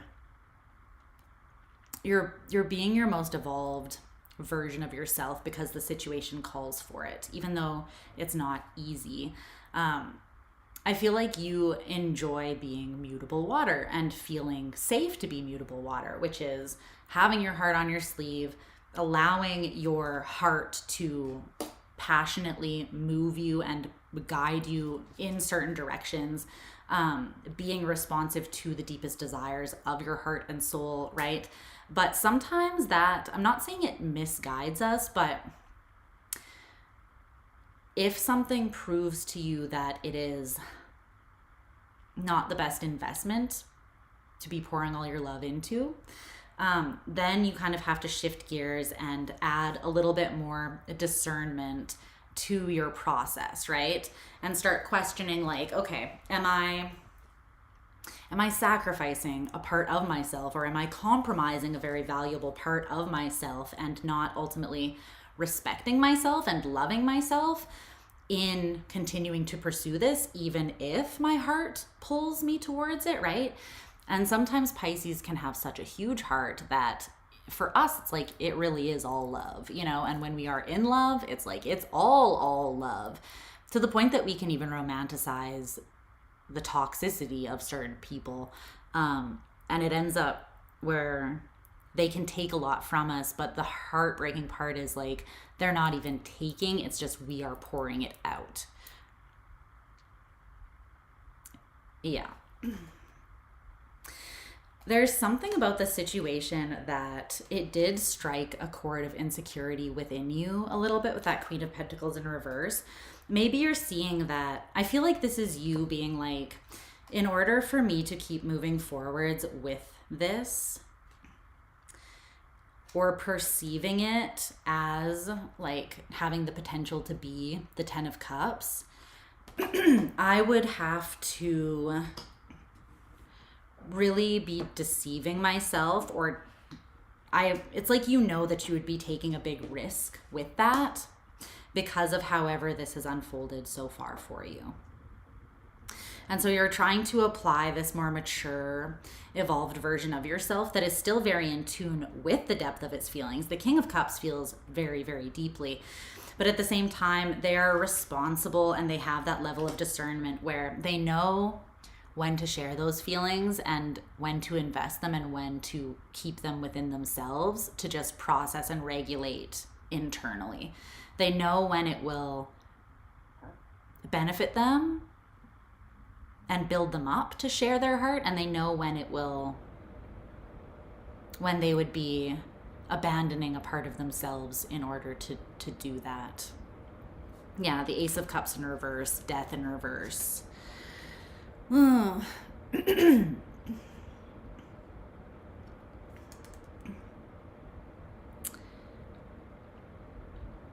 There is a lot of love that you have for this person,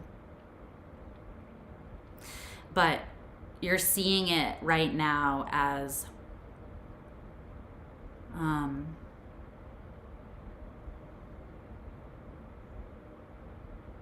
like a weakness.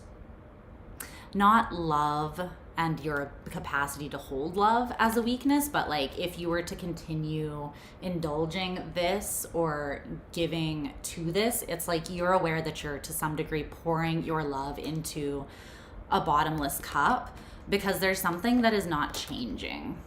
Death in reverse, the Ace of Cups in reverse.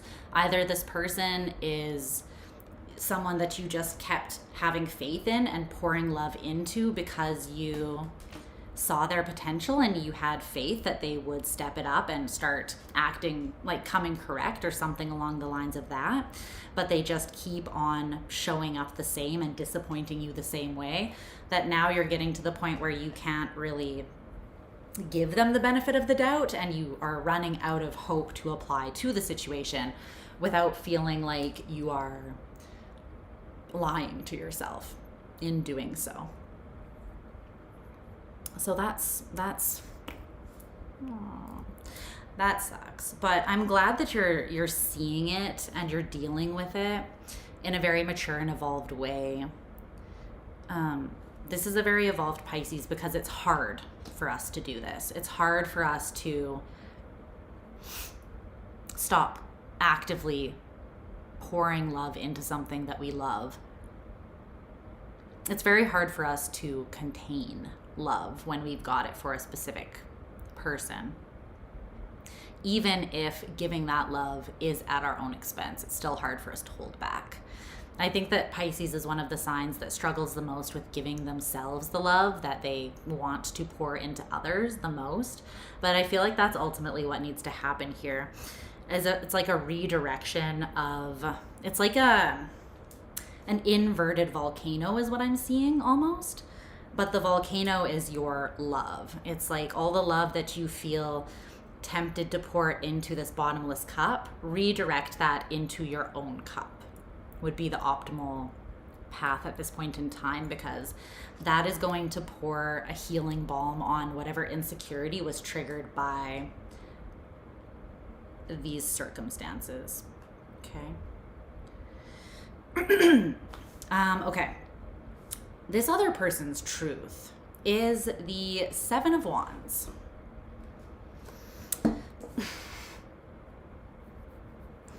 Yeah.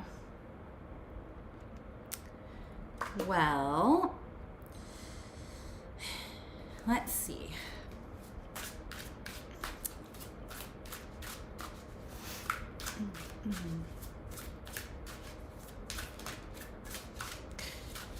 I'm hearing misguided defensiveness. So I don't know if somehow this person registered you as a threat. I don't know. Even saying that just makes me kind of want to giggle a little bit, because how? But it's almost like this person, I feel like at one point they registered you as a threat, and They were defensive against you, and now whether they have come to realize like the truth about you, or even their feelings towards you, it's like they're still holding strong, almost like they're doubling down on that defensiveness for some reason. So it could be someone that just, they don't want to admit that they were wrong. I'm not entirely sure, just hang on, but there is an energy of defensiveness here.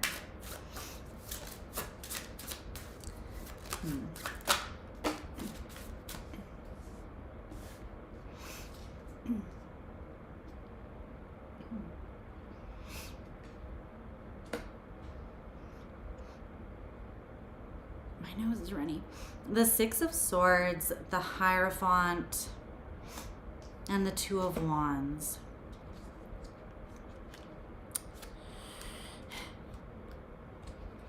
This is someone that is holding on to a lie. And they're holding on to it very strongly, like white knuckled. It is this doubling down energy. They are committed to whatever they have claimed to be true, and they're trying not to be at conflict internally about it, but they have kind of made the judgment call that they are going to focus on themselves and that they are not going to give to this. And there is a part of this person that recognizes or has at least like a nagging feeling that, like, if they don't know that they're outright deceiving themselves, there's this like feeling that they have. It's like on the fringes of their awareness, and it's coming from this, they don't have peace of mind. They have like a disquiet within their mind. They just can't, although they've convinced themselves of something, they can't come to peace. Like they're not at peace with that thing that they've told themselves, and it's because it's not true. Usually anytime we have to convince ourselves of something, it's because it's not actually true. It's something that we want to be true, but it's this person's ego that is creating this defensiveness. And right now their truth is that they are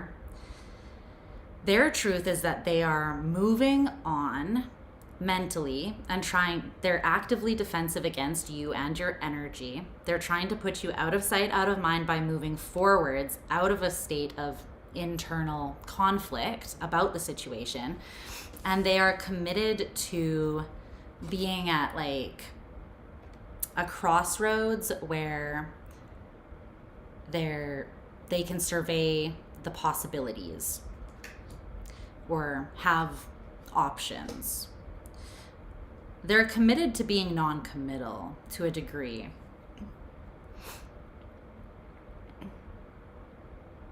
What's the Two of Wands?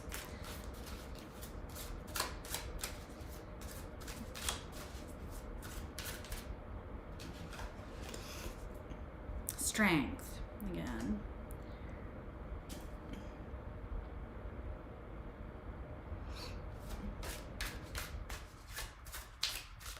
Why strength though?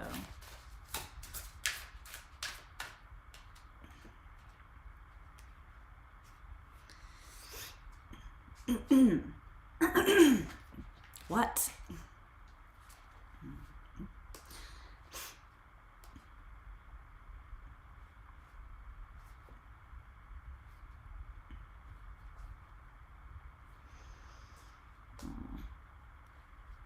Okay.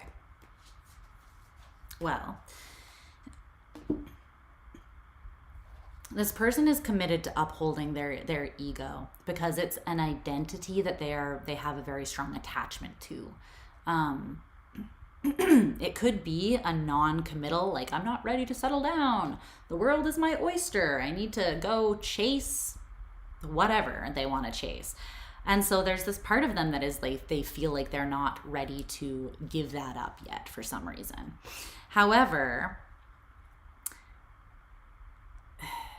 the Eight of Cups in reverse, it's like they're not able to disconnect emotionally from the situation. They're convincing themselves that they are invested in not committing, but the hanged man in reverse, they don't have a higher perspective or understanding as to why they're struggling to release this.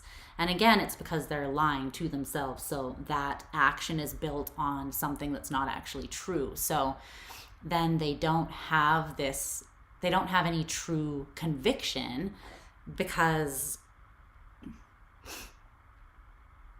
they're fooling themselves, and because their true feelings don't actually allow them to disconnect from this, because there are feelings there. I feel like this person is defensive against their own feelings because they're so set on like, no, this is the path I'm choosing. The Fool, the Star in reverse, and the Seven of Pentacles in reverse. This person, it's kind of connected to Aqua's energy a little bit. So you might have Aqua in your chart or be dealing with one, but they're like, I want to take a new leap of faith without doing any healing. And so I'm not going to invest in anything that would cause me to heal and balance myself out, because I don't want to do that. Because to do that, I would have to have an ego death, or I would have to be humble, or I'd have to look at myself and be accountable so that I can then expand and grow, because that's how you become empowered, right? It's by being honest with yourself, not about shitting on yourself, but you have to be honest with yourself, or else you don't know where your starting point is that you're growing from. But they're so defensive against you that's like they've minimized you in their own mind as a means of supporting this lie that they're telling themselves. And you know what it is to cover up? All of this smoke and mirrors that they're going to like great lengths to justify and cement.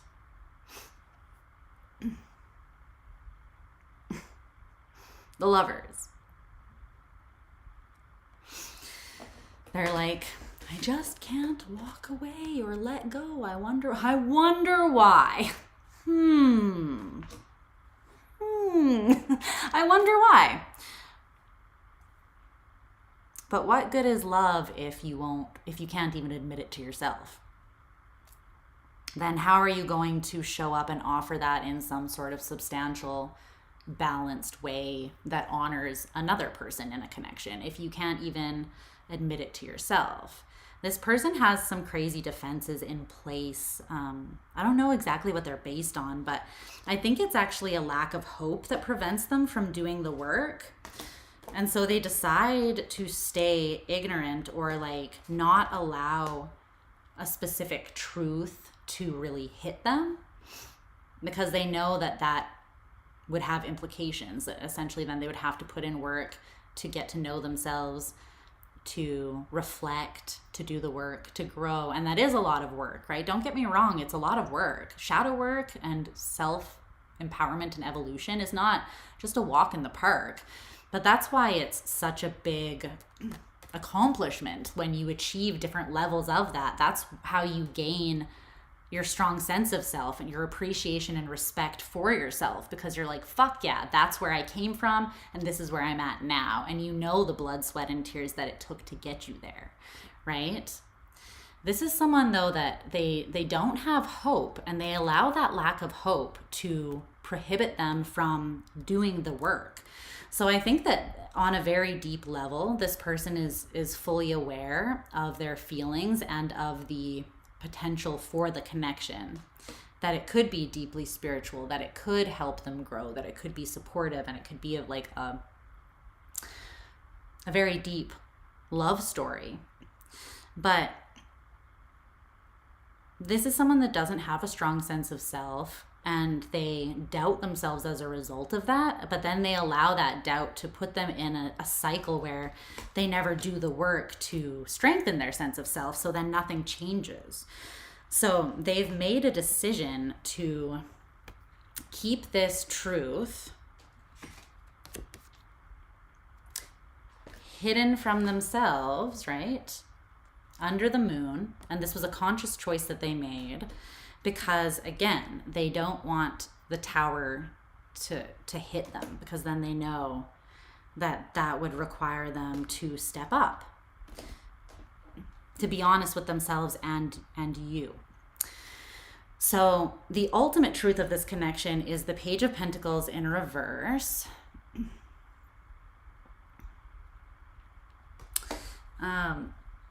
And it's clarified by these two oracle cards. Small is beautiful, and what does it say? The arousing. The arousing. Ooh.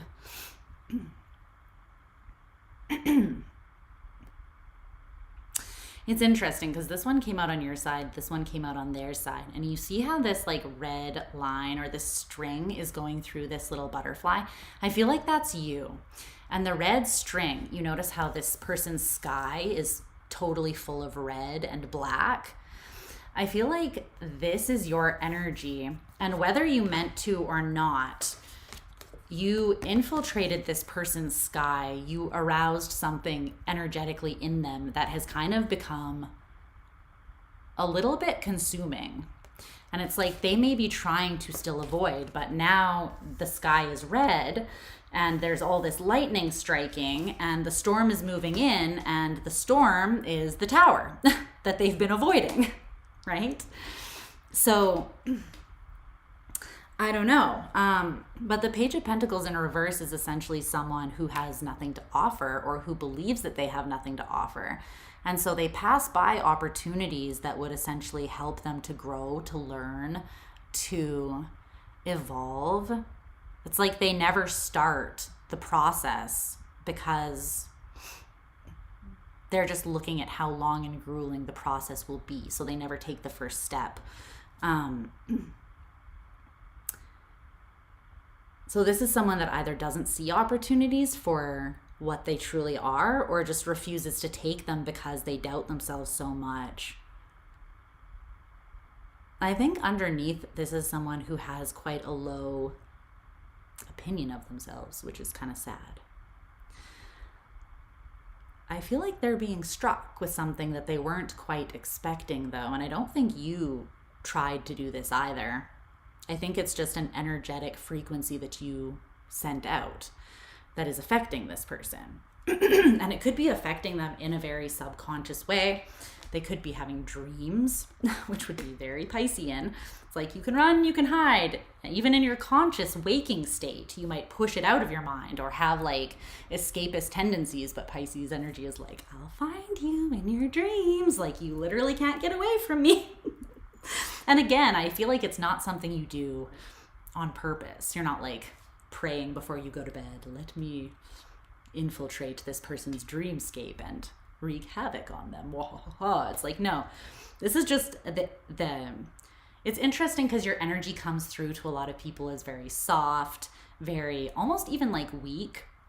But there is a power to your frequency and your energy that is very often underestimated. And I think that people don't recognize until you're out of their life, and that's when the impact of it hits. But this small is beautiful energy, it says, find the extraordinary in the ordinary, keep it simple, use discretion, slow down, tend to details, and pay attention. I feel like you're kind of taking it back to basics here, to tend for yourself. You may have felt like as you invested in this connection, you were sacrificing yourself. You could have been overgiving or just not honoring yourself, not acting like someone who has self-respect or really truly loves and values themselves. But I feel like you do.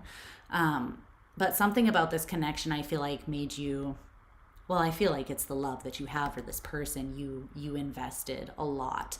So you're kind of coming back to this place where you're reinfusing that sense of awe and wonder and seeing the magic in the everyday. I feel like you're keeping it simple. You're going back to basics, and it's so that it's very clear cut, so that you can stay in alignment with yourself, so that you can have the discretion or the discernment needed to regulate yourself in a healthy way, and so that you can take proper care of yourself. And this person, so you might feel like you're in a bit of a phase of rest and recovery while you do this, while you like come back to yourself in a way. This person, I feel like, is going through something else. And it says the arousing, shock, a crisis, upheaval, awe-inspiring, dramatic power shifts, unpredictability, and a shake-up that's a wake-up. I love the dramatic power shifts part. Because I feel like this is someone, and I'm not trying to laugh at them, but it's like, again, they underestimated you.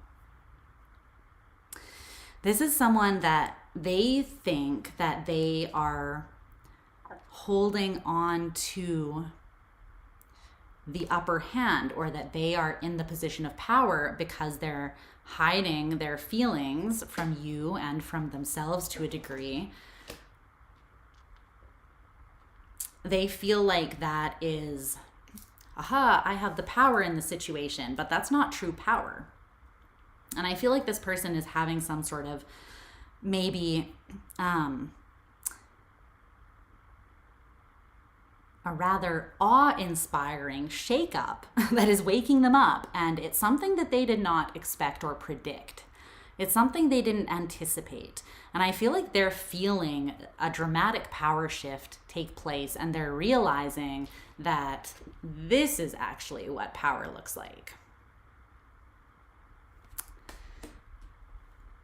Understanding, respecting, loving, caring for, and honoring yourself, and then showing up to others, being able to offer the same care to them because you have genuinely tended to the truth of yourself, right? When you are denying your own truth, there's actually nothing less empowered than that. It's just a way of deceiving yourself into a false sense of empowerment, right? But it's not the real thing. It's a fake, like, imitation. So I feel that this person might be having a wake-up call that is kind of uncomfortable at this time. Is there anything else about the truth of the situation that you want to highlight for Pisces? I feel like it's pretty clear cut. The two of you are experiencing things in quite a different way. From their perspective, they could feel like they no longer have, see, this person is feeling, they're being forced into being honest with themselves about the feelings that they keep on trying to repress. And it's because they're being thrust into a position where they feel hopeless and helpless. It's like you were convincing yourself that you were in a place of power, or that you had the control in the situation. But now that you, right, are pulling your energy back to yourself, and you still have love for this person, but you're no longer showcasing it. You're regulating it internally, and you're not giving to them anymore, right? They are definitely feeling the loss of that. This is grief. The Five of Pentacles, or the Five of Cups, sorry. This is mourning the loss of something, and it has everything to do with them not feeling your love anymore. So now their feeling of like, I'm on top of this and I'm the person in power is like, shit. Now I have no options because I painted myself into a corner, and the only place to go is seeing the unfortunate reflection of myself in a mirror that I've been avoiding for a very long time, it feels like, with this person. It feels like this started long before you, this game that they play, or this perception of what power and control really is. They're being faced with their own reflection at this time, and it's like the culmination of things. It's not just the situation between the two of you. There's a lot more that this person hid under their moon than just that, and I feel like it is all hitting them. But it's like, that's what it is taking, or that's what it took for this person's tower to truly fall. There's someone, like, this person is very defensive. They are very,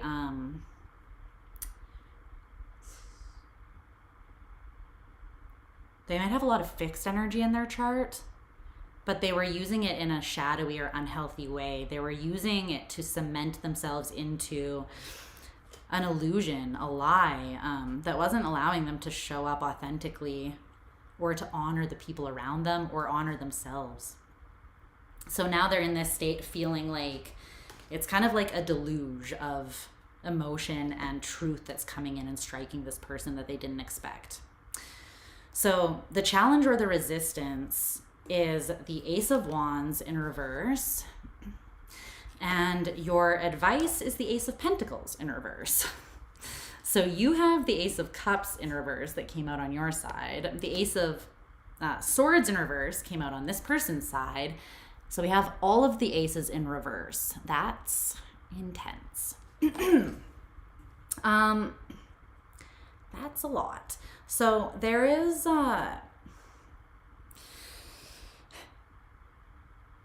you could feel very attracted to this person, and that could be physically, sexually, whatever, but it could also be like on a spiritual level. There could be, because it's the lover's connection, right? There's like an innate energetic pull that comes from the awareness of like, we have this connection, and you cannot make yourself ignorant, or it takes a lot for a Pisces to make themselves ignorant to a strong energetic or spiritual connection.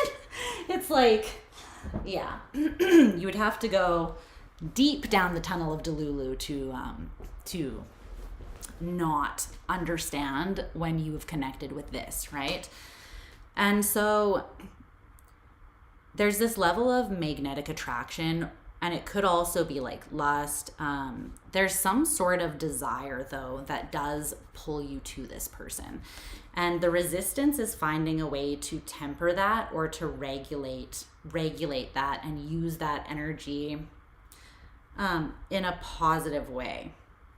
I feel like using that energy creatively would be helpful for some of you.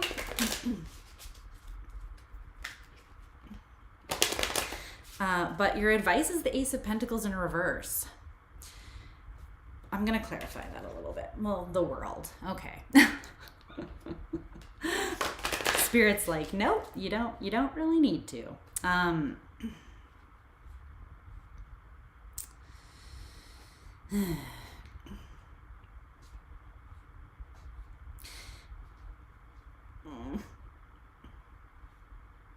I think that this person is going to come back around because they're out of sorts, or they will be. And there's an energy of desperation that's kind of coming from this. It's like once they realize that they have no options left, they might start acting from a space of desperation once they realize that they are actually losing you. And then through that loss, they have to admit what you actually mean to them. But something, you are meant to allow something to fully close out with this person at this time. And that's not saying that a new cycle couldn't begin between you, but this person would have to do some serious investing in themselves and evolving to show up correct. And that's not something that happens overnight, especially when this person has so much denial and so much defensiveness towards looking at themselves. And even towards their own feelings. So finding a way to redirect the energy that naturally wants to flow towards this person is going to be a challenge for you. But that's important that you do that, because you're not meant to invest more into this at this time. And I think that the Knight of Wands in reverse with the Eight of Wands and the King of Wands. No, I'm not loving it. See, I feel like this person is coming in on their same old shit, and they're coming in trying to move the energy or communicate something to you, but they're trying to present themselves as the King of Wands, and I want victory with you, like the Six of Wands, the King of Wands, but really they're the Knight of Wands in reverse. They're like a bomb waiting to go off. It's like walking through a minefield with this person. Yeah, see, I feel like the ultimate outcome of further investment would be the Ten of Swords. Deception and betrayal, because this person can't uphold the promises they make because it's not true. It's not where they're really at. It's not that they don't have the potential to be that person, but it's not truly where they're at now. So I feel like this cycle is meant to close out. And in part, it's so that this person can feel the fullness of whatever is meant to strike them. Because your energy is meant to arouse something in this person that wakes them up. Okay? And I know it's hard for you, but you are evolving and growing and maturing and becoming stronger and more cemented in your sense of self and your love and respect for self through this process as well. So it's not a loss. You're gaining something very powerful through this process, even if it kind of sucks. So please know that. This is true power and strength, okay? Don't lose sight of that, because that's real. And all the bullshit and the games and the power plays and the manipulation it's fake power. It's things that people have to do to feel powerful because they're not truly in dominion over themselves. They don't truly own their truth and their feelings. And you do, or you are, which is beautiful. So let this fall away, and if it's meant to come back around, then it will. But if it comes back around, it will know with a certainty how it feels. The Seven of Cups in reverse and the Knight of Swords, it will present itself as having, like, there will be no gray area. There will be no questioning. This person will be driven forwards if and when they put the effort in to be truly ready. They will be in the energy of the Chariot, where it is their emotional truth and will that they have accepted and stand behind confidently that will be propelling them towards you. They won't have other options. They'll be clear on how they feel about you. They'll be committed to showing up for you. They'll be committed to being committed. Because right now, this person is committed to being non-committal and keeping their options open and feeling, it could be that this person, they don't want to give up their independence, or they feel as though being in a relationship would pin them down or take something from them, that they feel like they're not ready to surrender yet. But I think that they need to come to this place where they realize that they are actually sacrificing more by clinging on to that. And that, I don't feel like that's truly fulfilling them as much as pursuing this would be, because this is the truth of their heart in reality. This is what they actually feel, and that path of being non-committal is something that they're trying to convince themselves that they feel. But this person has shifted, or their desires have shifted, and I think that they just don't notice it. They don't realize it, or they haven't admitted it yet because it makes them uncomfortable. But it's saying very clearly that for now you need to for sure let the relationship go. This is like very clear. The Ace of Pentacles in reverse with the World. And if you pursue it at this point in time, what will come of it is the Ten of Swords. So don't break your own heart, and you should never wait for someone either. If this person does end up coming around correct, it will be because they felt the full weight of losing you. And they can only feel the full weight of losing you if they actually lose you. Do you know what I mean? So let this person go.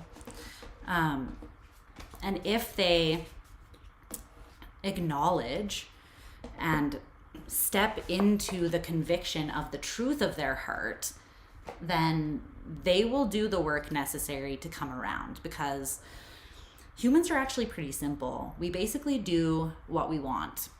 And if we don't want something bad enough, then we don't put the effort in to make it happen. But if we do, then we do. sometimes it actually is that simple. 99% of the time, it is that simple. People can convolute it, but it's just a justification for not admitting that I'm choosing to not level up, you know, because it's not that I don't care enough, but it's like I haven't reached that breaking point that's going to push me into like my dreams breaking the boundaries of my fear and me actually doing the work to level up. So if and when this person gets to that point, that breaking point, then you will know with absolute clarity, because they will show up almost in a way that like is unrecognizable. You will be like, is this the same person? In a good way. But it's like you will have no question in your mind that they are actually now ready because they will have done the work. And that's not something you can fake, especially energetically. Energy doesn't lie. Remember, Pisces? So look at how this person acts as well, not just what they say. And keep your discernment, keep your wits about you, keep your distance, allow this to phase out, pour that love into yourself, become even more empowered, know your worth, move forwards with those standards, cement those standards, and radiate that energy, because you will call in what you're worthy of, whether that is this person who has actually stepped up or whether it's something and someone that is better suited for you, okay? I love you so much. I hope that you're doing well.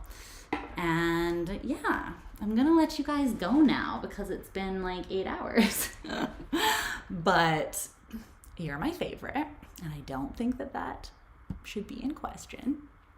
And yeah, I appreciate all of you. Thank you so much for being here.